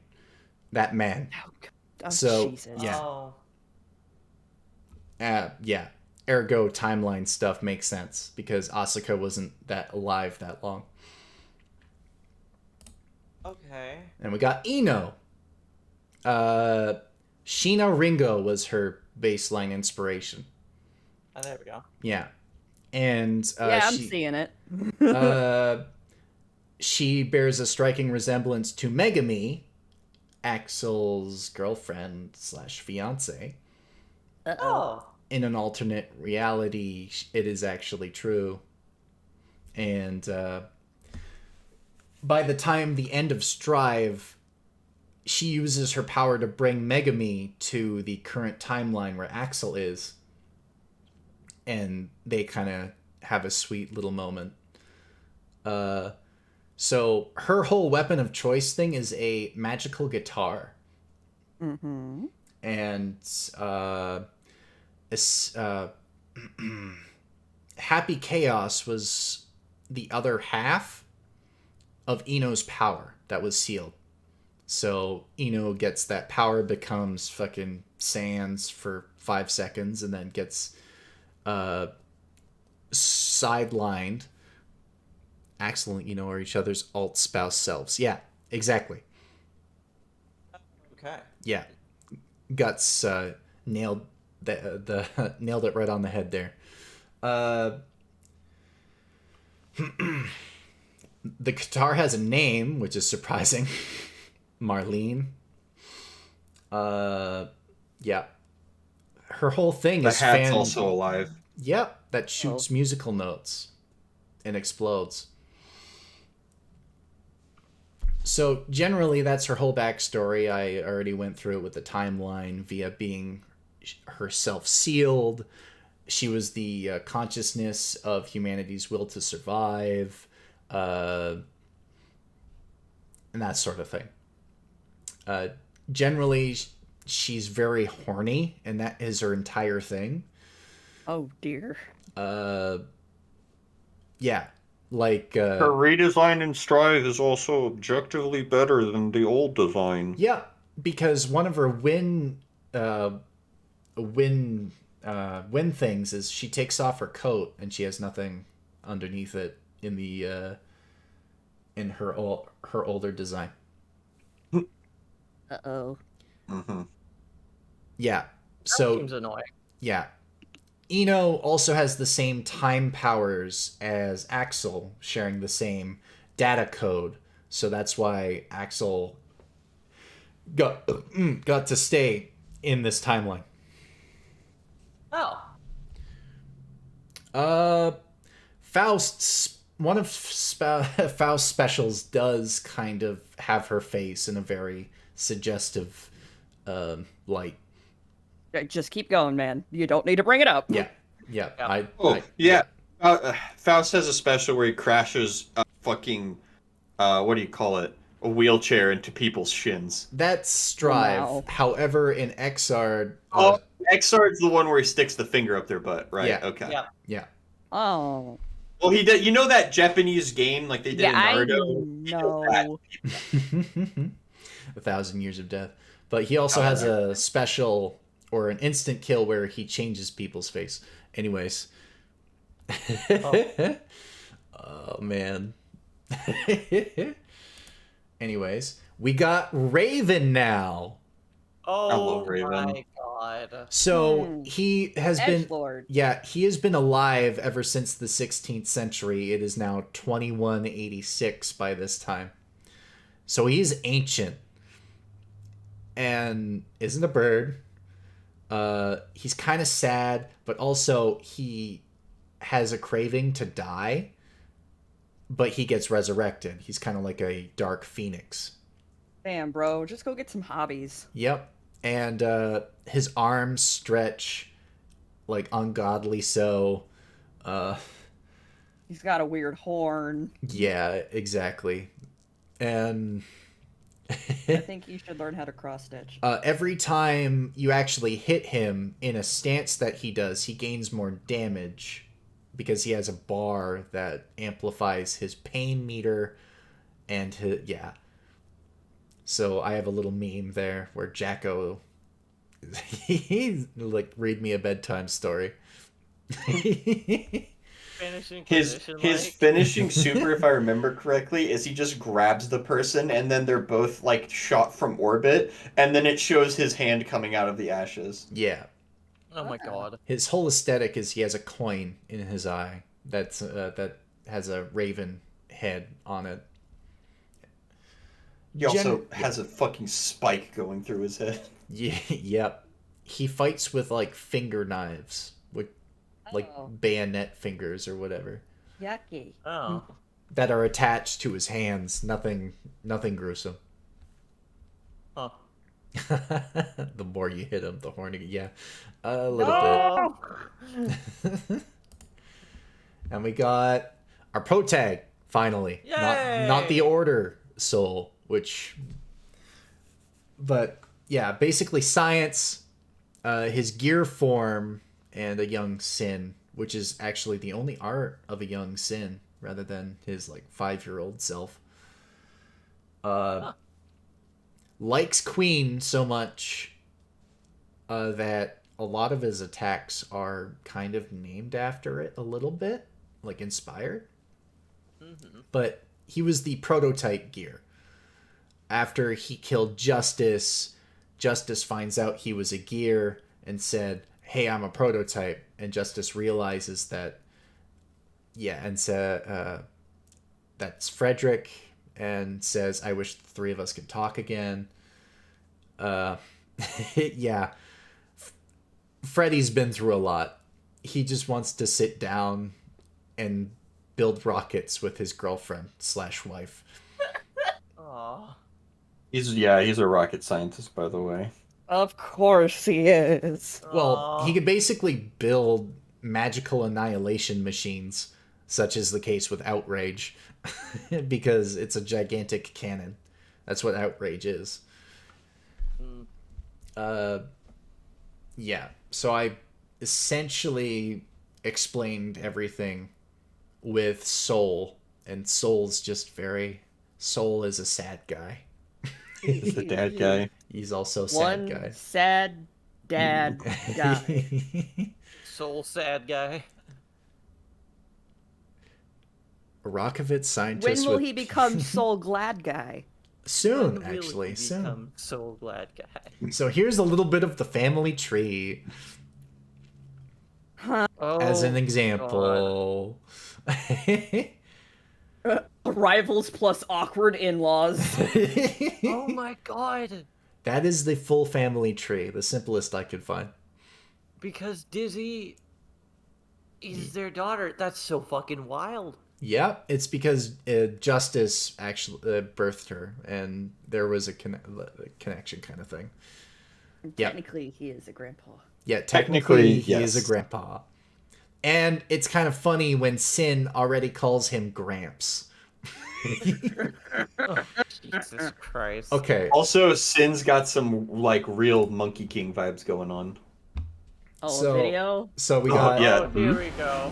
All This right. is the best cutscene in the game, by the way. なんでそんな苦いもの飲むんだ？苦ければ砂糖を入れてもいいんだぞ。砂糖入れてもいいのか？そうか。どうしました？ It's like, シンはソルトの野営生活が長 This かっ is their story mode. た。だが、ソルも An extra ああ見え story. てしっかりと親の役割を果たしていたんだな。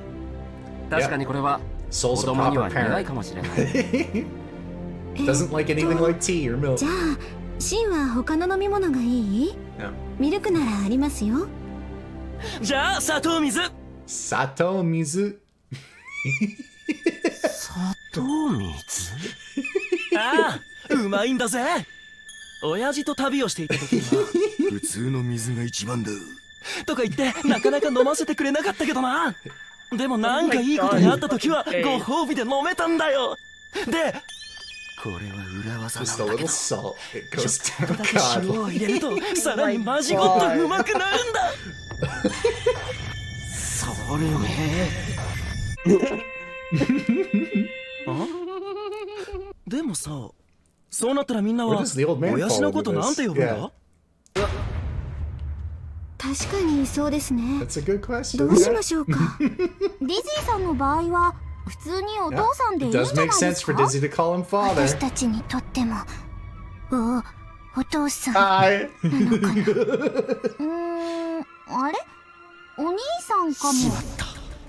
何よりも恐れていた事態だ。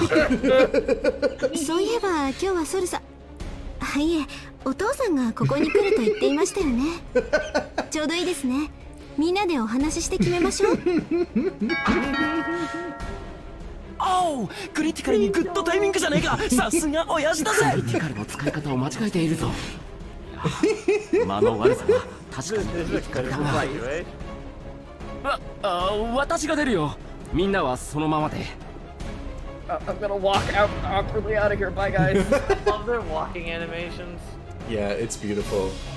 But essentially that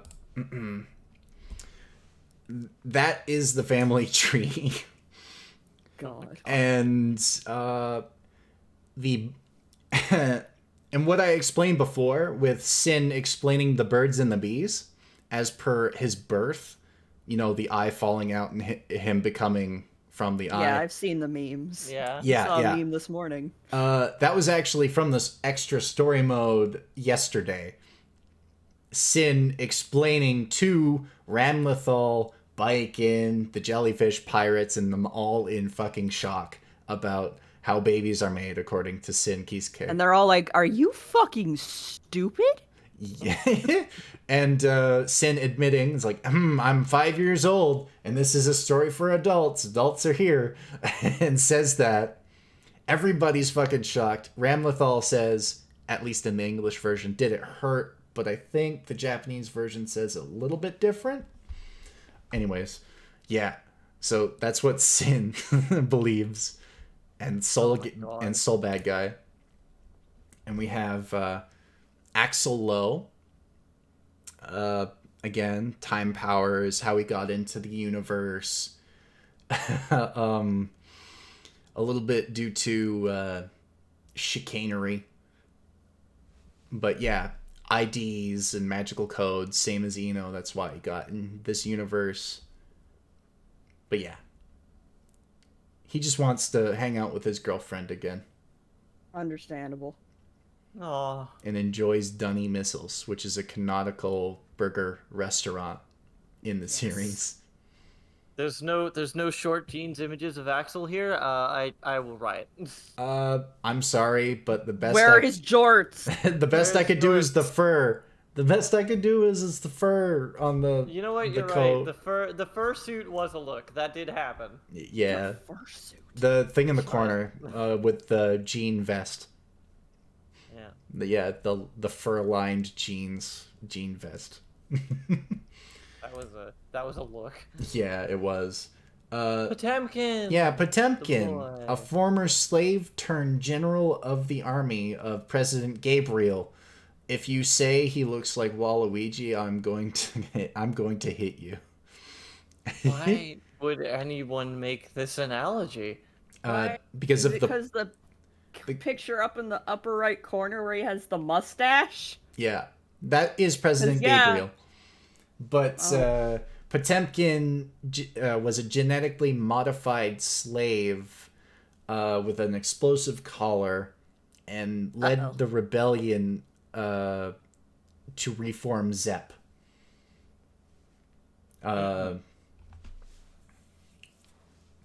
And that's his whole thing, is being a soldier and him being kind of comfortable with it.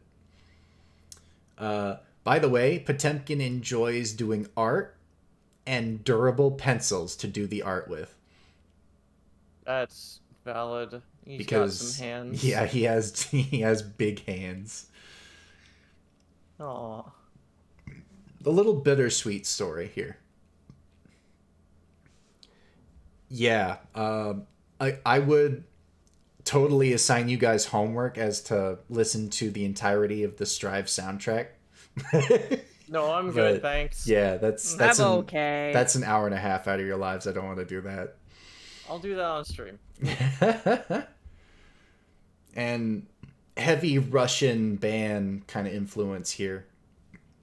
Excuse me. Mm-hmm. Yep, and a code too. 45956. It's gone. Yeah, no worries about it. But this is Chip Zenith, our all-American weeb, idolized. Yeah, a ninja. Vote for me is a vote for love, Chip. Yep. And he has a secretary. His name is Answer, which is on the phone as you fight him. Oh. And he has like a very pointy ponytail. Yeah. So his backstory is drug addict turned president of a country.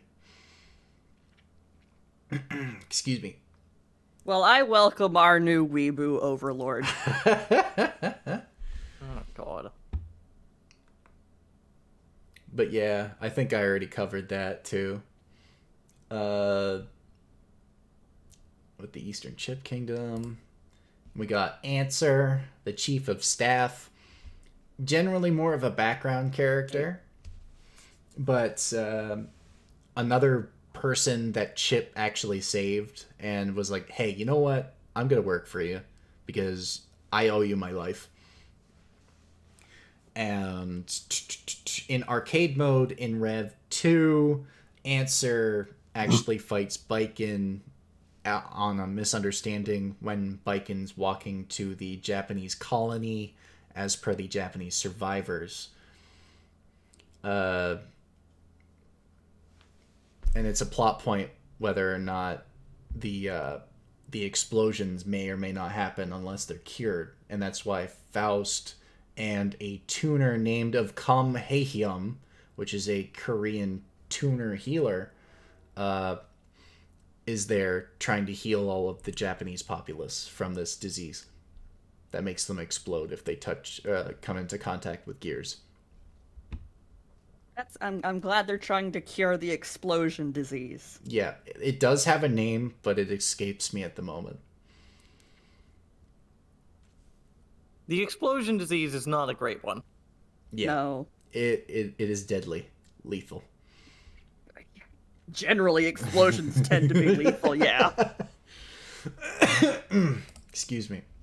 And we have Bridget, a boy who with a giant fuck off yo-yo and a giant hula hoop handcuff and a sentient teddy bear. What a design. Yep. Bridget grew up in a town where twins were a bad omen, and they decided the parents decided to dress Bridget up as a girl and send him off to another family to get raised. Yeah, superstition and all that. So Bridget becomes a mercenary, basically wants the prize money for, the defeat of Dizzy, sets off on an adventure, tries to improve the life of himself as well as the village. Or rather not. I can't quite recall. It's been a while. Also, Bridget's really hard to play as in Accent Core. But later on, starts to work for Jam Cloudberry's restaurant in an epilogue. It's one of the more wholesome ones, at the very least. And doesn't really show up at all after the game he's introduced in Accent Core. Like, that's a one-and-done character. Which is fair, honestly. Yeah, it was more of a... Jam actually is one of the more veteran characters, too. Not the OG game, but I think the second game. Again, tries to raise money for restaurant burns down, builds restaurant again because of prize money from the Dizzy bounty. I'm pretty sure the restaurant might burn down again if she becomes a fighter. Oh no. Yeah,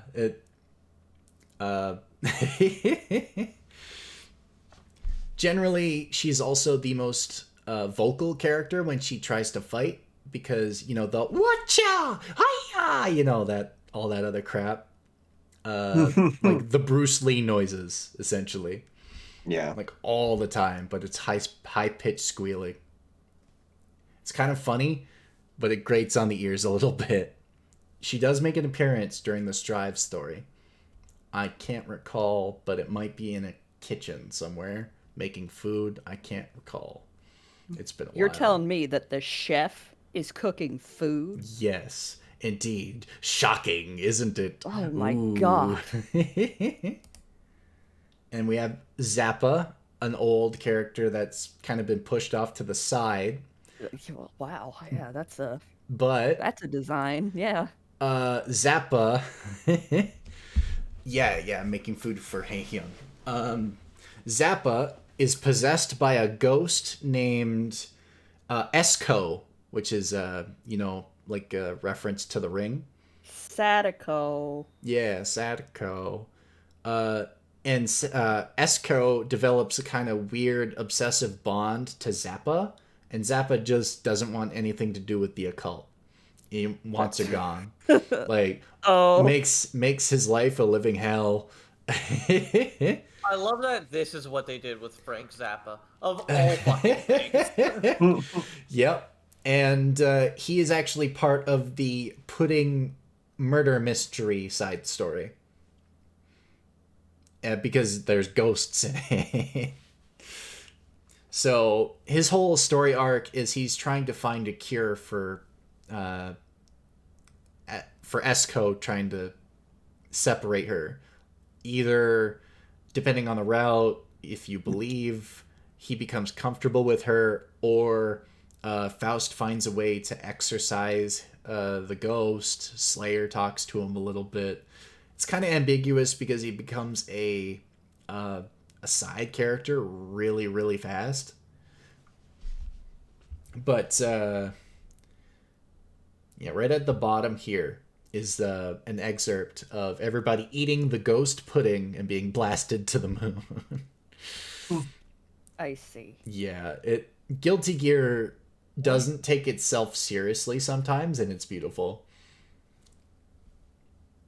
What the fuck? So we have a little girl piloting an old man mech. Okay. Actual spelling of the character, Kum Hehyum. No. I was still being like that. I thought the old guy was just an old guy. I didn't know there was like a little girl inside of the old guy piloting the old guy. Yeah, the old man's a mech. And basically another exclusive power from a Korean clan, which are tuners, basically set up to be a kind of healer clan that have a hey, women can't quite hold power in our clan, so here's a robot suit to alleviate that for for everybody else. Kum Hee-hyun also kind of plays a very integral side character as healing the Japanese people in the colony. Generally fights with a kind of Korean style karate. It's actually really funny to see that old man spin around like a Beyblade and shoot fireballs out of his mouth. A little fun excerpt of this character is the mech actually has an eject button installed right on the seat where you're supposed to sit. Oh, what? So, that feels like a design flaw. Yep. And when Hee-hyun is relieved after piloting in a wind quote, gets ejected from the suit. And it's just one of those haha gag moments. Right, yes.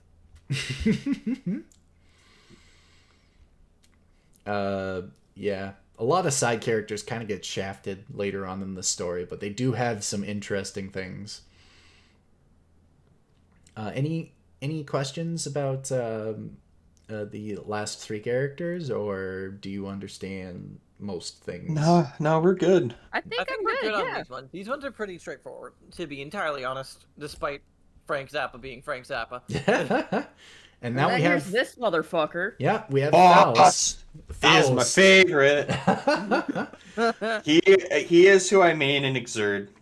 I love the fact that in Strive they've it's not recent, but recently added a fucking sombrero to his list of random objects because they were like, the balancing is weird. Let's give him an afro.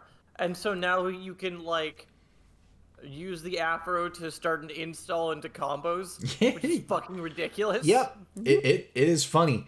But a little the side story in Strive that got released yesterday explains the reason why he's kind of insane currently in Strive. When did they do that? Yesterday. You're right. But holy shit. Yeah. So what happens after he's like, oh, hey, I'm going to help everybody I can, no matter what happens to myself. And generally he starts to save Delilah, who is a sister of Bedman, and starts to chant square one, square one, square one. And then it shows his angel flying up to heaven after he stops chanting and falls over. so the community is kind of up in arms as to why or if Faust is dead, but he's not dead, because there was, after Strive, he was actually traveling with Cronus, which is a member of the Conclave, and him being directly responsible for that little girl's death. So he's kind of on a soul-searching journey after the events of Strive. Yeah, an overexertion of his power. And he could generate doors, make random objects appear, make little mini-me's, stab people in the butt. You know, that sort of doctor stuff. You know, play pool on a giant scalpel. That's safe. Yeah. Make teleport everywhere. It's crazy. But yeah, I think I went over. Still... Sorry. No, it's okay. It's still so funny that this is hypothetically the strongest character out there. And he's clinically insane. Yep. He probably self-diagnosed it too. Oh my god. He's qualified to do it. But He is. There were lore reasons as to why Faust helped Sin get delivered as a baby. But again, it's very vague. It's a one-liner, and it's kind of funny to think that Sin came out of an eye. That would be a weird one. And we have Johnny. Johnny. The guy who's fucking basically one of the best characters in the game. Yep. Very meta, like high ceiling level. Also, I have a little funny picture of Johnny Bravo. Yeah. More successful, might I add, because he flirted his way out of jail after he was incarcerated. Oh, fuck off. Yep. And modern day Robin Hood, steal from the rich, give to the poor. Yay! I love stealing from the rich. Basically, isn't he just kind of like a dad to like 20 orphans? Basically. Who are all women. And the only These are my orphans now. I'm gonna raise them. And the only one who actually has a infatuation with Johnny is May. Which is really funny because she plays it off like she doesn't. Kind of, but her Strive theme is essentially, hey, I love this guy, and it's not going to fade. It's the song's name is literally Disaster of Passion. Yeah. Oh. And Leo's theme, the theme of Survivor's Guilt, is called Hellfire. Soul's theme is called Find Your Way. Jacko's theme, I believe, is called I think not Perfection Can't Please Me, but no, I think that's wait 1 second, I'm looking it up. It is no, it is Perfection Can't Please Me. Man, I doubt myself for 1 minute, huh? And then fucking what's Testament's theme is called Like a Weed Naturally as a Matter of Course, because that's a selection of words that makes sense. And just, I love throwing a bunch of words into a line. I talked to someone and they were like, oh, it's a line in the song, and I was like, doesn't make any sense there either. And they were like, it's Daisuke, what did you expect? And I was like, fair enough. And there's a lot of pronouns thrown in that song specifically, because Testament is singing about their father, a cliff, because there's a he, if you like to believe that, and when Testament's singing about the she, I believe talking about Dizzy. Generally, all of the themes in Strive are either outside of their perception, other people's perceptions, or their own inner world. Like my favorite Mirrors of the World, which is Biken's theme. Biken's is really good. Biken's and fucking Chips are my two favorite. Yeah, Fight Like a Tiger, Walk in the Park. Yeah. Play the hero till I die. Yeah. It phenomenal, honestly.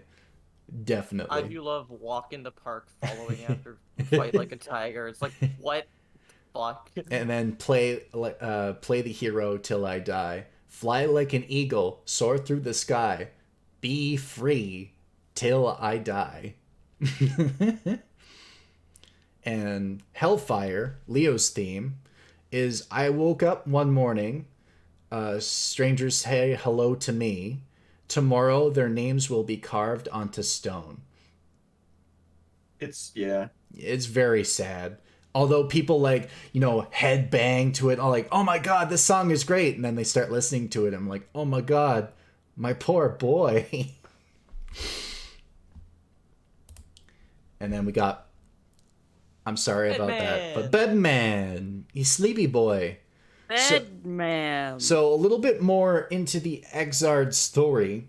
Bedman discovers that he's killed so many people in the name of the Universal Will that he thought the world that the Universal Will was building was an ideal world where everybody can dream and do whatever they want.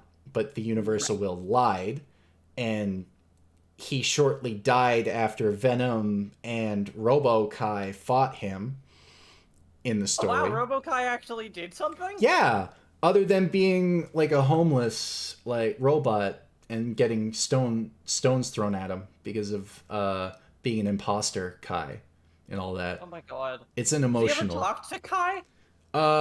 Technically in one path he does, but it's like, hey, you're not me, and then the persona fight happens pretty much.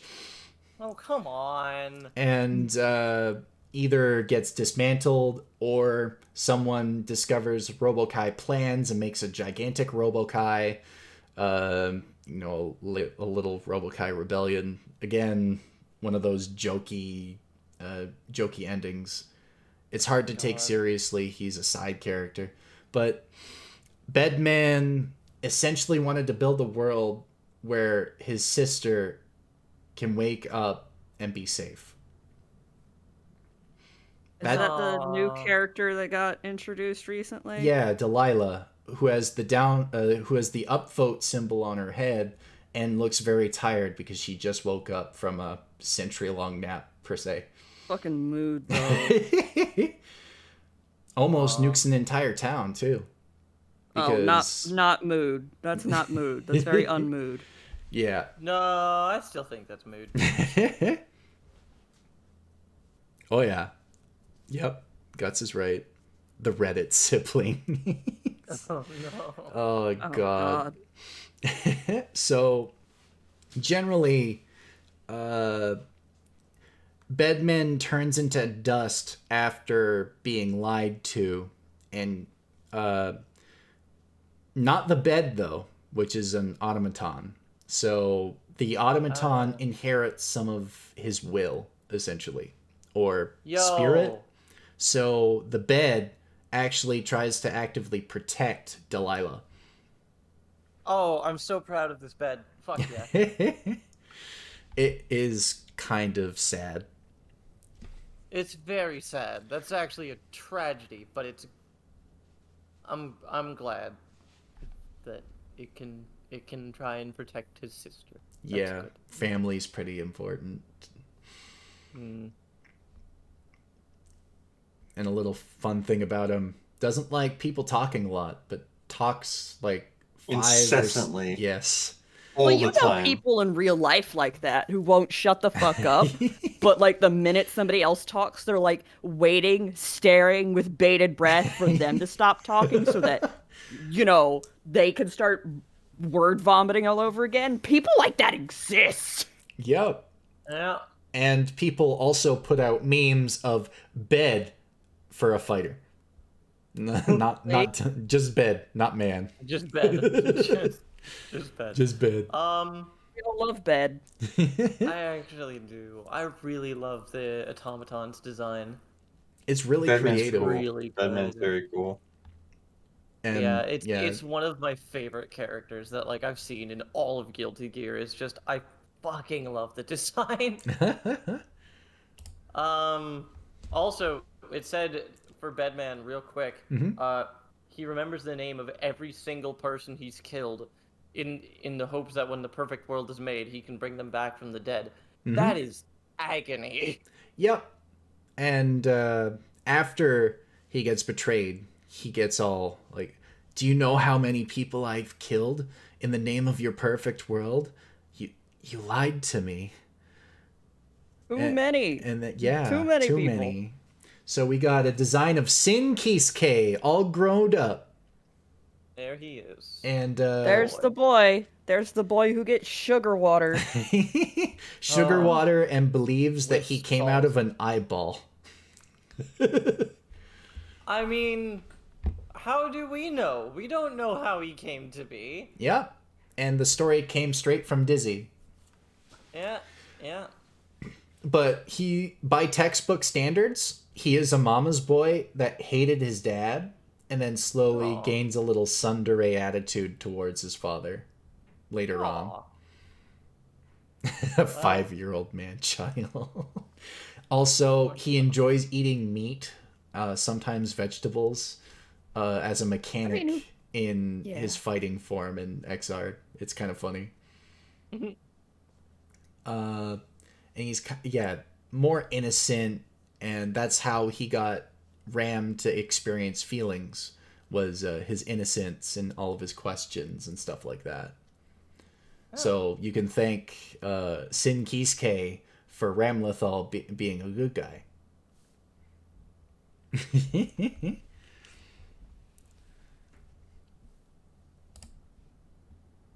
And this just is a slide of superpowers and magic for the Japanese. Oh, God. So we have May, obviously the one in orange. Yeah. And that is all of the jellyfish pirates, January, February, March, April, May, June, July, August, September, October, November. Yes. Yeah. Oh my God. You get my point. Yeah. Yes. And December. You can't make it to November and then say you get my point. You made it 11/12 of the way there. Round it up, motherfucker. I already talked about the May ship and the relationship with Johnny and kind of the obsession with Johnny. Everybody else on the crew kind of says, oh yeah, a father figure. That's it. That's all. And oh yeah, that's my dad. Yeah. That's my dad. I love my dad. No, that's too much. Too much. And yeah. So May is essentially the first mate of the crew and one of the more powerful individuals on said crew. Yeah, she can throw dolphins at people. Summon. Oh hell yeah! And make dolphins out of magic. Creatures. I also really like the big lady there. She looks cute. She's great. She cooks all of the food, by the way. Yay! You see her in the background of most of the May ship stuff, which is so, yeah. Yeah, and she's usually carrying a pot or making food. All of the jellyfish pirates kind of have a small cameo, except for the one with the 4 on her hat. I forget her name. But she's more of the helmsman. February, March, April. That would be April, because it's 4. I don't think that's hard. There you go. Like... Jeez, man, this one with the 4 on the hat. I don't fucking know, man. It's not like they're named after months or anything. Yeah. And we have Biken! By the way, this is the only official art of Daisuke Ishiwatari where she's smiling. Okay. Really? Aww. Mm-hmm. That's so Biken's sad. song Face Mirror to the World has fucking Buddhist proverbs in it. It's great. All of her aesthetic is essentially Japanese themed. And everything she does, everything she is a Japanese reference. every time she dashes forward, there's the shamisen noises. Counter noises are also like the table with strings. I forget what it's called. But her backstory is during the Crusades, her entire village was killed and Gears slashed her eye and took her arm. Owie. Yeah. Yep. And she decided to vow vengeance against that man, the guy, OG Happy Chaos. Not that man, Asuka. But God fucking damn it. in an alternate reality where That guy, not this guy. Not Xehanort, but Norded Xehanort in another Norded form. Fucking eat a dick.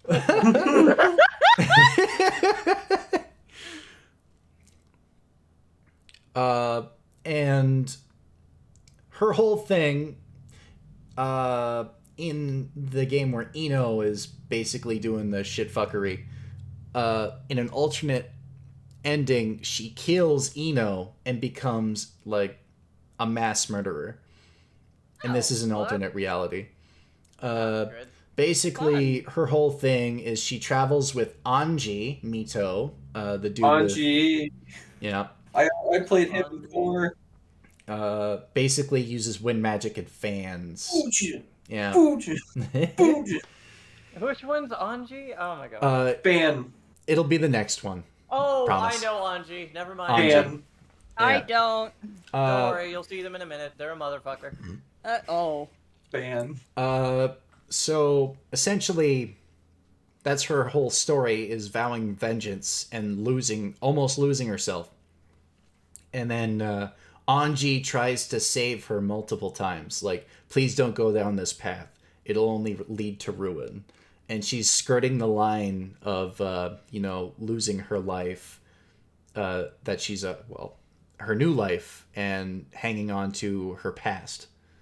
Her anger, her resentment. And she's struggling with that. And the newest story has her basically babysit Delilah, who also wants to kill that man because that man... Oh, yay, besties. Yeah. So that whole thing happens. Delilah loses control of her power, and Baiken tries her hardest to save this kid's life because she doesn't want her to turn out the way she did, as a kind of atonement. And Anji calls Delilah Baiken's mirror. That's a reference to the theme Mirrors of the World. Mm-hmm. Right. But Mirror of the World is also talking about the fact that Baiken has had a very shitty life. And so she decided, well, if life's going to be shitty, then I'm going to be shitty too. So she is a literal, in a sense, a mirror of her own struggles and stuff. Yeah. Thank you. Super good. Yeah, it is a really good song. Generally, her entire story is her going through every continent that's left, trying to find remnants of that man, meeting other characters along the way, fighting other characters, as fighting games do. What this below thing right here is doing is referencing a manga that is semi-non-canon and semi-canon. It's really weird because Tyr is a very obscure character from the First Crusade. And we got Anji Mito. Oh, that guy. That guy. Yes, this guy. He's the man with the plan and the fan. Yeah. Yeah. Otherwise known as the Walking Fujin. And often talks with Chip or hangs out with Chip. So basically Baiken's drinking buddy. Anji has a little bit of a crush on Baiken. Well, yeah. Tries to save her multiple times. It's he's a jovial spirit, and Baiken tolerates him. That's the only man that Baiken tolerates, as per se. Other than Delilah at current, but Delilah is like a little sister that calls Baiken big sister. Oh Mhm. no. Mm-hmm. It's okay. It's okay. Also, Baiken and Anji are both super dope in the games. Yep. Yeah. They're all played Anji in a while. supercharged. And Anji is holding one of the sacred treasures that Soul made that amplifies wind magic. Oh. Mm-hmm. Same with Kai, because Kai is holding the Thunder Seal. Oh, that makes sense. Yeah.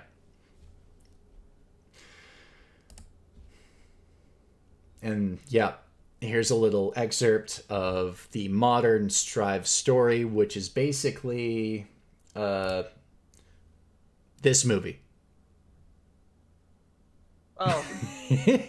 I don't know if you guys watched this movie, White House Down, but Yes. essentially Soul and Vernon, the president of the United States, try to fight against Happy Chaos, who has an insurrection. Potemkin shows up, tries to stop the ship from crashing into a international or another country, causing an international incident. And Happy Chaos loves drama, wants to cause drama, and is very very enigmatic. So what you need to understand about Happy Chaos is one of the most powerful magical things that exist. The reason he uses guns is because he thinks guns look cool. He has never trained with guns. He just uses his guns to shoot magic at people. Happy Chaos, or at least the original, also made the book that made all of the gears. Mm-hmm. And the whole plot point with that is that Asuka has this book inside of him and tries to pull it out and makes Ino complete to make the perfect world.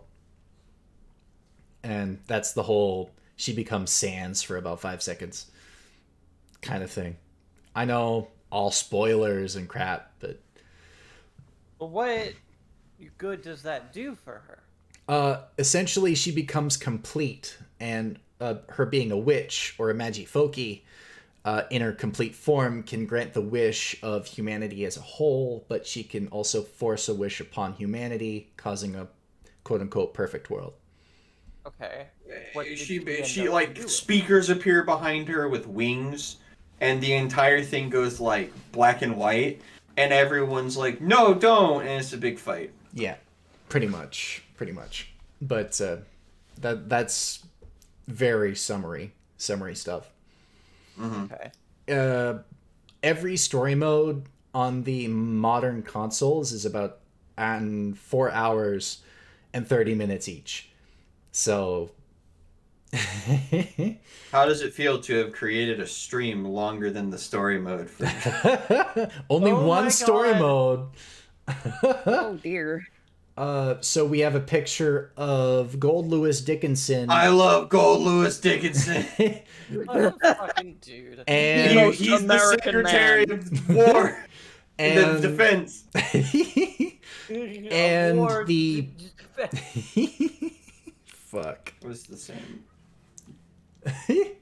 Oh god. And the previous president, other than Vernon, Bartholomew, Miss Bartholomew, who had the crush on Chip.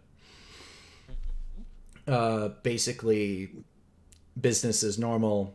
Gold Lewis actually denies that extraterrestrials exist. But he has one in a coffin. He denies that they exist. Such an American move. This thing that I have very much on my back doesn't exist. Doesn't exist. What are you talking about? Yeah, his character introduction is what? Aliens? Aliens don't exist, while it's showing his alien handing him a comb so he can keep his hair in style. And it's my favorite. I fucking love it. I can't play him, but I wish I could so bad because he's so funny and fun. All you have to do is quarter circle, quarter circle, quarter circle, Yeah. quarter Quarter circles are hard. It's hard input, and it's also remembering which of the 8 varieties of quarter circle I need to do in a particular situation. It's beautiful. And my brain doesn't work that way. My brain. See, that's why I can't get into fighting games, because it's like, what the fuck? Also, being this is Nagaruki is so fucking such a good character design. He's so fucking good. A vampire. He's a fucking vampire. Mm-hmm. And he is a follower of dandyism. He is. Yeah. Are you fucking kidding me? Yep. Oh my God. Nope, I'm not kidding. And for a fact that Chip has a dialogue unique with Nagoriyuki, is like, your style reminds me of my master. So he was trained in the Chip was kind of trained in the ways of dandyism, but not quite, like in a fight. So Nago's whole character Nagoriyuki. Yeah. So fucking cool. Yeah. I love him. Yeah, Nago's whole arc in the story mode is he's being controlled by Happy Chaos, and he doesn't like it at all. He basically got woke up from a century-long nap, and Happy Chaos is like, you work for me now. And Nago is having none of this. So he's essentially holding back all the time. Let Soul win his fight. Sure, Soul was none too plussed about that. Oh God, no. And Nago just wants freedom, because he has 2 themes. What do you fight for? And crawl. Crawl meaning like, hey, the moment I woke up, I was enslaved by this random dude that hit my alarm clock. Yike. And yeah, Nago was what basically do you fight for? So good. Yeah, Nago's basically the boss, quote unquote, of the game, but Happy Chaos is more of the antagonist in the shitty troll haha way, like the political intrigue. Yeah. So cool. Giovanna. I play this character. I also they have play auto this character. combos and they're not broken, but they have auto combos and it makes it nice to play them. I yeah, love she her design. She has pants. Really I love it. She has pants, and the internet loves her. Plus, she says to her boss, or one of her bosses, Doggy. after after the boss tells her to button up her shirt, and she tells him, "Hey, I'm trying to land a man." She's basically the I don't care. Like, I'm just doing my job, and hey, Nago kind of wrecked my shit once. I need a little payback. Also, she's a shaman basically, and she has a wolf spirit. A fun little thing is every one of her moves are named after Brazilian rock bands, and she fights with kicks, which is a Brazilian fighting style. She fights with modified capoeira. Yeah, that was the word I was looking for. Thank you. Capoeira, which is a very kick-heavy fighting style reminiscent of dancing. Mm-hmm. But I'm not going to get into all that. Yeah. Because I like how this slide, this is direct copy-paste, but it is the best summary of the character. That is all the information I could find, by the way. Oh my god, yeah, no, like, she has no info on her, because she's so New small, character. That's Very it. new That's character. all. That's all you got. I also love the symbol on the wolf. That's really adorable. The like recycle. Yeah. It's very cute. It's very good. Also, the internet kind of fused Hype Dog from the Blaze Blue franchise, as well as Ray, the dog from Giovanna. Mm-hmm. Ray's a pretty cute name for a spirit dog, eh? This is all of the information on Gold Lewis. By the way, my God. He has a little bit of extra lore because the community actually asked Daisuke Ishiwatari that if the hamburger sheriff from the previous game was his brother or was it him, because the burger sheriff has the power of infinite cheeseburgers. Perfect. That's what I want to have when I grow up. I love Gold Lewis Dickinson. Yeah, so he's just goofy. Yeah, a little bit. But his theme is I follow orders, no questions asked, and if you bark, it is the worst thing I have ever heard. You know, don't talk back. Basically, he's like, don't talk back, I'm gonna follow orders, and don't start talking shit if you're not willing to back it up. Yeah. Also, his super is System of a Down. Or Down with the System, excuse me. Burn it down. Canonically, also, he's the only character that acknowledges another band existed. He likes Miles Davis, which is an artist, a musical artist. Mm-hmm. So, very specific one, huh? Yeah. And a little bit of extra thing. Met President Vernon during the Crusades and became friends. Yeah. So a lot of his exit things, like his winning screens, show the other person being abducted by aliens. Yep, every time. Oh. And he always gets great called. because the aliens always call his phone to distract him before he turns around and the person's gone, which implies that the alien in the coffin and extraterrestrials in general are specifically fucking with him. Yep. Which I love as a take. One of his quotes is, "Hey, I didn't order a pizza." And then he'll turn around and see the very end of like a light from a UFO and he'll be like, "Huh, I am getting hungry though." I love Gold Lewis Dickinson. But yeah. Gold Lewis Dickinson is such a fucking stupid idea, but it's so good. Also, the community calls him Gold Dick Lewison. Yeah. Oh, yeah, that's right. Yeah. I forgot about that. It's because Gold Lewis was very hard to say when it came out. Mm-hmm. And then we got our side games, mostly from, DS, DSware. Generally non-canon. Bro, Jumper! Hold on. Yep. That is also a Guilty Gear mascot, Chimaki. I think they need a better mascot. I also... Unofficial mascot. Yes, Dragon? What the fuck is this game? Run, jump, and tail attacks. Collect apples. Bypass Legion's pet. A mere 2 hits will cause him to explode. What the fuck? I pulled this from the actual back of the box. Of course. Yeah. Of course you did. Also, I love Guilty Gear Petite and Guilty Gear Petite 2. That generally translates to Guilty Gear Chibi, which is, big head, small body. Yeah. Petite means small in French. Yeah. And then we have Dust Strikers, which highlights more on nobody's story.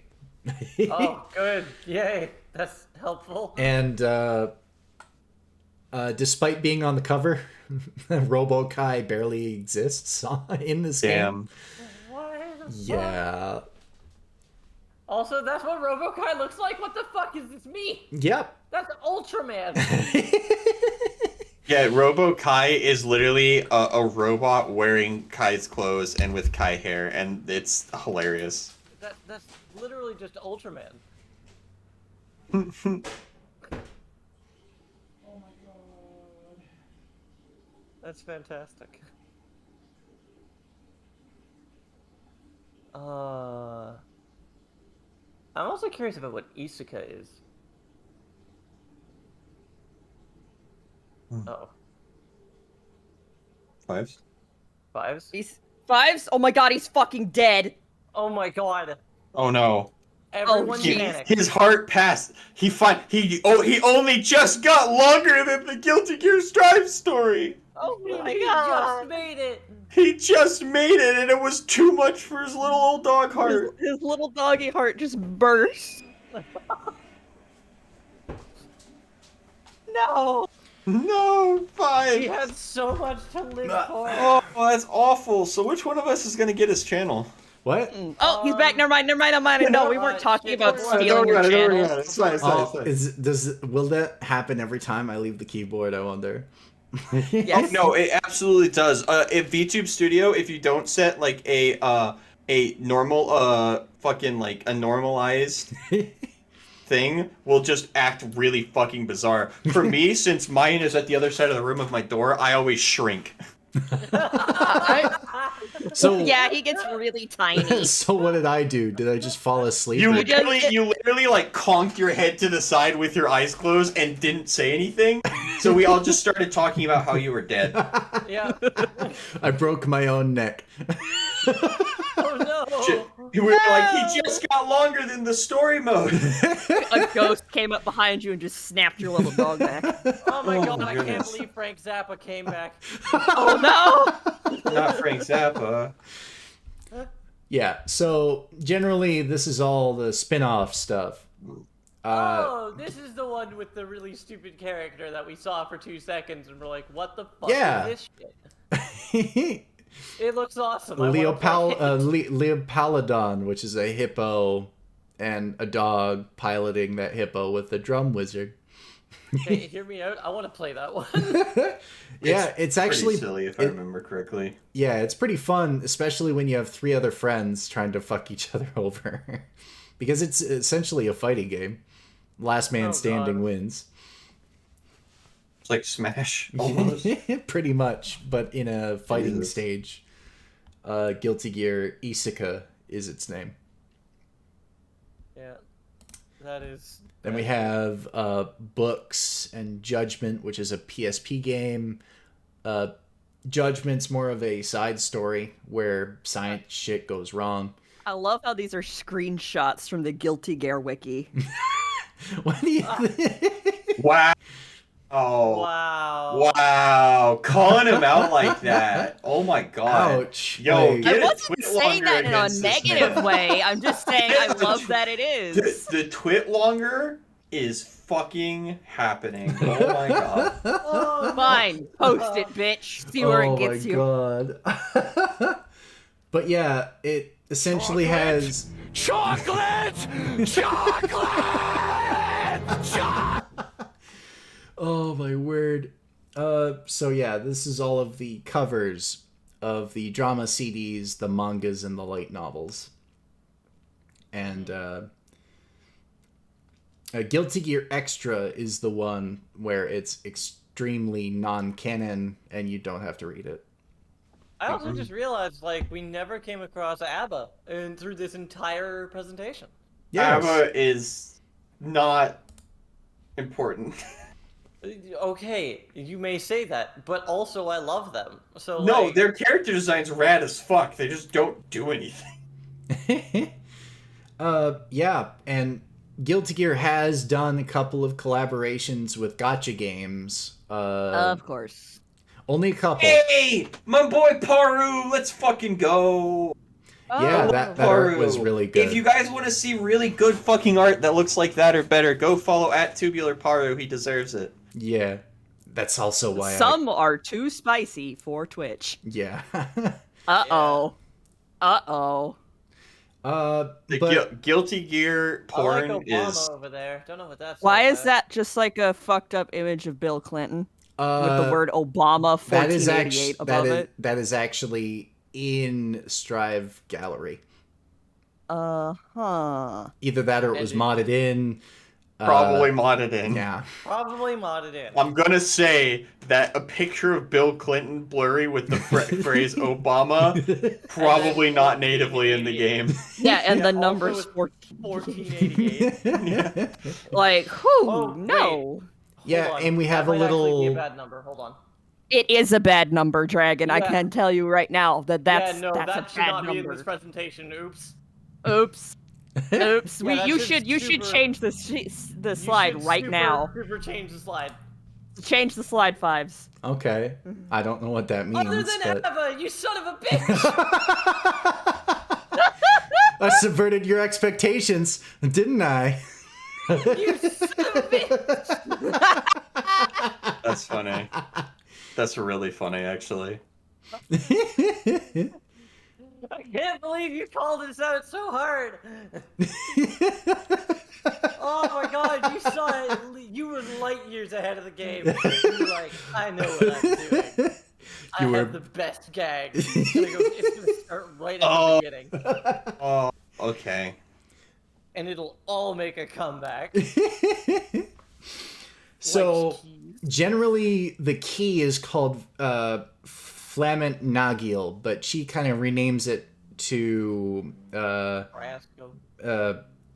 Precious, because that was her previous creator / lover. And her whole goal is to find an artificial body so Paracelsus can inhabit it. Okay, hold on. Oh, there's an artificial life form. Or a homunculus. Okay. Yeah. Found himself alone with Frasco and lived for 10 years of her life in total isolation. That would fuck you up. Yep. Pretty She's bad. also, that's not eyeliner, that's probably tired eyes. Oh, likely. Oh, definitely. Click keys as they represented the opening of a bold new world. I see it. ABBA's... Love at first sight. As the war relic was shaped like a key, ABBA decided to keep him as her partner. She renamed him Paracelsus. Yeah. Oh god.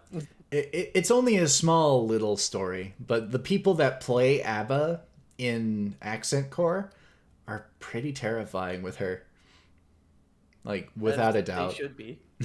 Like, her whole thing is a half circle with her command grab, and if she gets off that command grab, the key goes into an enraged mode because it tasted blood, and she basically hulks over with a key and like rapid slashes at you. Oh god. Oh no, no. Yeah. She basically goes ape. Yeah, shit. I've seen the animations for her and god, they're good. Yeah. Her spriting is so fucking good. And they do a lot of marketing campaigns within their official Twitter, Arxis and all that. But, do you have any questions? No, don't think so. No, really. I asked my questions. You saw I am not afraid to ask questions. Yes, thank you. But, now I have a question for the three of you. Yeah? Who's your Oh, favorite God. character? I don't My do, favorite- I literally just don't do favorites.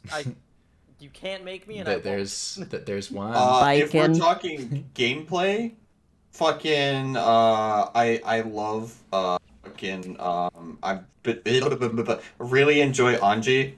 If we're talking like character wise, it's probably either Faust or Nagiriyuki.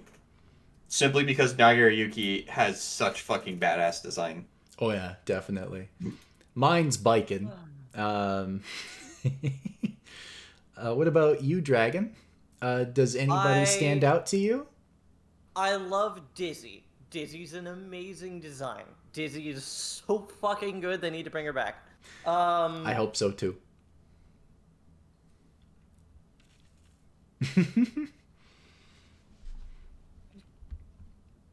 God, if I had to pick someone that I hope comes back, it's Dizzy. But if I have to pick favorites, I'm sorry. That's it.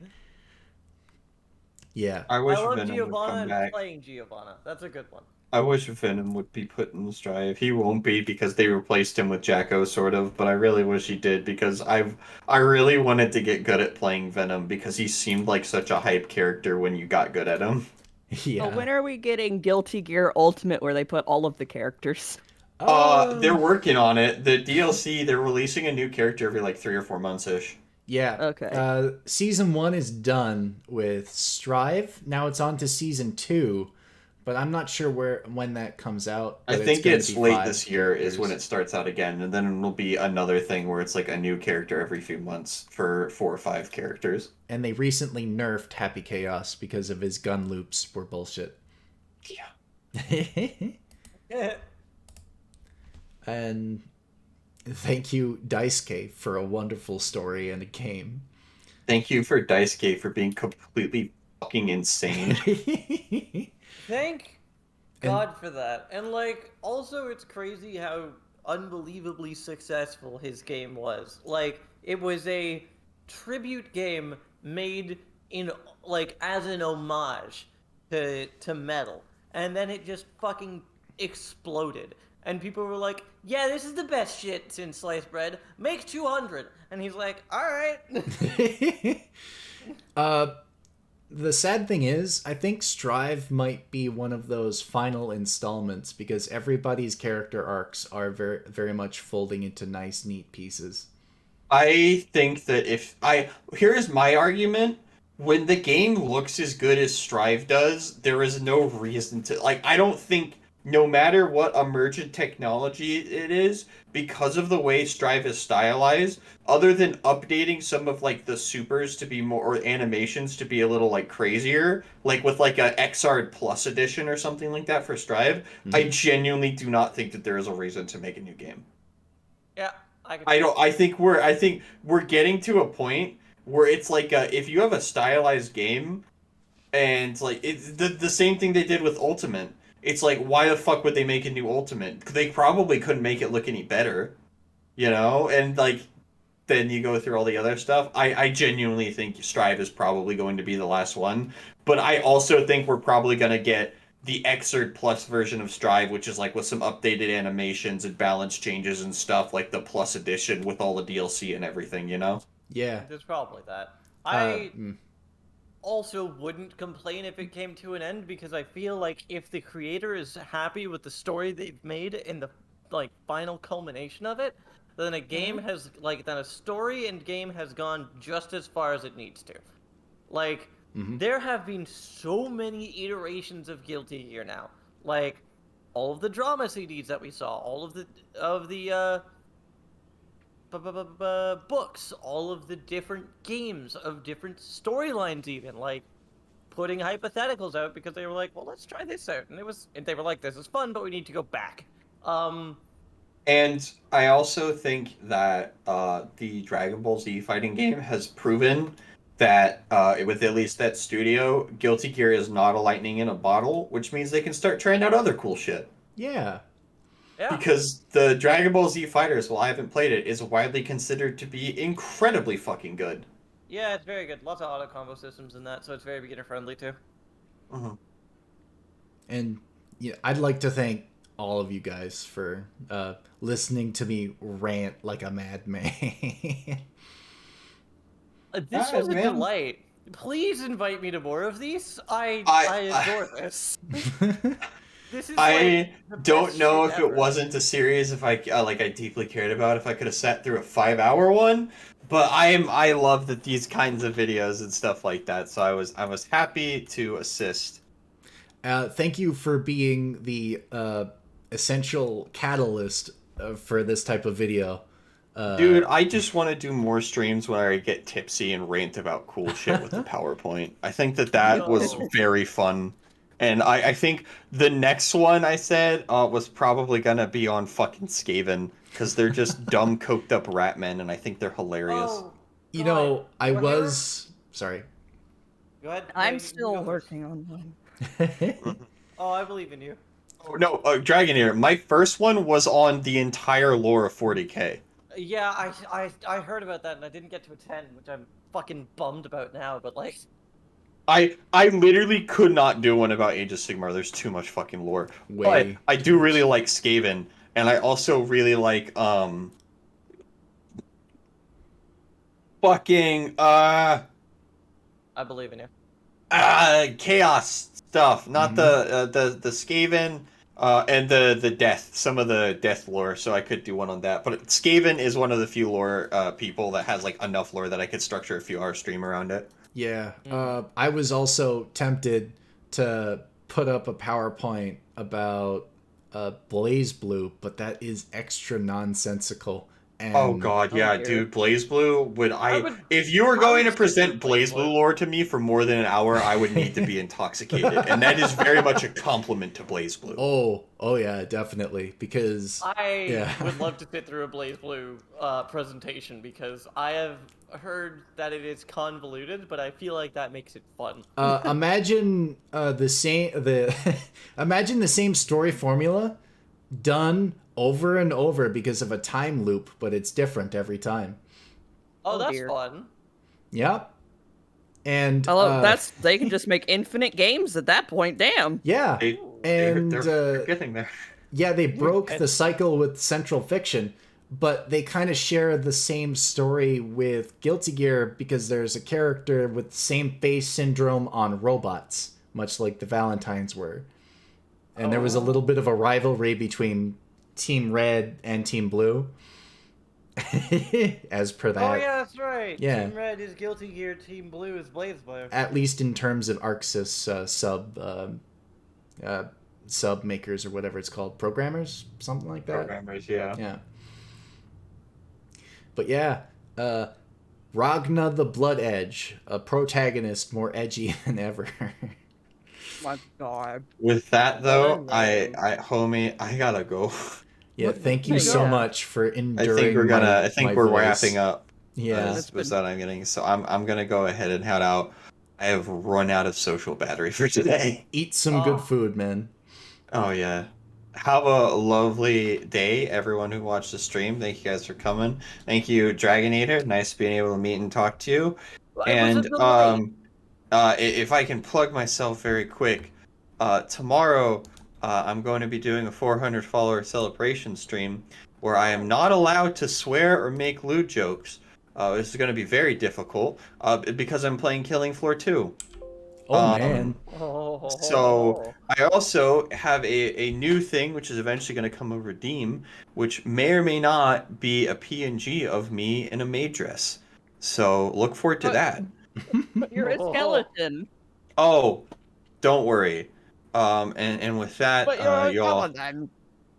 With that, y'all, I thank you so much for inviting me, Fies. Thank you guys all for watching, and I'm gonna go and thank you for tolerating me for 5 hours. Yeah. Thanks for being here. It was a delight to have you. I'm sorry if my voice was grating. Have a good one.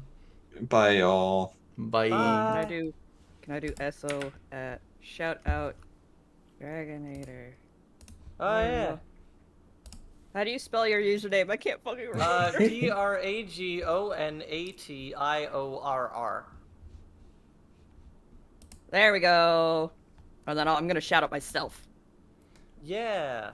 I am thankful for the shout out command. I also have a joke command too. Ooh. I'm gonna quickly do that. Joke? Hell yeah. He's a superhero.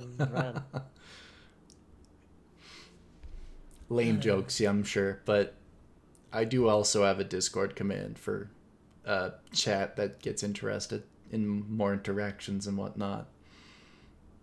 Is it !Discord? Yes. Wow. Very creative. Yes, indeed. I don't know who to raid, honestly. I would say Spotted. Spotted? Yeah. Get Spotted. Get his ass. Alright, we're getting his ass. Alright, if we're wrapping up, can I do a small thing? Yeah. Hi. This is like my first time on the stream. Hi, I'm Dragon. I do a lot of streams. I do very long streams. And akin to the maid redeem that no need for gravity. That's not the name. Skelly Grab. Yeah. Skelly Grab. Yep. I have a funny dance pad, and I've been thinking about like how to implement like me wearing a dress for stream. Like how to do it, because I have a couple dresses now. Oh, fancy. So that should be fun. Anyways, that's my thing. I'm just excited. That's fun. That sounds awesome. I probably need to rest my voice for a while. Yeah, you did a lot of idea. talking. Yeah. A lot. Yeah, if Monster Prom taught me anything, talking that much could be pain. Oh, I understand Monster Prom pain because I actually did a stream with Botha and a few others, and it was quite grating. Oh god. Did you know that Monster Prom 3 is in the works? Oh shit, that was that summer car thing? Yeah, that's in the works. That's Monster Prom 3. Oh yeah, that was oh yeah. Road trip. Also, I discovered my British accent is close to Stolas from Hell of a Boss. Oh, fun times, fun times. That was a very painful revelation. Oof, man. For those that know. I don't know what you're talking about. It's okay.